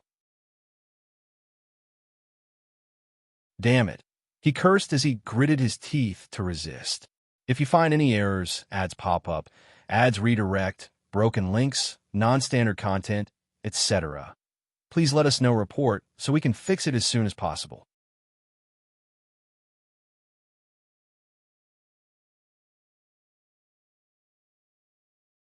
Chapter 11, 27 Higher Existence. I'm getting tired of facing you, complained Wang Wei as he sensed his spiritual body rapidly collapsing. However, he felt he had to say his piece. He grunted before bracing himself to resist the pressure. This time around, he did not know how long had passed, but with every waking minute, his spirit weakened. Wang Wei was sweating immensely, and his eyes were blurred. I'm on the verge of passing out, he thought, but even pondering such a small sentence aggravated the situation. So, he had to empty his mind to focus slowly on resisting. After what felt like an eternity, Wang Wei suddenly felt he could breathe. His legs wobbled as if an immense strength had been lifted, but it was so sudden that he had not adapted yet. His body, or spirit, took deep breaths to calm down and gather strength. However, the sense of weakness was simply overwhelming, and for some reason, Wang Wei felt an intense need to throw up. That's a sensation I haven't felt in a couple of million years, he thought, but once again he was so weak that even thinking made his head hurt. Wang Wei regulated his breathing to ensure his spirit recovered as swiftly as possible while he watched that colossal eye dissipate. If he were not so weak, he would have given it a piece of his mind, or at the very least, given the middle finger. For fuck's sake, this is not over? He ignored the terrible migraine as he watched a bridge appear before him. According to his calculation, he predicted there would be resistance from Heavenly Tao as he tried this ceremony. Still, he did not expect an entire trial prepared for this occasion, and one so well prepared. So now, Wang Wei had to ponder whether someone had already walked a similar path, hence the well-created trial. Or, true Heavenly Tao reacted swiftly and organized this trial based on what he was trying to do. I'm getting tired of these high-level entities regulating every aspect of the universe, Wang Wei complained before slowly walking to that bridge. A faceless and genderly spirit similar to the first trial appeared and rushed toward him as soon as he took the first step. Another fight? Wang Wei immediately took a fighting pose despite being in the worst possible shape for any combat. He might currently be weaker than a drunkard who hadn't eaten for 2 weeks, had a debilitating disease in which their organs were failing, and was heavily injured from falling 10 stories high. But he would still fight until his body and mind collapsed. Luckily, He did not have to fight, at least not in the physical sense. The spirit did not attack him, but entered his body. Wang Wei immediately senses a black spot on his spiritual body. Huh, what's this? Normally, he could deduce this kind of thing instantly, but his mind was not in the best state. Soon, a second spirit entered his body, and something clicked in Wang Wei's mind. Assimilation, he concluded. If the first test was me resisting the strength of this era, this one is about resisting its assimilation. No, not resist per se. My goal is to assimilate my existence into the Heavenly Emperor era, but while I can assimilate it, it can do the same to me. He immediately understood the severity of the situation. If he fails the assimilation, not only will his plan fail, but he will die in some way or form as his existence is instead assimilated.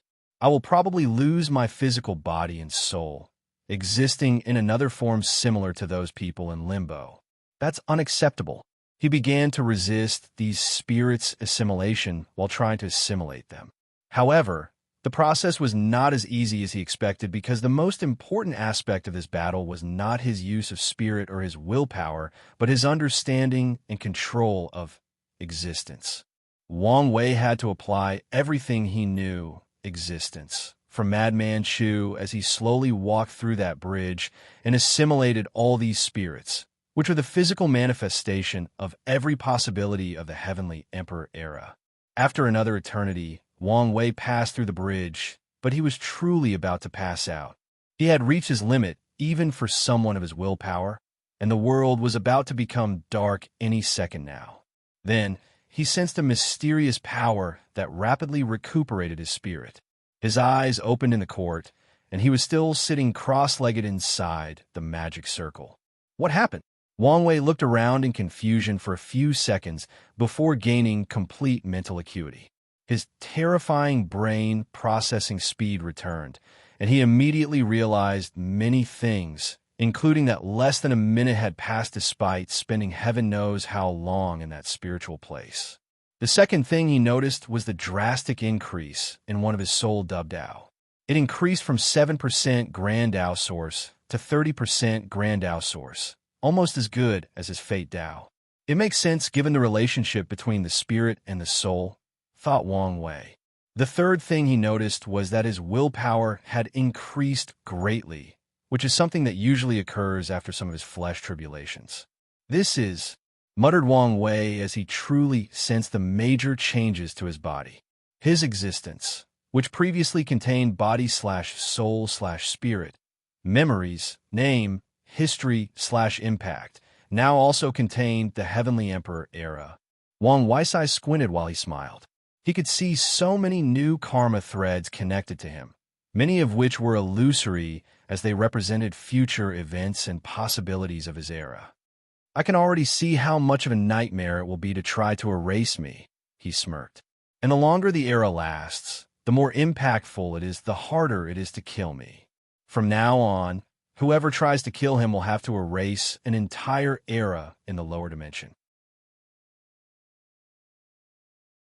Although such a thing is nothing to half-transcendent beings, to paragons, it's a difficult task that requires time and effort, and even then, they might not succeed due to the strict nature of true heavenly Tao on the lower dimension. I'm so glad I created the Karma Unbound physique, thought Wang Wei. One downside to this method is the sheer karmic threads connected to him. For any master of Karma Tao, such a thing is a flaw.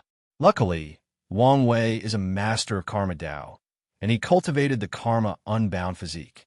Another good news is I've understood another portion of true self, so the path of everlasting should be easier and faster. His bright smile deepened. There are no greater pleasures or satisfactions than accomplishing major dreams or goals. He exhaled to calm down.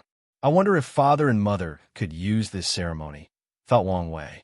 There is no way they could pass that test, but if they assimilated their existence to something less influential than an entire era, let's say the ultimate sword path for father, the test difficulty might be reduced. Wang Wei began to calculate the possibility of this happening. He concluded that his mother and father should have no problem passing the first and third tests as long as they prepared, trained, and had a deep enough understanding of Madman Shu's inheritance. So the real issue is the second test. I really cannot predict how they would fare against true heavenly Tao. And even if they do, could they pass the third test after being spiritually drained from the second test? He summoned a throne inside his cultivation room to hunch down. He felt this position would help him think better. The core issue is their willpower. It would be best if I could train their willpower to reach beyond their current strength and realm. But how do I allow them to achieve that? I could recreate my experience in the void as a training secret realm, but my willpower would not reach that level without my soul reaching the paragon level. So, would I need to find materials to raise their souls to the Empyrean tier? Wang Wei shook his head to remove this idea. The lower dimension did not have enough resources to raise 2 Empyreans, especially since the majority of the resources are needed for him to cultivate and temper his body. I need to think outside the box. Maybe I can condense something like willpower, orbs from my own willpower, to aid them. Even if I lose some willpower to aid them, it's still a small quantity, and I can make it up later. The plan had an initial outline. Hell developed methods to temper willpower for his parents, while leaving willpower orbs to aid them in achieving a willpower on par with Empyreans. Then they could try the existence ceremony. Then it's decided. Wang Wei knew his parents would definitely participate in the war in the upper dimension, even if true heavenly Tao returned the accelerated speed after he left. After all, they're ascending after the next generation. So this ceremony is a way to ensure their safety. Bang! The world around Wang Wei suddenly trembled. If you find any errors, ads pop up, ads redirect, broken links, non-standard content, etc. Please let us know report so we can fix it as soon as possible.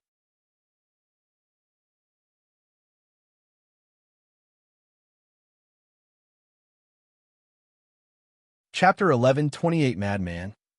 What's going on? Wang Wei did not detect anything when this sudden change occurred. The worst part is that his intuition was not warning him of any danger, which could be a good thing or a terrible situation in which he's encountering an event in which his abilities are useless. He immediately scanned his surroundings and found no enemy, but he sensed an anomaly in this room's space. He was on high alert as he activated the quartz formation to prepare for whatever was coming. The space broke apart, but quickly healed. In this brief moment, Wang Wei sensed an odd aura on the other side of that space crack. Someone is coming? His question was immediately answered as he heard a loud voice. Damn it, why is this place blocked? How annoying. The voice was obviously male, slightly grave, with a hint of echo. Kazuk Minik Dodi. The man said a few words that seemed nonsense to the regular listeners. Still, Wang Wei noticed that he pronounced them in a very specific manner, to the point that he perfectly controlled the vibration, frequency, and wavelengths of his vocal cords. A weird aura emanated from the void, and a portal slowly materialized before Wang Wei.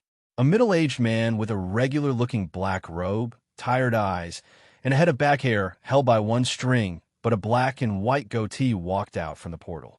Oh good, it worked. Who are you? Asked Wang Wei. His danger intuition was calm, but that was not a sign for him to relax his guard. You have something that belongs to me. I don't even know you, but you do. If I did, I wouldn't have asked. Unless you're trying to hide from me, said the middle-aged man. Why would I do that? People often run away from me. I don't know why. Well, I do. They usually don't want to repay their debt. I don't know, wait. Are you Madman Shu? See? I said you know me. You could have introduced yourself, and this conversation would have been much smoother, Wang Wei said. Despite knowing the latter's identity, he did not lower his guard. After all, he knew almost nothing about Madman Shu besides his analysis. So, his mind was already deducing how to escape this scenario if something went wrong. Assuming he's really mad, it would mean his spirit has problems. I can use my soul Tao to recreate the trial I just experienced. It should work, or at least give me time to run away by ascending. I didn't introduce myself? Asked Madman Shu, genuinely puzzled. You didn't, but how did you know who I was? Wang Wei grunted, feeling that conversing with this man might give him an aneurysm. Why are you here? Omicron M. Like I said, you have something that belongs to me. You're talking about your inheritance? Wang Wei took out the talisman with the information. Why would I want something that I already know? Asked Madman Chu, looking at him as if he was stupid. The corner of Wang Wei's eyes twitched. This was the first time someone had given him such a look, and he was not happy about it. I'm talking about what you did with my work. You mean this ceremony? Yes. I've spread my knowledge across the chaos universe in the hopes that people will innovate and return the favor, but it's been a while since someone did, said Madman Chu with a deep sigh, while shaking his head to show his disapproval. How can these people be so stupid? I've already done most of the work for them, so they only need to improve on what I've done. But no, they either used it without any intention of innovating, and when they do, it's something stupid. He looked Wang Wei in the eyes. I hope you didn't do something stupid and make me come here in vain. See for yourself. Wang Wei condensed his ceremony into a talisman before handing it to him. Madman Chu did not hesitate to study the content. Assimilating my existence to an event or cause. Brilliant. I see you combine the work of that boy heavenly book with mine. Not bad, not bad. Wang Wei squinted his eyes. He now had confirmation that Heavenly Book Paragon created the Paradox Ceremony, and he was his enemy, not the one of the cardinals. I'm very satisfied with this exchange, said Madman Chu with a great smile. The debt between us is settled. Wang Wei immediately felt the tight karmic bond between him and Madman Chu dissipate, and a gleam of light flashed in his eyes. In fairness, the latter's inheritance was way more valuable than his ceremony, but he still settled the debt because he was satisfied with Wang Wei's work. So, is this the kind of person he is? Thought Wang Wei. Well, goodbye. Madman Chu did not hesitate to turn around to head to his portal. Wait, is there something else? Can you tell me how you descended in this blocked space? Wang Wei was genuinely curious how he bypassed true heavenly Taoist blockade. Such information is valuable, Madman Chu replied casually. I'll exchange my experience of using the ceremony with you. Such data should help you better understand the ceremony. Madman Chu pondered for a good 10 seconds. Deal. Wang Wei immediately gave him the information, and Madman Chu explained. I used a technique from the rule breaker race. What race? Wang Wei had never heard of such a creature. At the beginning of the universe, during the age of Genesis, Grand Tao was young and ignorant. So, when ruling the chaos universe, it experimented with different creatures and life forms. The result was that it created too many creatures that were too powerful or had unbalanced abilities, one of which was the Rule Breakers, a race with the power to ignore the rules, restrictions, limitations, or order disorder of heaven and earth. That is terrifying, commented Wang Wei. If he had such ability, he would turn the entire chaos universe upside down with all his unrestrained ideas.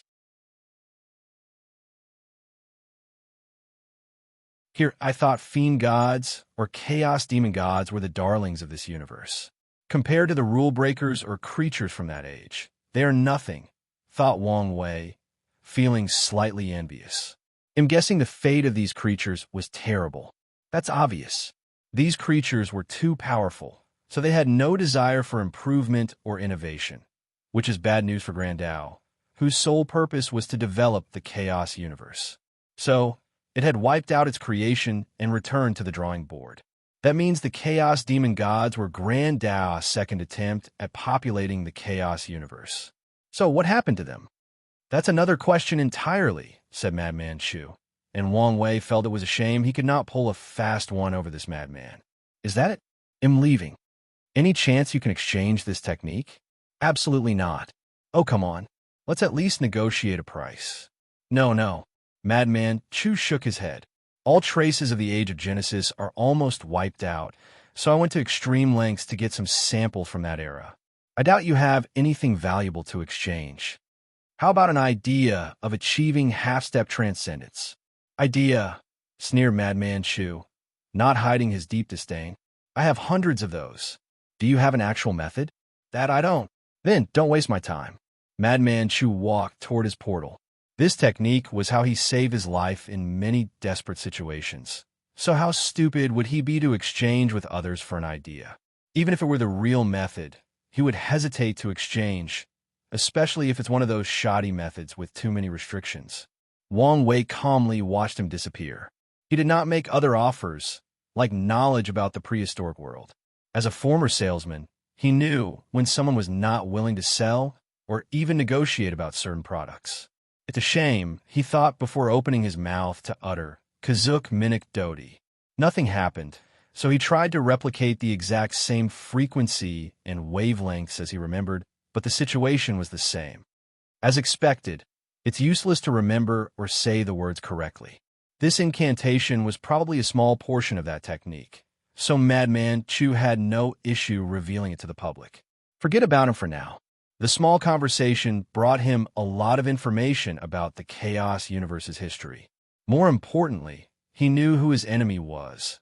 Now, he could be better prepared.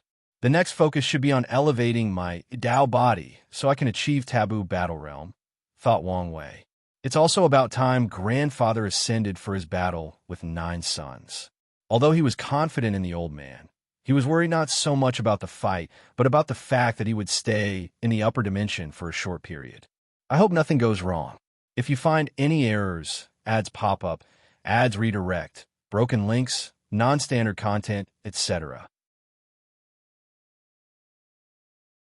please let us know report so we can fix it as soon as possible.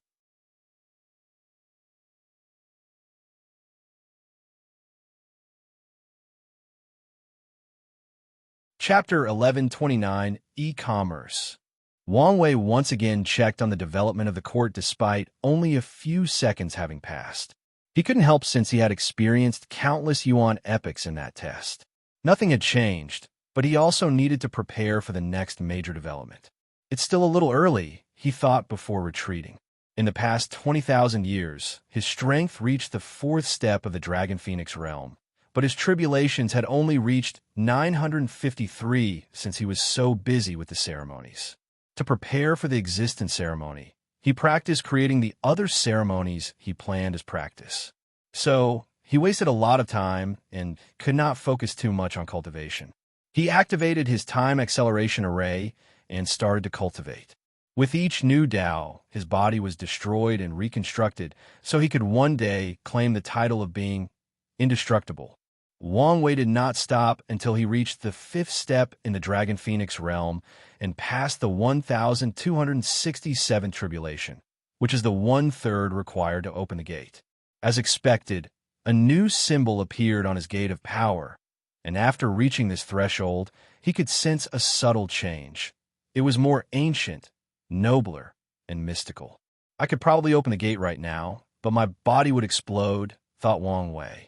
Opening the gate without reaching the 10th step will result in absolute death, without any chance to resist or opportunity to revive.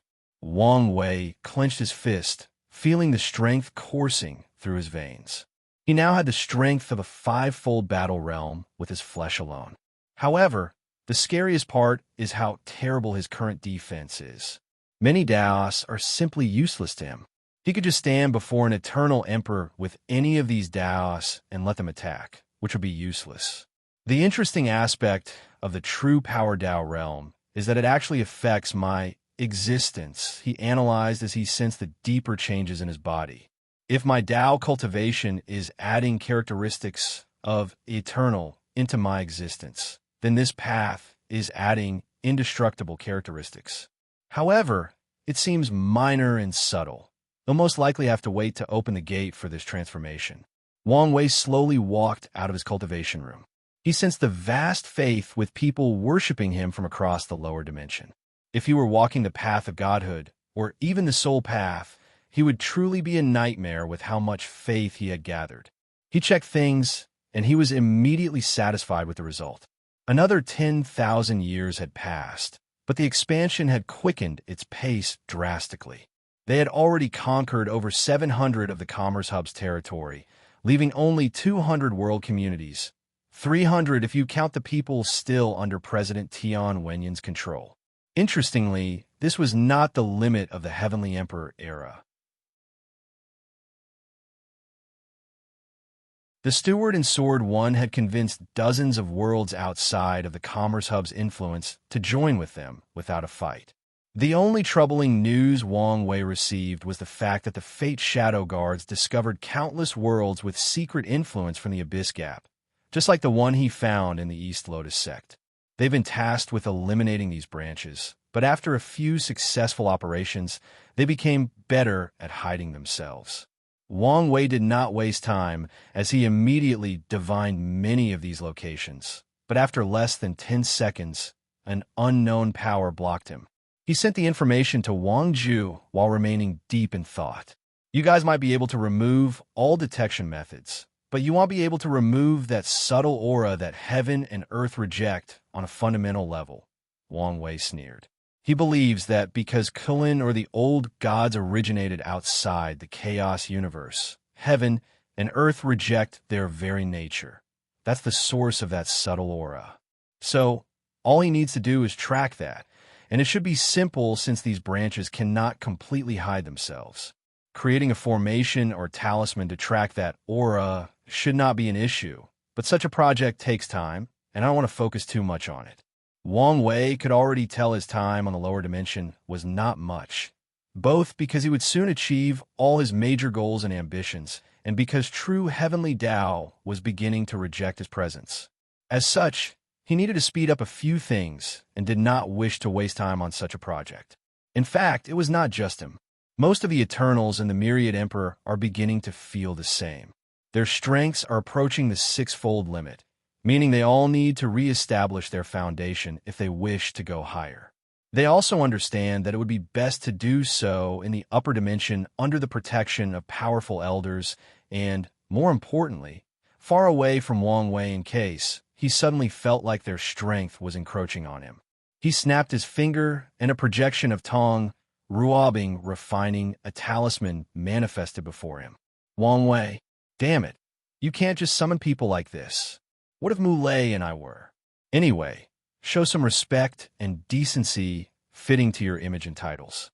If I wanted to watch you guys, no one would be able to stop or detect it, so don't worry about it, he replied casually, maybe too casually. I didn't know you were this kind of pervert. Tong Ruobing gave him an odd look, her eyes full of scrutiny and judgment. I'm a complex man, so who knows what kind of things I'm into? Wang Wei shrugged, and Tong Ruobing was instantly speechless. The strange thing was that she would not be surprised if this man suddenly developed a habit of voyeurism, and this thought scared her. She removed that horrible idea from her mind. What do you want?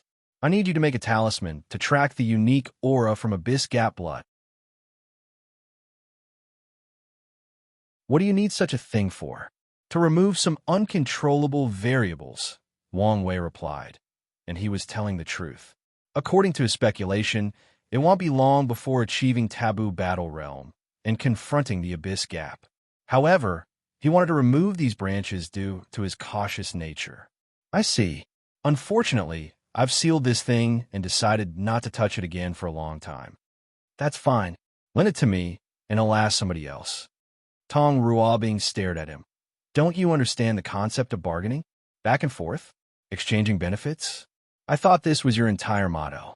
She did not expect him to just abandon her like that. And don't you understand the concept of doing someone a favor without asking anything in return just to cultivate interpersonal relationships? You should have a better emotional intelligence than that. Tong Ruobing was speechless for a second time in this brief conversation. Fine, you win. As usual, they'll get it done as soon as possible. She ended the projection without giving any time to respond, making Wang Wei smile. Little girl, you're a few yuan epochs too young to think you can win me in an argument. While in an excellent mood, his gaze was directed toward the Commerce Hub's continent. With a single thought, the continent disappeared, merging with the dream world. Then, every member, both online and not, received a notification. Dear Dream users, there's a new major update. All services previously provided by the Commerce Hub will not be accessible through the dream world. Thank you for your time. Have a pleasant day.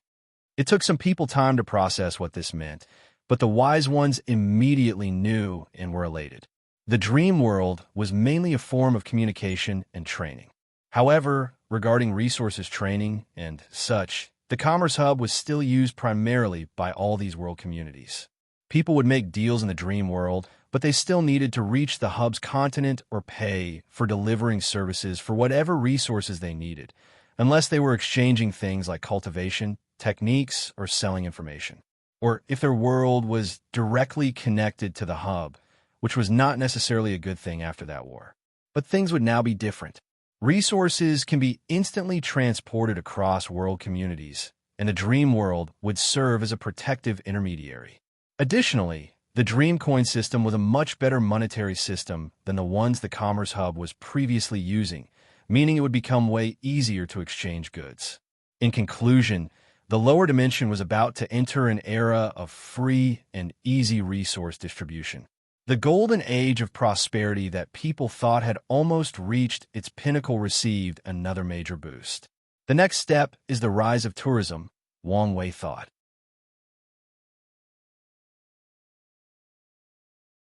One of the adverse effects of the war was the subtle hatred between the former hub's worlds and Wang Wei's side, and he needed more time to appease. As such, allowing these people to use the dream world to travel to other communities was not a good idea. If you find any errors, ads pop up, ads redirect, broken links, non-standard content, etc., please let us know report so we can fix it as soon as possible. You're tuning into the Romance Rendezvous YouTube channel. We're so grateful for your support, and don't forget to subscribe to join us on this incredible journey through captivating stories. Your generosity through donations truly makes a world of difference, as it's the primary source of revenue that allows me to expand and enhance this channel for you. Thank you from the bottom of my heart for being a part of this adventure.